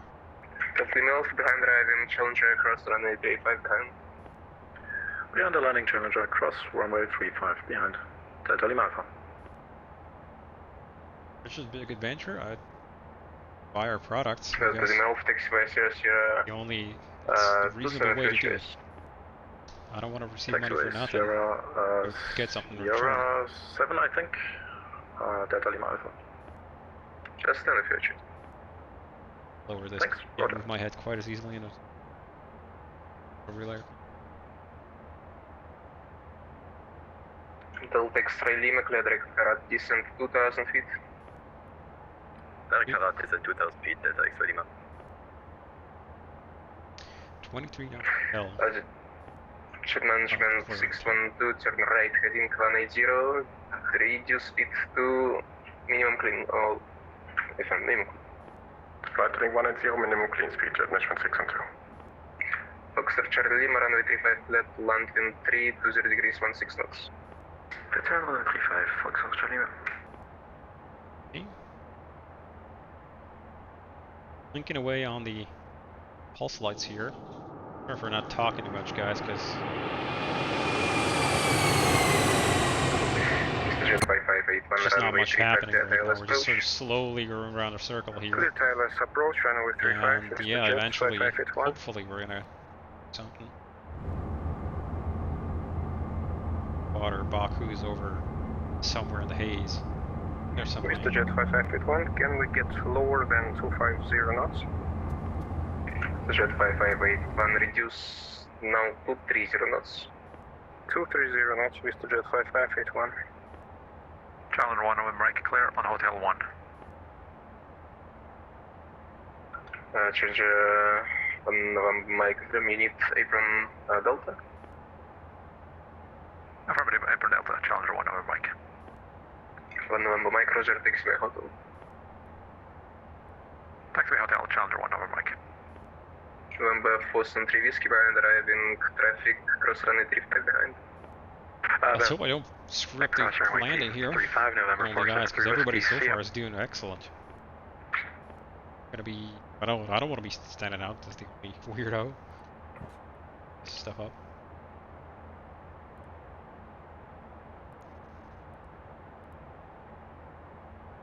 Jet 5581, minimum, reduced minimum clean speed. Minimum clean speed with Jet 5581. Departed everybody off of this BB 603 directly to Carrot, so he's gonna do the same thing for me.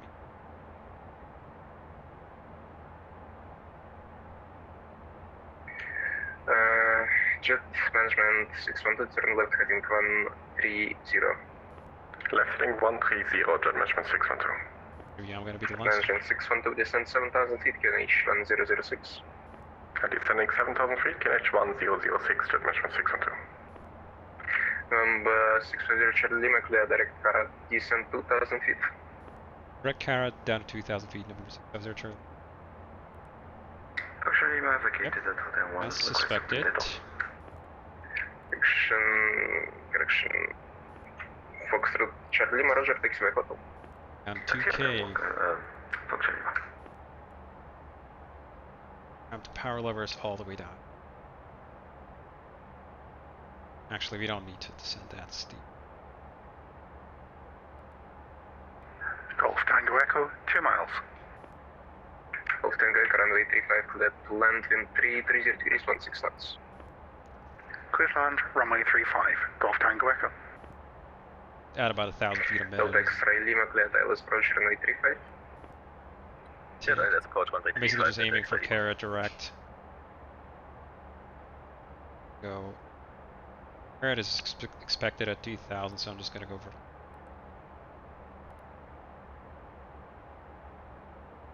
path captured.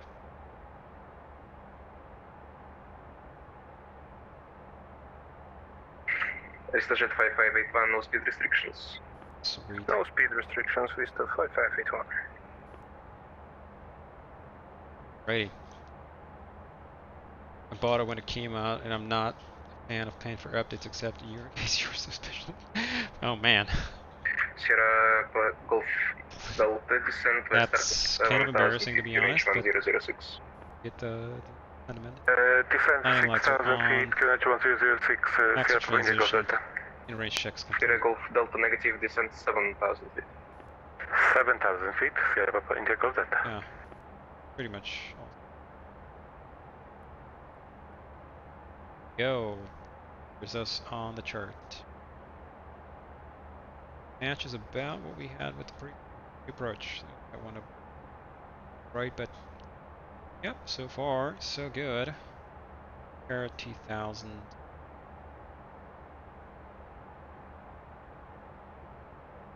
Yeah, the passengers are unfortunately not getting too much of a nice show. Hotel Yankee, Nice sunset, I guess. 2,000 feet. God rays are amazing. Max Plane night lighting, Descend generally 2,000 skylights. Delta Hotel Yankee. Delta Hotel Yankee, clear direct I did quite the number on this. Clear direct Carrot Hotel One Yankee. primarily who did this for explaining. Golf Tango Echo, runway vacated. Golf Tango, confirm you need apron Delta. Apron Delta, Golf Tango Echo. Roger, taxi by hotel, hold chart 35. Taxi by hotel, hold chart runway 35, Golf Tango Echo. Vista Jet 5581, runway 35, total land wind 310 degrees, 16 knots. God, I hope I'm not going to be the only one who goes We're cleared around. to land, runway 35, Vista Jet Brett's at a 5581. semi-retirement. Jet management 612, turn left heading 090.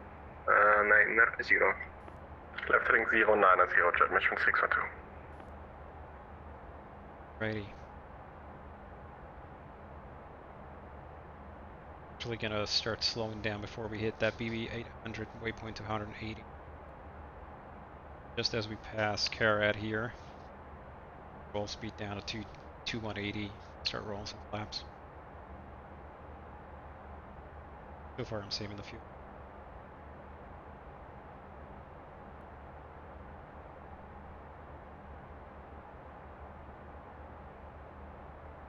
Predicting 5120 on the landing fuel. current fuel state according to the 200 pretty close, yeah. 80 according to meters, 200 according to the FMS. We haven't drifted apart too far.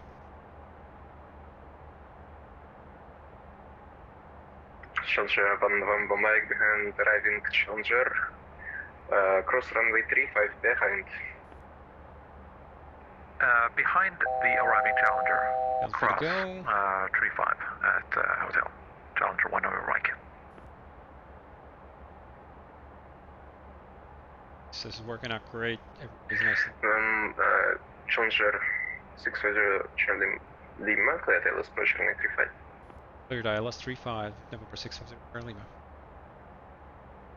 Delta Hotel Yankee, clear tail approach runway 35. So, clear for the approach. We are nicely coming up. I'm going to let it start to turn the FMS, and then I'm going to arm the approach mode. It's going to switch over 2500 to the localizer when appropriate. Challenger 95 Kilo Alpha, clear direct Karad, descent 2000 feet. Runway's in sight.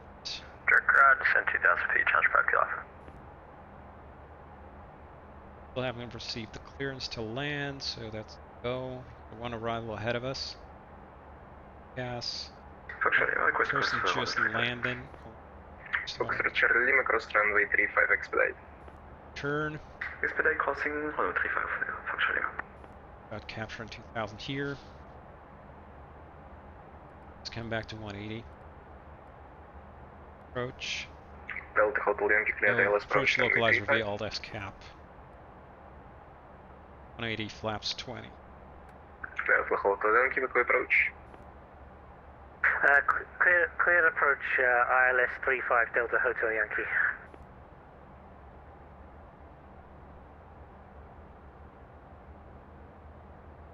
Delta X-ray Lima, runway 35, clear to land, wind 320 degrees 16 knots. 35, clear to land, Delta X-ray Lima. VistaJet 5581, confirm, we need apron Delta. 8 miles, apron slow Delta, down please. to 180, VistaJet 160. 5581. We're going to maintain it up till 16, or until 4 miles. Taxiing via Hotel VistaJet 5581. Set. Golf Tango Echo, holding short 35 Alpha, visual landing traffic.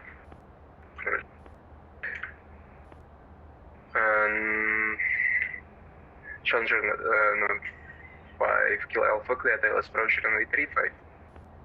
Clear ILS runway 35, November 5 Kilo Alpha. Okay, and misapproach altitude.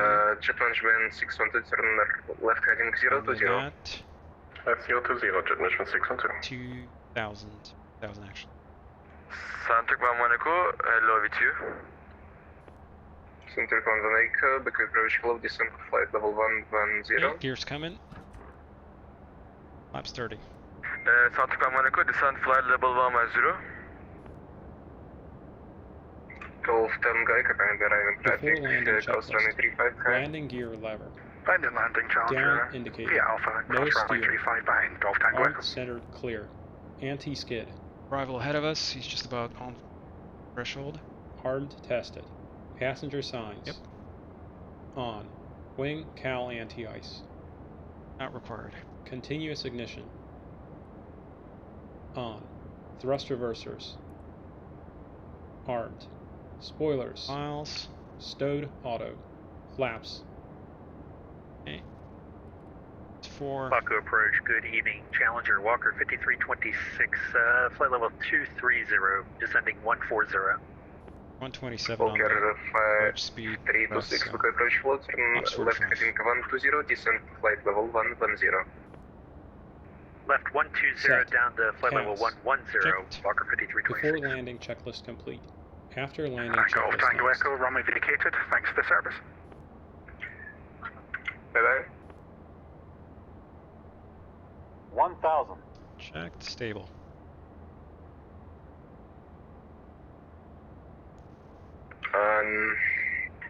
Challenger 650 Charlie Mike, runway 35, clear land, wind 330 degrees 16 knots. Runway 35 clear to land. Challenger 650 Charlie. Alrighty, we got landing clearance. Checklist complete. Jet management 612, turn left Who's heading offline? 310. Left heading 310, jet management 612. The X-ray Lima located at Hotel 1 request. Okay, airplane's nicely trimmed. Delta X-ray Lima, confirm unit apron Delta. I'm gonna leave the auto throttle in. Confirm you're going into Delta X-ray Lima. Roger, taxi Hotel, hold short 35. Taxi by Hotel, hold short 35. 500.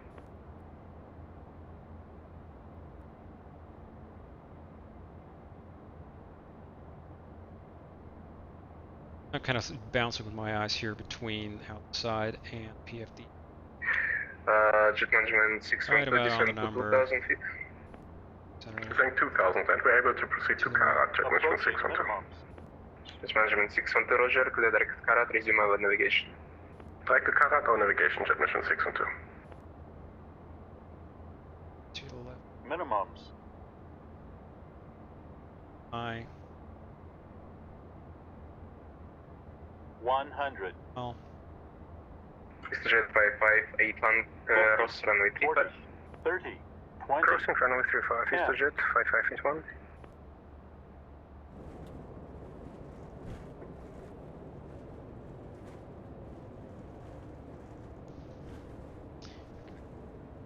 Here.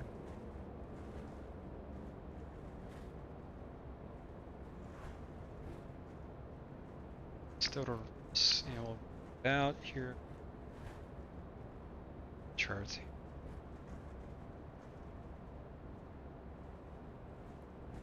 This guy here. Speed. Jet 5581, runway 35 is vacated. Jet 5581, Roger, thanks, fly go ahead. Спасибо большое за контроль, доброй ночи, Jet 5581. Вам спасибо, что прилетели, до свидания.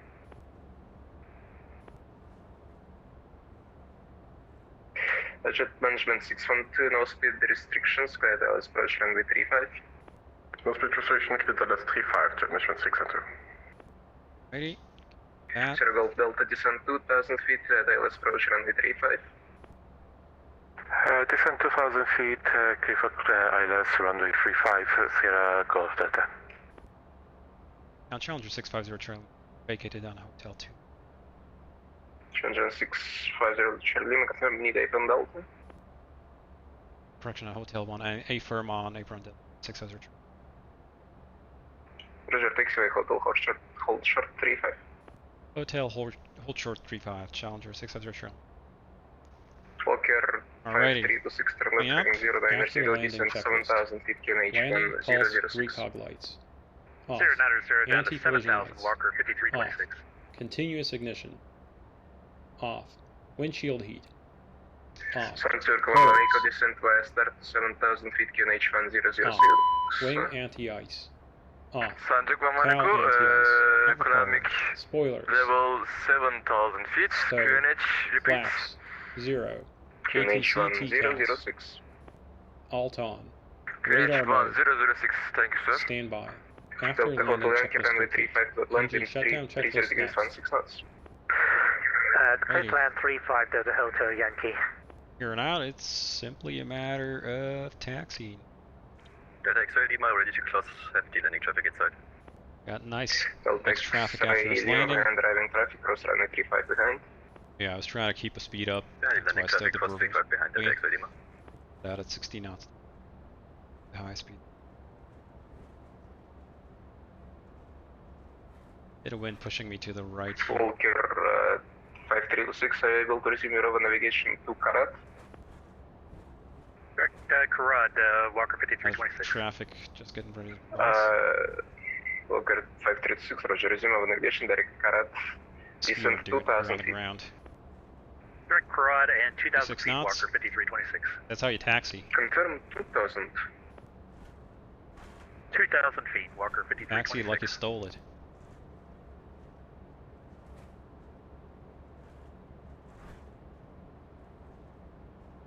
Okay, so hotel, we're looking all the way to the end. From 5 Kilo runway 35. I didn't bust the ILS short here.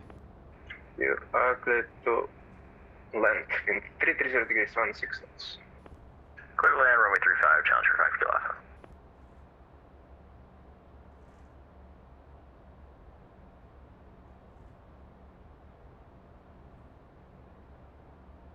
at 2.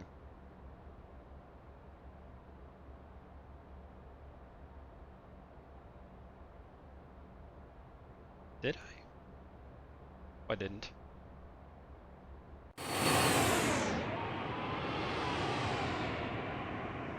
I noticed that marking there on the chart. Approach. See a whole short Delta side Hotel angle. Yankee clear of 35, taxi to right? Apron Delta. Delta Hotel Yankee, Roger, taxi Hotel, hold short, run 35.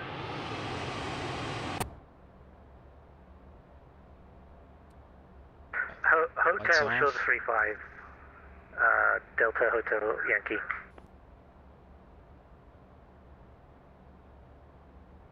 And that's Pilsner behind me.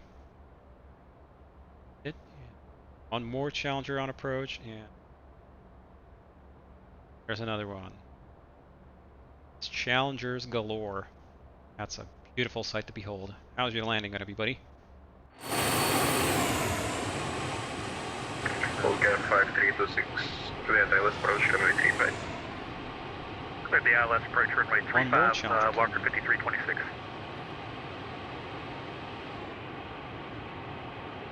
Come on. November Charlie Lima, cross runway 35. Clear across runway 35, November Charlie Lima. Watch, I'm apologizing for that, but taxi, when you got a taxi, you got a taxi here.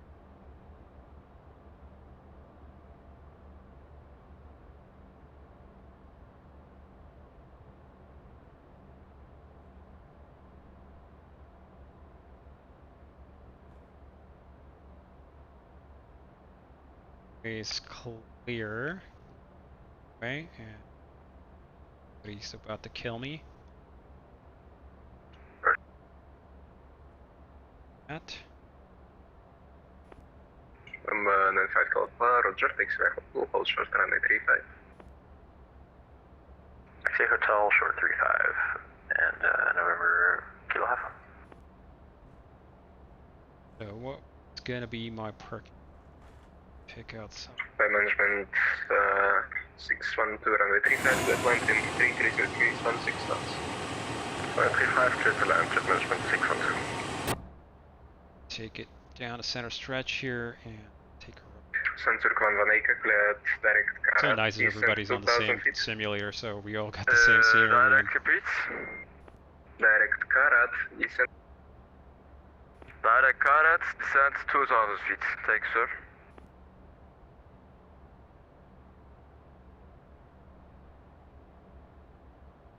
Worked a little bit close. We'll manage. Here.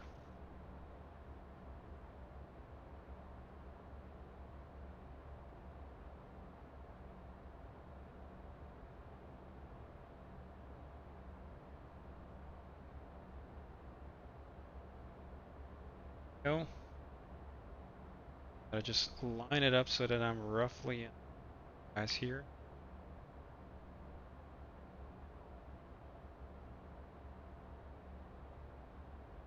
Did I hit the line? Yes, I hit something. Yeah, good stuff. Brake set. Call Jen.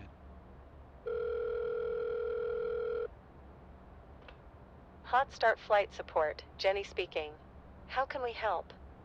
Go ahead. Understood. We'll have that ready for you. Anything else? Go.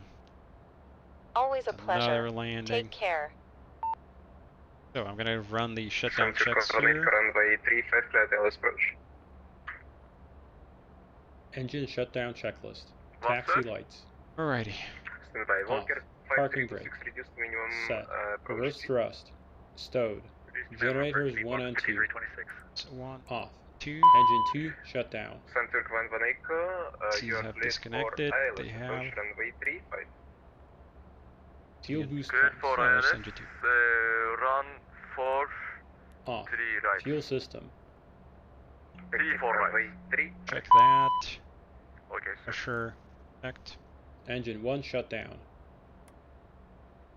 Check ITT below 350 degrees Celsius. Checked. Anti-ice. Off. 14th stage. That open. Beacon. Off. No steer. Off. ATC TCAS. Zero that out. So Delta standby ready for immediate 0. cross. Parking brake if chalked. gonna remain on. Passenger signs. Approach Santa Off. Monaco. Is Cabin there a hold differential. option in the flat 0 plane? PSI. Engine shutdown checklist complete. Standby. Securing checklist next. Sierra Golf Delta. Righty. Runway 35 to land, wind 330. So that was a flight. gusting Soft spoken. 20 gusting 30. Let's find the audio Clear low to compared runway to 35 Sierra Golf Delta. ATC. My audio? I apologize. You guys should have told me a little bit sooner. I can turn up my audio. That's fine. It's just didn't want to yell. Is there a way to restart the checklist for another flight? Is there a hold Yes, option Ace in Pilot. the flat plane? Let's go to here. Checklist Sorry, say and again? start our checklists. Is Then you there probably a hold option in the flat plane? Santa Monaco. Negative, you just need to capture localizer. some weird stuff going on there. Wanted to check that there. Nice. That was another butter one. Another Challenger. Just love to see it. I'm gonna let my passengers out, but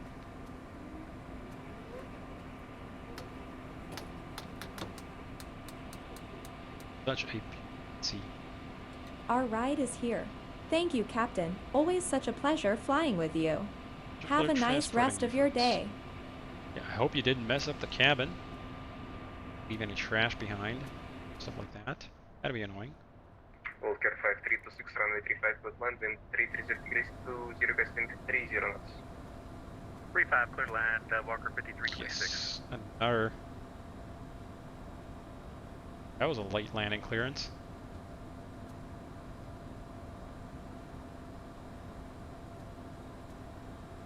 Come on, let's do it. Definitely low. Bit of a brown pants moment there. But it all went well. The airplane didn't look like it lost a wing. Good. Moment 95 kilo for cross runway 35. Got Challenger. One just vacated, and then one just landed. How many are on approach left? Don't see anything on approach anymore.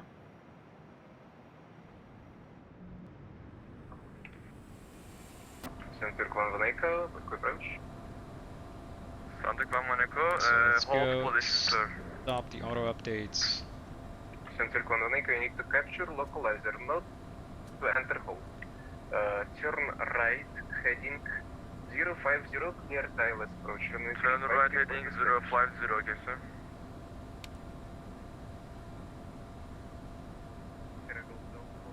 Gonna remain on VATSIM so we can take a family picture. This is a really good aircraft, the Chally carb heat. That was phrased as a question, then I would hope so. People like it.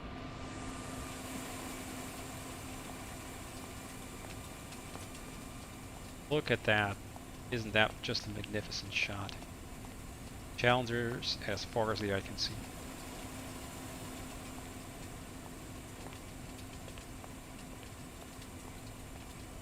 And more coming in. Might need to squeeze.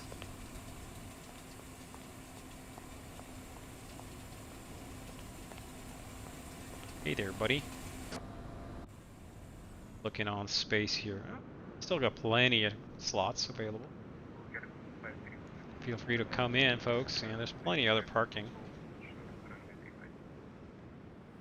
Side of the way, taxiway. Definitely possible to park in. You don't need to pack them in yet. You hang a right over here, that'll be perfect. We'll be nicely lined. Only have this one, I don't know, oddball sticking out. Ah, another one who decided to go the other way.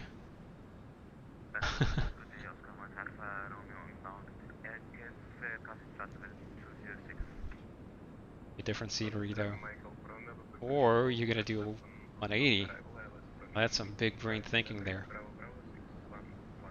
Gotta use the extra asphalt. Ain't nobody parking there, so go ahead. Billionaires parked there.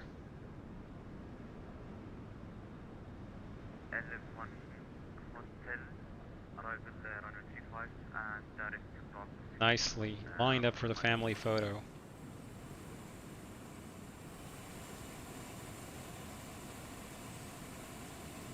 Take some screenshots here.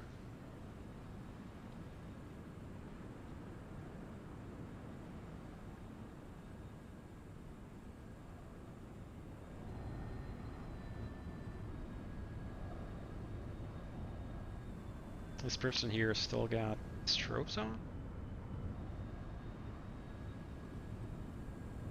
So the auto FO normally turns them off when you hit the run. Got that turned off.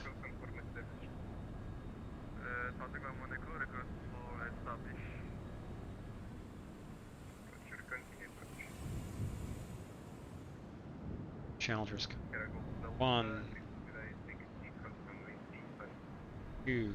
I think we might be all for now, unless there's another comment. Difficult to tell from this side, this distance. Might actually be an error.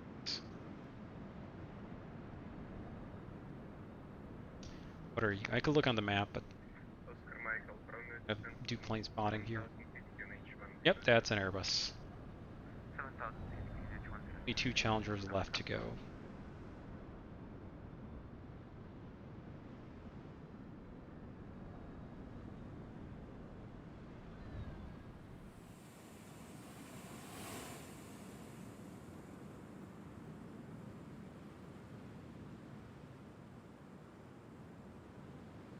And space for 2 as well. Oh yeah, absolutely. I mean, we'll squeeze in, don't worry.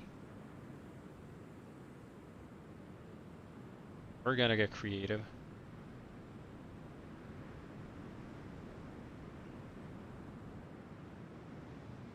Don't you worry. Worst case, somebody here is gonna be holding hands between the 2 of us. Take up premium spots here right in front of the FBO. Make it a little bit brighter. I'm gonna move the time for better shots. Secure and checklist. Emergency lights. Take a picture. That. Gotta make sure that I've got shots correctly teed up.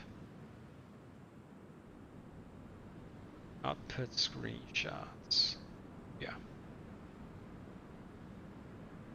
We taking pictures, so I'm actually gonna make it a little bit brighter.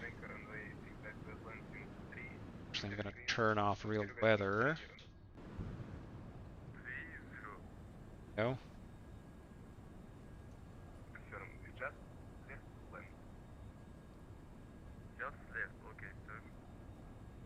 Sort of ideal light. Other one, and you take a right here, buddy. Just from the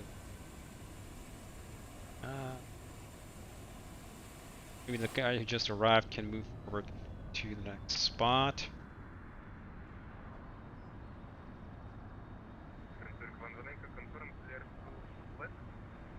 Oh, where are you? Can we look? There's a way to show aircraft labels, right?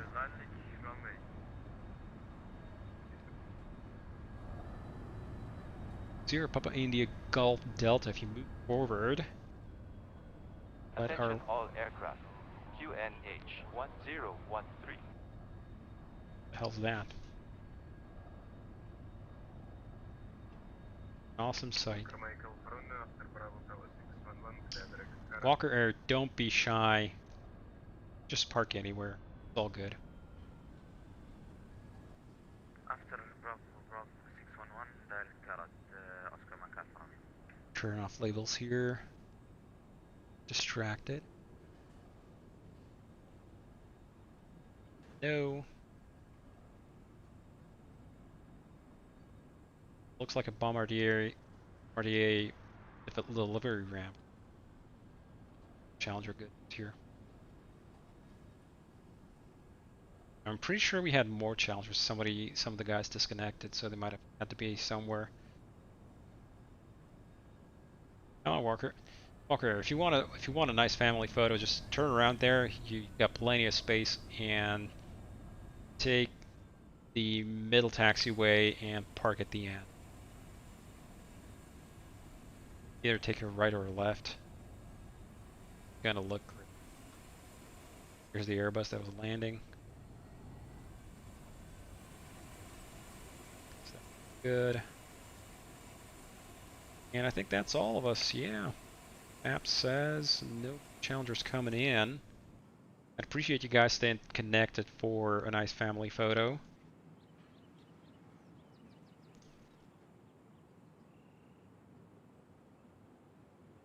I'm taking pictures all the time.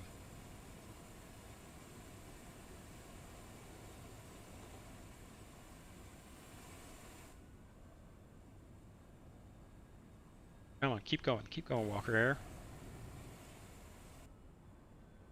Unless you got different seats, in which case, you know, it's understandable.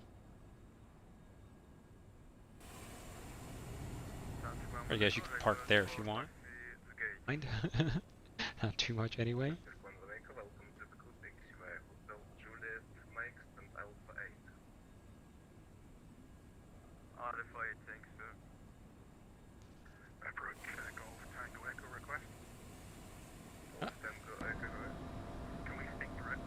Walker 5326.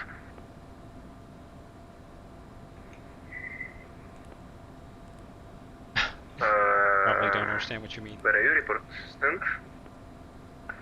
Golf Tango Echo requesting that Walker 5326 park stand Delta 5 on apron Delta. Oh, Roger, no problem. Go. Flight director fail flag.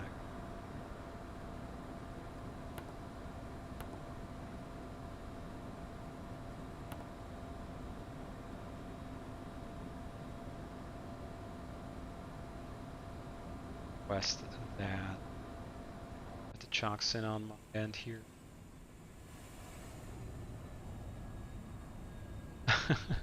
That's okay, don't worry about it, buddy. Yeah, I appreciate you guys coming in. Everybody's real happy.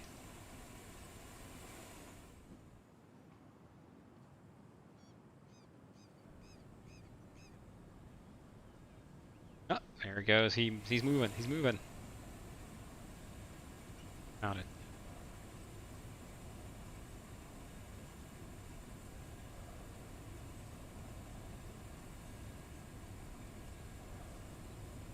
Keep going, keep going. Don't stop. That one facing the other way. Yeah, that's he disconnected. Okay, you didn't have to do that. It would have been variety. There you go. Come on in.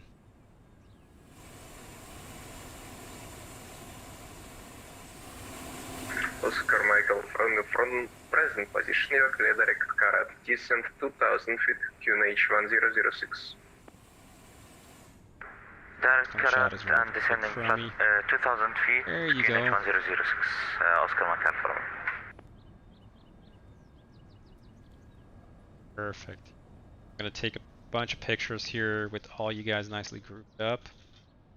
Then call signs so we can remember everybody who took part of the picture. There's just more people in the... An approach, Golf Kilo Alpha Tango Echo. Thanks very much for your help and thanks for logging on to support the Challenger group flight. Have a good evening. Thank you for all your flights. Goodbye. Have a good night. Also thank you to Approach for coming in and servicing us. Todor from Hotstart. Thank you very much. Goodbye. Bunch of pictures with aircraft labels on. Oscar Michael Faronok, that I was approach runway 35 and you are also clear to land runway 35 in 330 degrees 20 gusting 30 knots. There we go.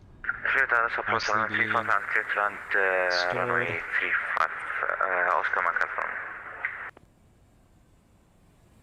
All stations, my local time is 4 a.m., so I need to sleep.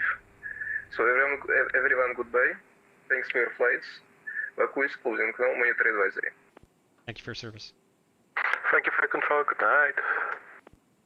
Thanks for coming along. Sweet folks. Everybody, appreciated you joining in. This was a blast. Let's do this again, I guess a year from now. At least along the way. Can't wait personally. Get everybody up and excited about new products, old products, updates, all that good stuff. So, from Toto here at Hot Start and everybody who joined in on the group flight, I wish you a good night, and yeah.